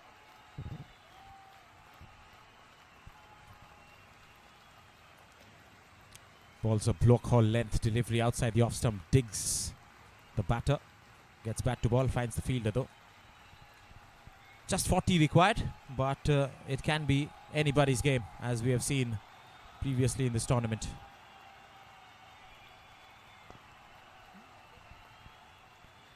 That's what Maldives should believe, because 40 can be suddenly looking like 80 or 60 even. Couple of wickets here, especially Gale and Sujay, who's just come on top of Gale in the batting order. They will take some time. They will definitely take some time, and this is the time that you need to bring Ibrahim Hassan back from the other end. If the spinners have been just blocked and you're just trying to run through the overs, no. If they bat 43 overs, even then they will win and they'll go through Bhutan. So you'll have to pick up those wickets, as there is a deep point. Shortish extra cover on the catching. Stuck on the patch, going down the leg side. Look at Azam where he is. You can't be appealing from down the leg side so much, Azam. And the umpire has warned him as well to run on the pitch, on the middle of the pitch. That was going down the leg side. And look at the wicket keeper, where he's appealing from. A definite indicator for the umpire. And also you saw what Liam Shafiq did when he was turning. He was having a vague smile on his face, saying, I knew it. Just trying my luck. It's most of the time they know it, don't they? Every time, not just most. Every time, ask me. Fuller in length, a full toss, another misfield. The first instance, if you have nicked it, if you have been run out, if you have taken a catch which is a little here and there, I mean, if it's just falling a little short than your diving palms, if you've not got under it, you're the first one to know it. You're the first one. Forget all the camera angles, forget all the technologies. Human instinct is the biggest than any technology. So you just need to be true to yourself. And that's what Shafiq did. He was true to himself. He just came back with a smile. Oh, gone! Bowled! What is this? Gale in two minds whether to play at it or leave it. And Shafiq strikes for the second time. Not a great wicket-taking delivery, but a wrong shot from Gale. Well, did the ball come back so sharply? No, it didn't. It just was a little bit of a deviation off the pitch. The batter was in two minds, as you rightly pointed out. He lets it go and it hits the top of off stump. Outstanding sight for the men in red as Gakul Gale departs cheaply. 67 for 4. The game is on, ladies and gents. Definitely on. I think that also kissed the bottom of the bat as well. That's why it came back and hit the off peg.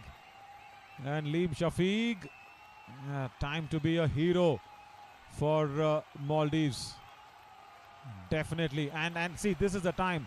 This is the time to go for the kill for Maldives. They will have to get on Ibrahim Hassan. It should not. No. It's another spinner. And even if you have a spinner now, you please need to have close-in fielders. Only one slip for Shunan. Yeah, he's bowled well. Let's not take anything away from him. But will Chuje attack him? I don't think so. What a change in bowling. Safiq has been. He picked up a wicket off his first over.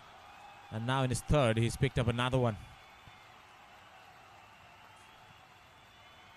That's let away. Fine, Shuje. We understand you've left the ball. He was just trying to show to the umpire that was it a wide or no. But look at this. Yeah, kissing that bottom of the bat. They have to tighten up on the field, isn't it? That shouldn't have been a single. Swept straight to short square leg. And they've stolen it. It was Hassan Rashid. Was hit very firmly towards that square leg fielder inside the 30s. Shy of the stumps, was wayward from the fielder. That could have been really close. Dorji is the new man in. Faces a googly. First up, gets it off the inside half. And a wayward throw by the fielder as well. He has thrown it into the sky.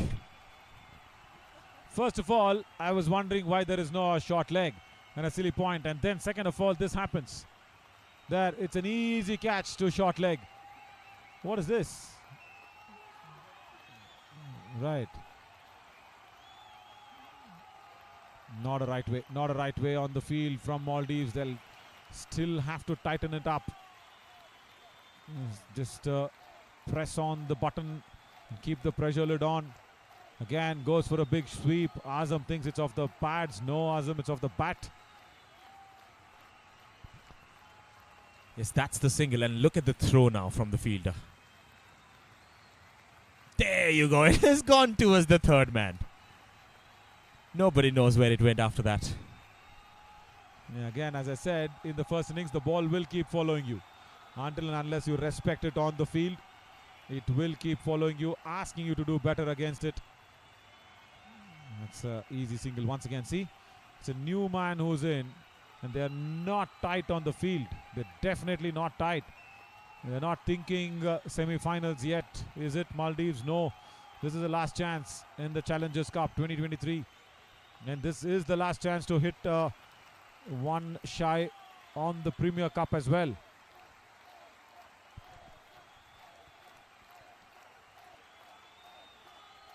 Super phase of play for Maldives. They're picking up wickets, but they have to restrict all the runs as well at the same time. 22 overs gone. Bhutan are 70 for 4, requiring 36 to win of 28 overs.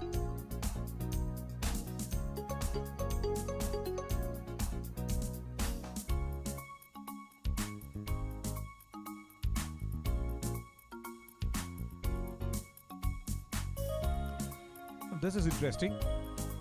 60 on the board almost, and the first 30 came in 27 balls. That's because of Jamsto. He was playing really nice. And then the second 30 has come off a massive 73 balls. So Maldives have pulled things back together. Yeah, Vaibhav, our graphics operator, is all charged up. We're seeing a 30 ball stat as well. We've been used to 50s. Keeps us busy as well. Yeah, good work from Vaibhav. This keeps it relevant, isn't it? And that also shows that the second 30 that was scored, a lot of wickets fell. Otherwise, it was a brilliant show put up by the opening pair initially.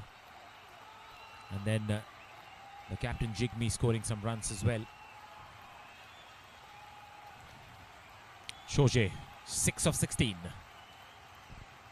Plays a shot in the air, taken by the fielder inside the 30-yard circle. Rishwan once again was the shot mid-wicket fielder, straight into his hands, and the 5th wicket down for Bhutan. What has Shafiq had for lunch? Just ask him. Leem Shafiq. That 3rd wicket for him after lunch. Another just good length delivery. And Rishwan right there at short mid-wicket. Bhutan, they're just piling on the pressure onto themselves. This is not required. Gale goes for just one.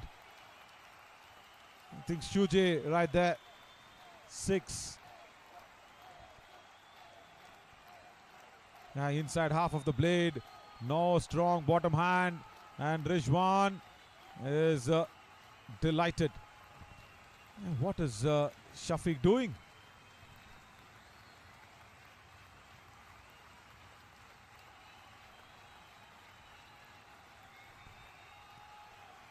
Well, half of the sides is back in the pavilion for Bhutan.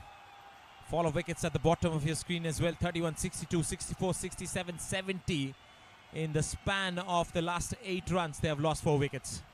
Yeah, and the first one to go was Jamsho. Again, hurried on to him, does not get good control on that. And then this is all the Liam Shafiq show. After lunch and one, the captain goes down the track, and whenever you go down the track, you should not be playing across the line, swinging like that. And this was a double-minded shot, leaving or hitting, and this is this 5th wicket from Sujay. That was not timed well. Right, 2 new batters, and the match is on. And again, that last wicket tells you how important it is to have a catching infielder.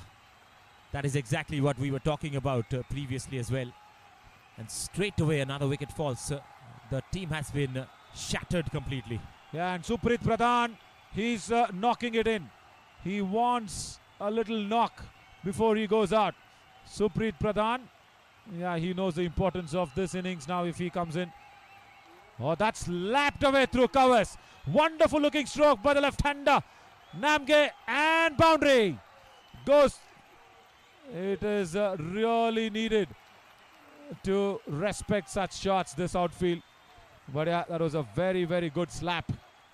Yes, you can make a drinking game out of this outfield, whether one goes to the boundary or not. That one, just in the nick of time, hits the boundary ropes there. The Dafa News advertisement on those ropes as well. Namge brings out one of the most precious boundaries in this innings. Yeah, more to go from Namge Thinley. He bowled well. Now Liam Shafiq, he will. Oh, huge appeal! Stuck on the pads, I think height. No, it's been given! No, it's been given by Hasrat Ali. And Liam Shafiq picks up the 4th wicket. It looked like it was a little bit on the higher side. Let's watch this. Bouncing off a good length delivery, back leg.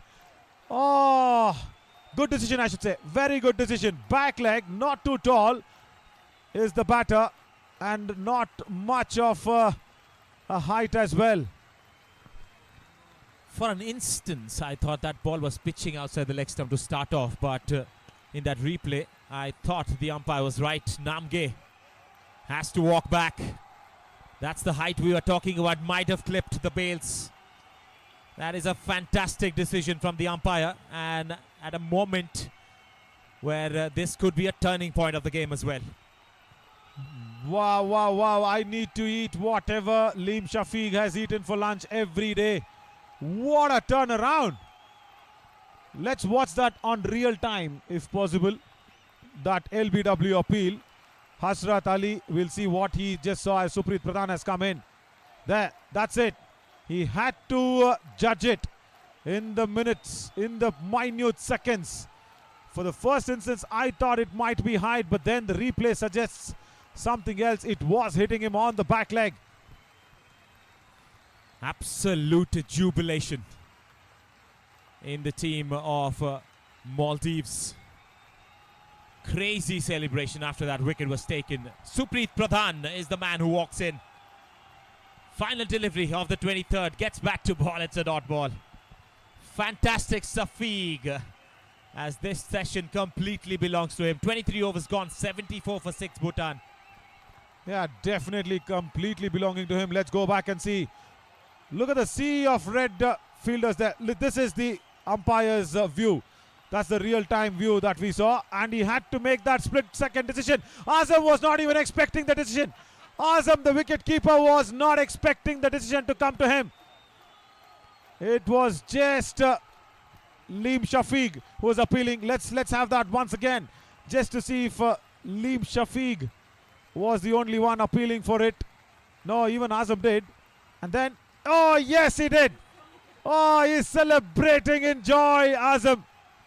What scenes here from the Maldives players, and especially Liam Shafiq is leading the attack.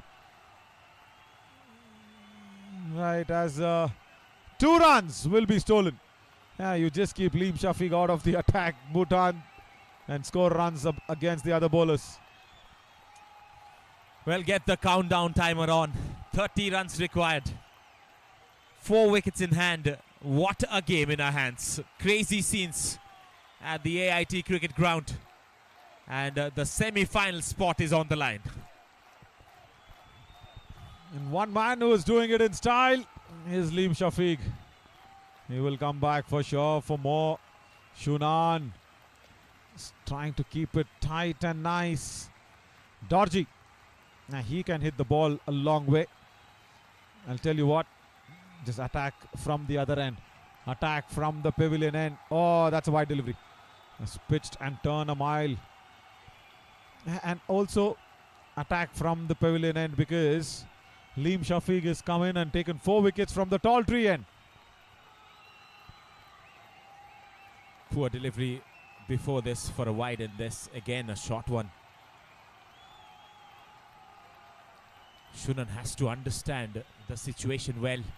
At the other end, one of his teammates is bowling the spell of his life. Pushed back to the bowler. I'll tell you what, this low scoring encounter is turning out to be a blockbuster encounter. Totally worth all the monies that you've been putting in to watch this, the time as well. Wonderful entertainment.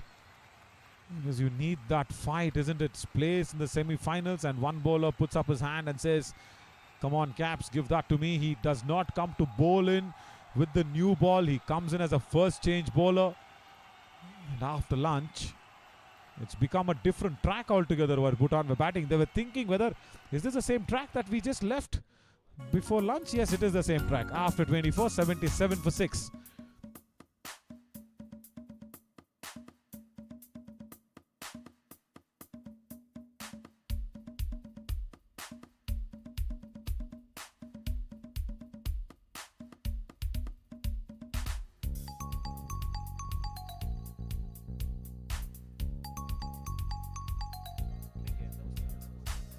Yeah, let's see this. As Ibrahim took the first wicket and Adhikari went on the LBW.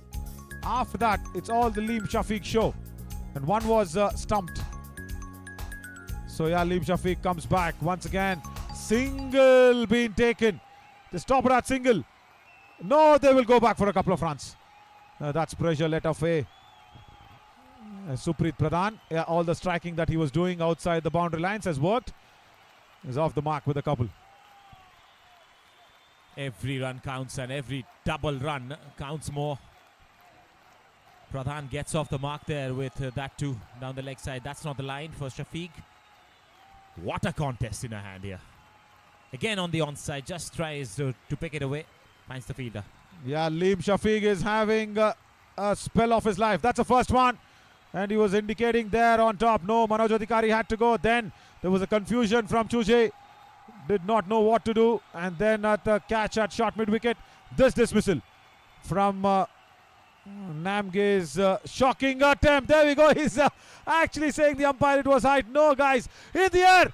Oh, just wide of Azam. You can't have a leg slip also, isn't it, for Liam Shafiq? If there was a leg slip, that was another wicket. Namge was furiously showing it to the umpire, saying, no, it was height. No, but we also felt it was height, let's be honest. Correct. Yeah, let's be honest. On the naked eye, it did feel like that. But then on the replay, yeah, we are with the umpire as well, Hasrat Ali. Yes, it's absolutely difficult under the sunlight to be umpiring for 50 over games. That's a wide, that's a let away. Now they cannot give away extras, can they? Should not. That's a big crime. Just should not do that. I think, see, what Shafiq has done in this 3 deliveries that he's bowled is couple of deliveries he's tried to bowl it on the stumps. And one delivery he's tried to take it away. And it's a huge appeal again. No, no, no. There was no edge. It was not heard. It's just a ball that was being pitched up fully. Yes, yeah, look at that. The bowler joins the appeal a little later. There you see. That's another giveaway to the umpire. Absolutely. And also, I am not net picking here, but look at the right arm of Liam Shafiq. If I was a batter, definitely would have asked him to remove those tapes. Within the rules as well for the rights of the batter, because it's a bowling arm, you can't have so many tapes in his hand. You know, because you just can't have so many tapes. But nice of the Bhutan batters, they are allowing Shafiq to bowl with so many tapes. But see, it's not nothing very dangerous, but it just blocks the view of the ball. Stuck in front, but the bat came down in time. Oh, that was close from Dorji. Just watch this. If the bat had not come in time, Dorji was gone from here. Yeah, he shows the bat as well to us. Yes, Dorji, we got that. 25 gone, 81 for 6. And just talking about that. Yeah, now, just stay on this angle. Watch Liam Shafiq as he walks towards us. There, number 47. Look at his right arm. It's completely taped and bandaged. I'm sure he's got some muzzle niggle on that bowling arm for sure. But as a batter, you can ask the umpire to ask the bowler to remove it off. There you go. That's a wonderful shot. Thank you so much, guys, for this. Yeah, that taping can be removed. It can be asked to be removed. Yeah, this could be a great distraction for the batter. And that is the reason it will be... Most of the batters would have a distraction and they go and have a word with the umpire. The umpire have to tell the bowlers to remove it. That's how the game is. Right, Umar has brought himself back into the attack. Full toss. Treated away. There's no deep fielders. There was, in fact, a deep mid-wicket. Couple of runs taken. Yeah, 2 more runs. They're letting away. Easy 1s and 2s. Should not be doing that. Bad length from the captain. And all that Suprit Pradhan had to do was go down on one knee and put it at deep mid-wicket. Easy couple of runs. Still game on. Still it's there. 23 more needed. 4 more wickets. That's it. So 4 wickets can go down in 23 runs. We've seen that happen before, especially in this ground. That should be wide. There again. Can't afford. Not at all in this situation. 22 runs required now. And this looks like the last partnership for Bhutan, who has to do it. This has been played away in the gap. No chance for the fielder. The dive has put into effect, but that evaded him to the boundary. Again, wrong length. Very, very wrong length this from the captain. Trying to bowl a loopy delivery. And what timing from Suprit Pradhan. Sweeps it behind square. And they are searching for their lunch. It's just 240 here. So yes, past lunch break. It's a pressure releasing shot, and all that Suprit Pradhan did when we saw him have a knock outside the boundary ropes is really working. 8 runs. And a smack over deep mid-wicket now for 4. Well, this could be the over that Bhutan required. Look at the punch from both the batters as well. They are charged up. Pradhan is playing up Pradhan's innings, I should say. Again, not landing it properly. Bad length. Keeps it away from that deep mid-wicket fielder. Played the ball very early so that he could play it right in front of square rather than towards that deep mid-wicket fielder. Again, width on offer. That's running away towards that point boundary as well. Couple of runs will be added. Pradhan has come in and he said, okay, enough is enough of the Liam Shafiq show. Let's have a Pradhan show as well. And he's doing it in style. More than run a ball. Look at that strike rate. More than 100.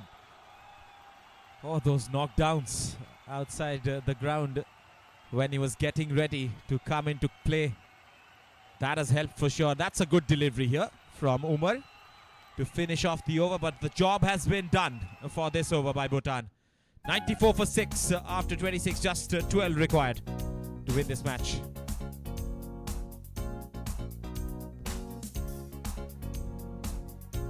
Wow. Unbelievable. Liam Shafiq still has 5 more overs up his sleeve.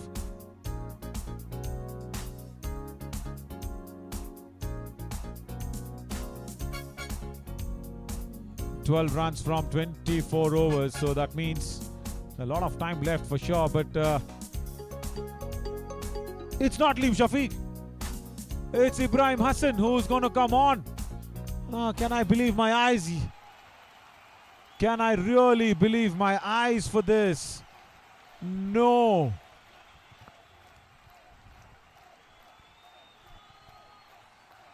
Nicely punched off the back foot. Yes, surprising from the bowling end. Shafiq was doing so well. He's picked up 4 wickets, almost picked up the 5th as well in the last over. And come next over, he has been swapped with another bowler.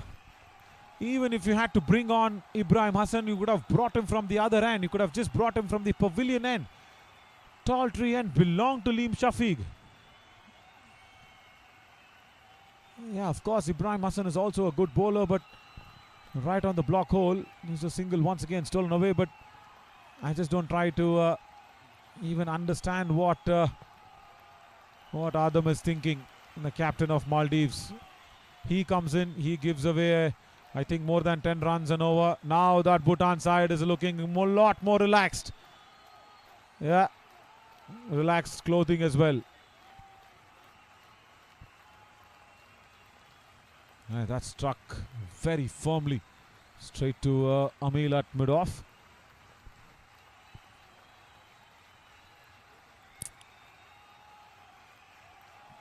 More than 10 runs were scored in the last over, so that is the over that Bhutan was eyeing for. They have got that thanks to some blistering batting from Supreet Pradhan.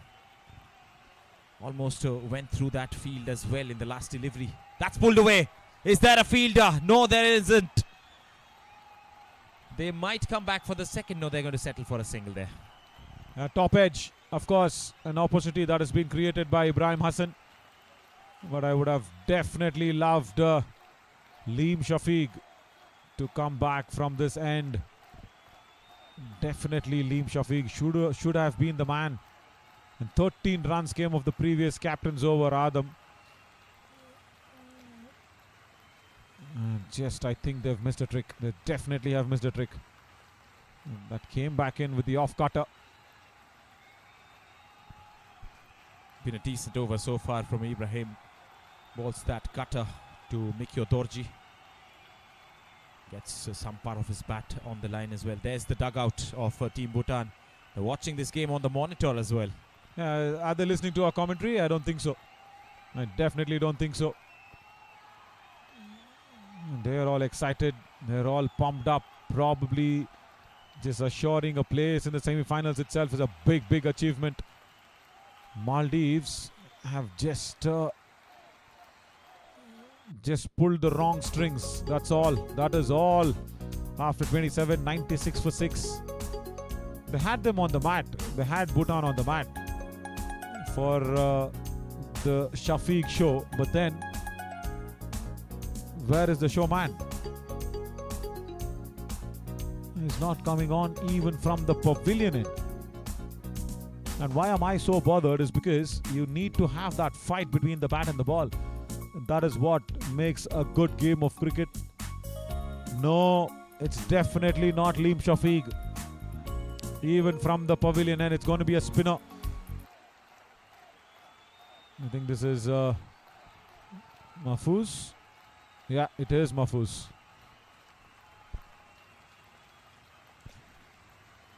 Yeah, experimenting a lot, Adam. And nothing working out so far. He brought himself to ball in the last over, was taken for runs. And then changed Shafiq, brought in Ibrahim. Did not work out. Now Mahfouz with his left arm orthodox. They don't run because the shot was not being played. Just rubbing the pads down the leg side. Also just shot fine in the ring. How can you go back and have a discussion on the drawing table of what was the loss that actually pushed Maldives out of this tournament. Maybe it's just that one big error of not having Liam Shafiq on. Outside the leg stump, no. That is a definite crime in this situation. Easy runs gifted away by the bowler.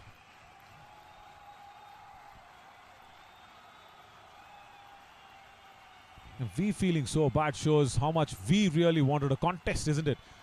The people watching, people just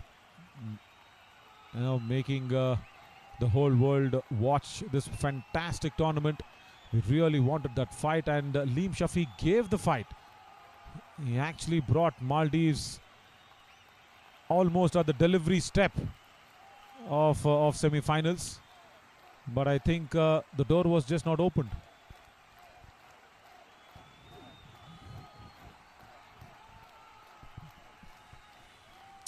Bhutan fans would be glued to their TV screens or the mobile devices. That has been swept away in the vacant region. Could be for Supreet Pradhan is turning out to be a hero. 100 comes up for Bhutan and a celebration in the dugout. All his boundaries have come via sweeps. Yeah, he is a very, very good batter on that occasion. Once again, fuller in length, plays it late this time behind square for his third boundary. Just 5 more now. Supreet Pradhan scored 3 boundaries. If we can keep that, it'd be really good.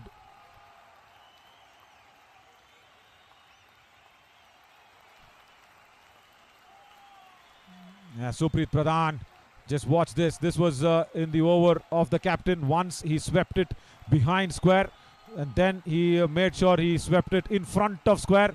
He's picking his spots, and then the last one from Mahfouz's over. He plays it very late, keeps it away from the fielders, exactly behind the square leg.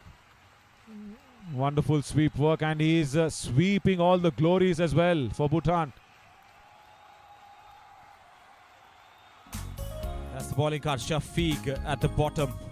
5 overs, 11 runs, 4 wickets. That is a dream spell of bowling for any cricketer in any stage of their cricketing career.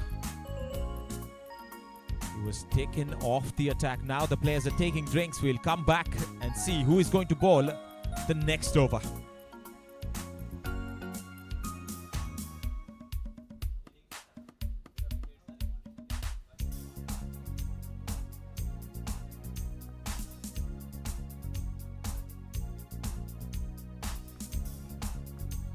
$101 for 6, and it has been a roller coaster ride, definitely, from Bhutan. And the roller coaster started with this, with Jamsho being the master and the main batter in that ride of the roller coaster. Started well, then miscued one, did not gauge the pace of Ibrahim Hassan. Good catch from Adam. And then it was a small little partnership that built up between Jigme and Manoj Adhikari. Manoj Adhikari showed it was hitting him on that thigh pad. No, it was hitting him low. Then the captain went, Jigme, with a wonderful stumping. Then the man came on with the golden arm, I should say taped arm, because he's done wonderfully well. Liam Shafiq, 3 boundaries that's been scored from Supreet Pradhan. But then before that, it was all the Liam Shafiq show. And then when the show suddenly stopped in front of our eyes, 3 boundaries from Supreet Pradhan. 3 sweeps, brilliant sweeps, spectacular ones. He's picking his spots and also placing them to perfection. Just a boundary now needed. As still no Liam Shafiq. Ibrahim Hassan will come in. 5 more needed. Dorji tries to make some room, and he's blasted that one through mid-off. Scores are level. That's it. Bhutan now are on the doorstep of the semi-finals. 1 more to go. That was an absolute cracker-jacker. It made a sound so big that it came through inside the PCR as well. Fantastic shot from Dorji. Just 1 run away, Team Bhutan, from a famous victory. The winning runs will come via the wides. That's it. The team will run in from the dugout. Game over. And they are mighty happy and pleased. They will thank the Almighty as well. Bhutan qualifies from Group A along with Bahrain for the semi-finals of this ACC Men's Challenger Cup. History has been made. Everybody watching this from Bhutan would be celebrating as well. What a big victory in the context of this sport that they have taken up. Look at the celebration in the dugout. Everybody's happy. They're saying their prayers and they're getting ready for a wonderful celebration in the post-match. Unbelievable scenes here. Definitely unbelievable scenes this morning. Bhutan wouldn't have been coming into the ground thinking that they'll be qualifying for the semi-finals. What a game. What a game of cricket. What entertainment in Group A. In the last day of the group stages, we saw all the drama that is needed for a brilliant blockbuster. Liam Shafiq, again, just 5 overs, 11 runs, 4 wickets. I just cannot understand why he was taken off the attack. But that is what it is, the story. Bhutan winning by 4 wickets and comfortably because of Supreet Pradhan's brilliant sweeping. 18 ball 19 from him. That is what sealed the game for Bhutan. Wangchuk bowled well and Nawang also bowled well, along with of course the one man who started all that spin bowling was really there at the top of the order, bowling nicely, Sonam Yashe. Yeah, that is what it is. Tomorrow we come back for the last day of Group B stages, as Thailand will take on Indonesia, Saudi Arabia will take on Myanmar.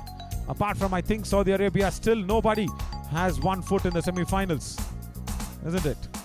So let's see what happens at Group B tomorrow, the last day.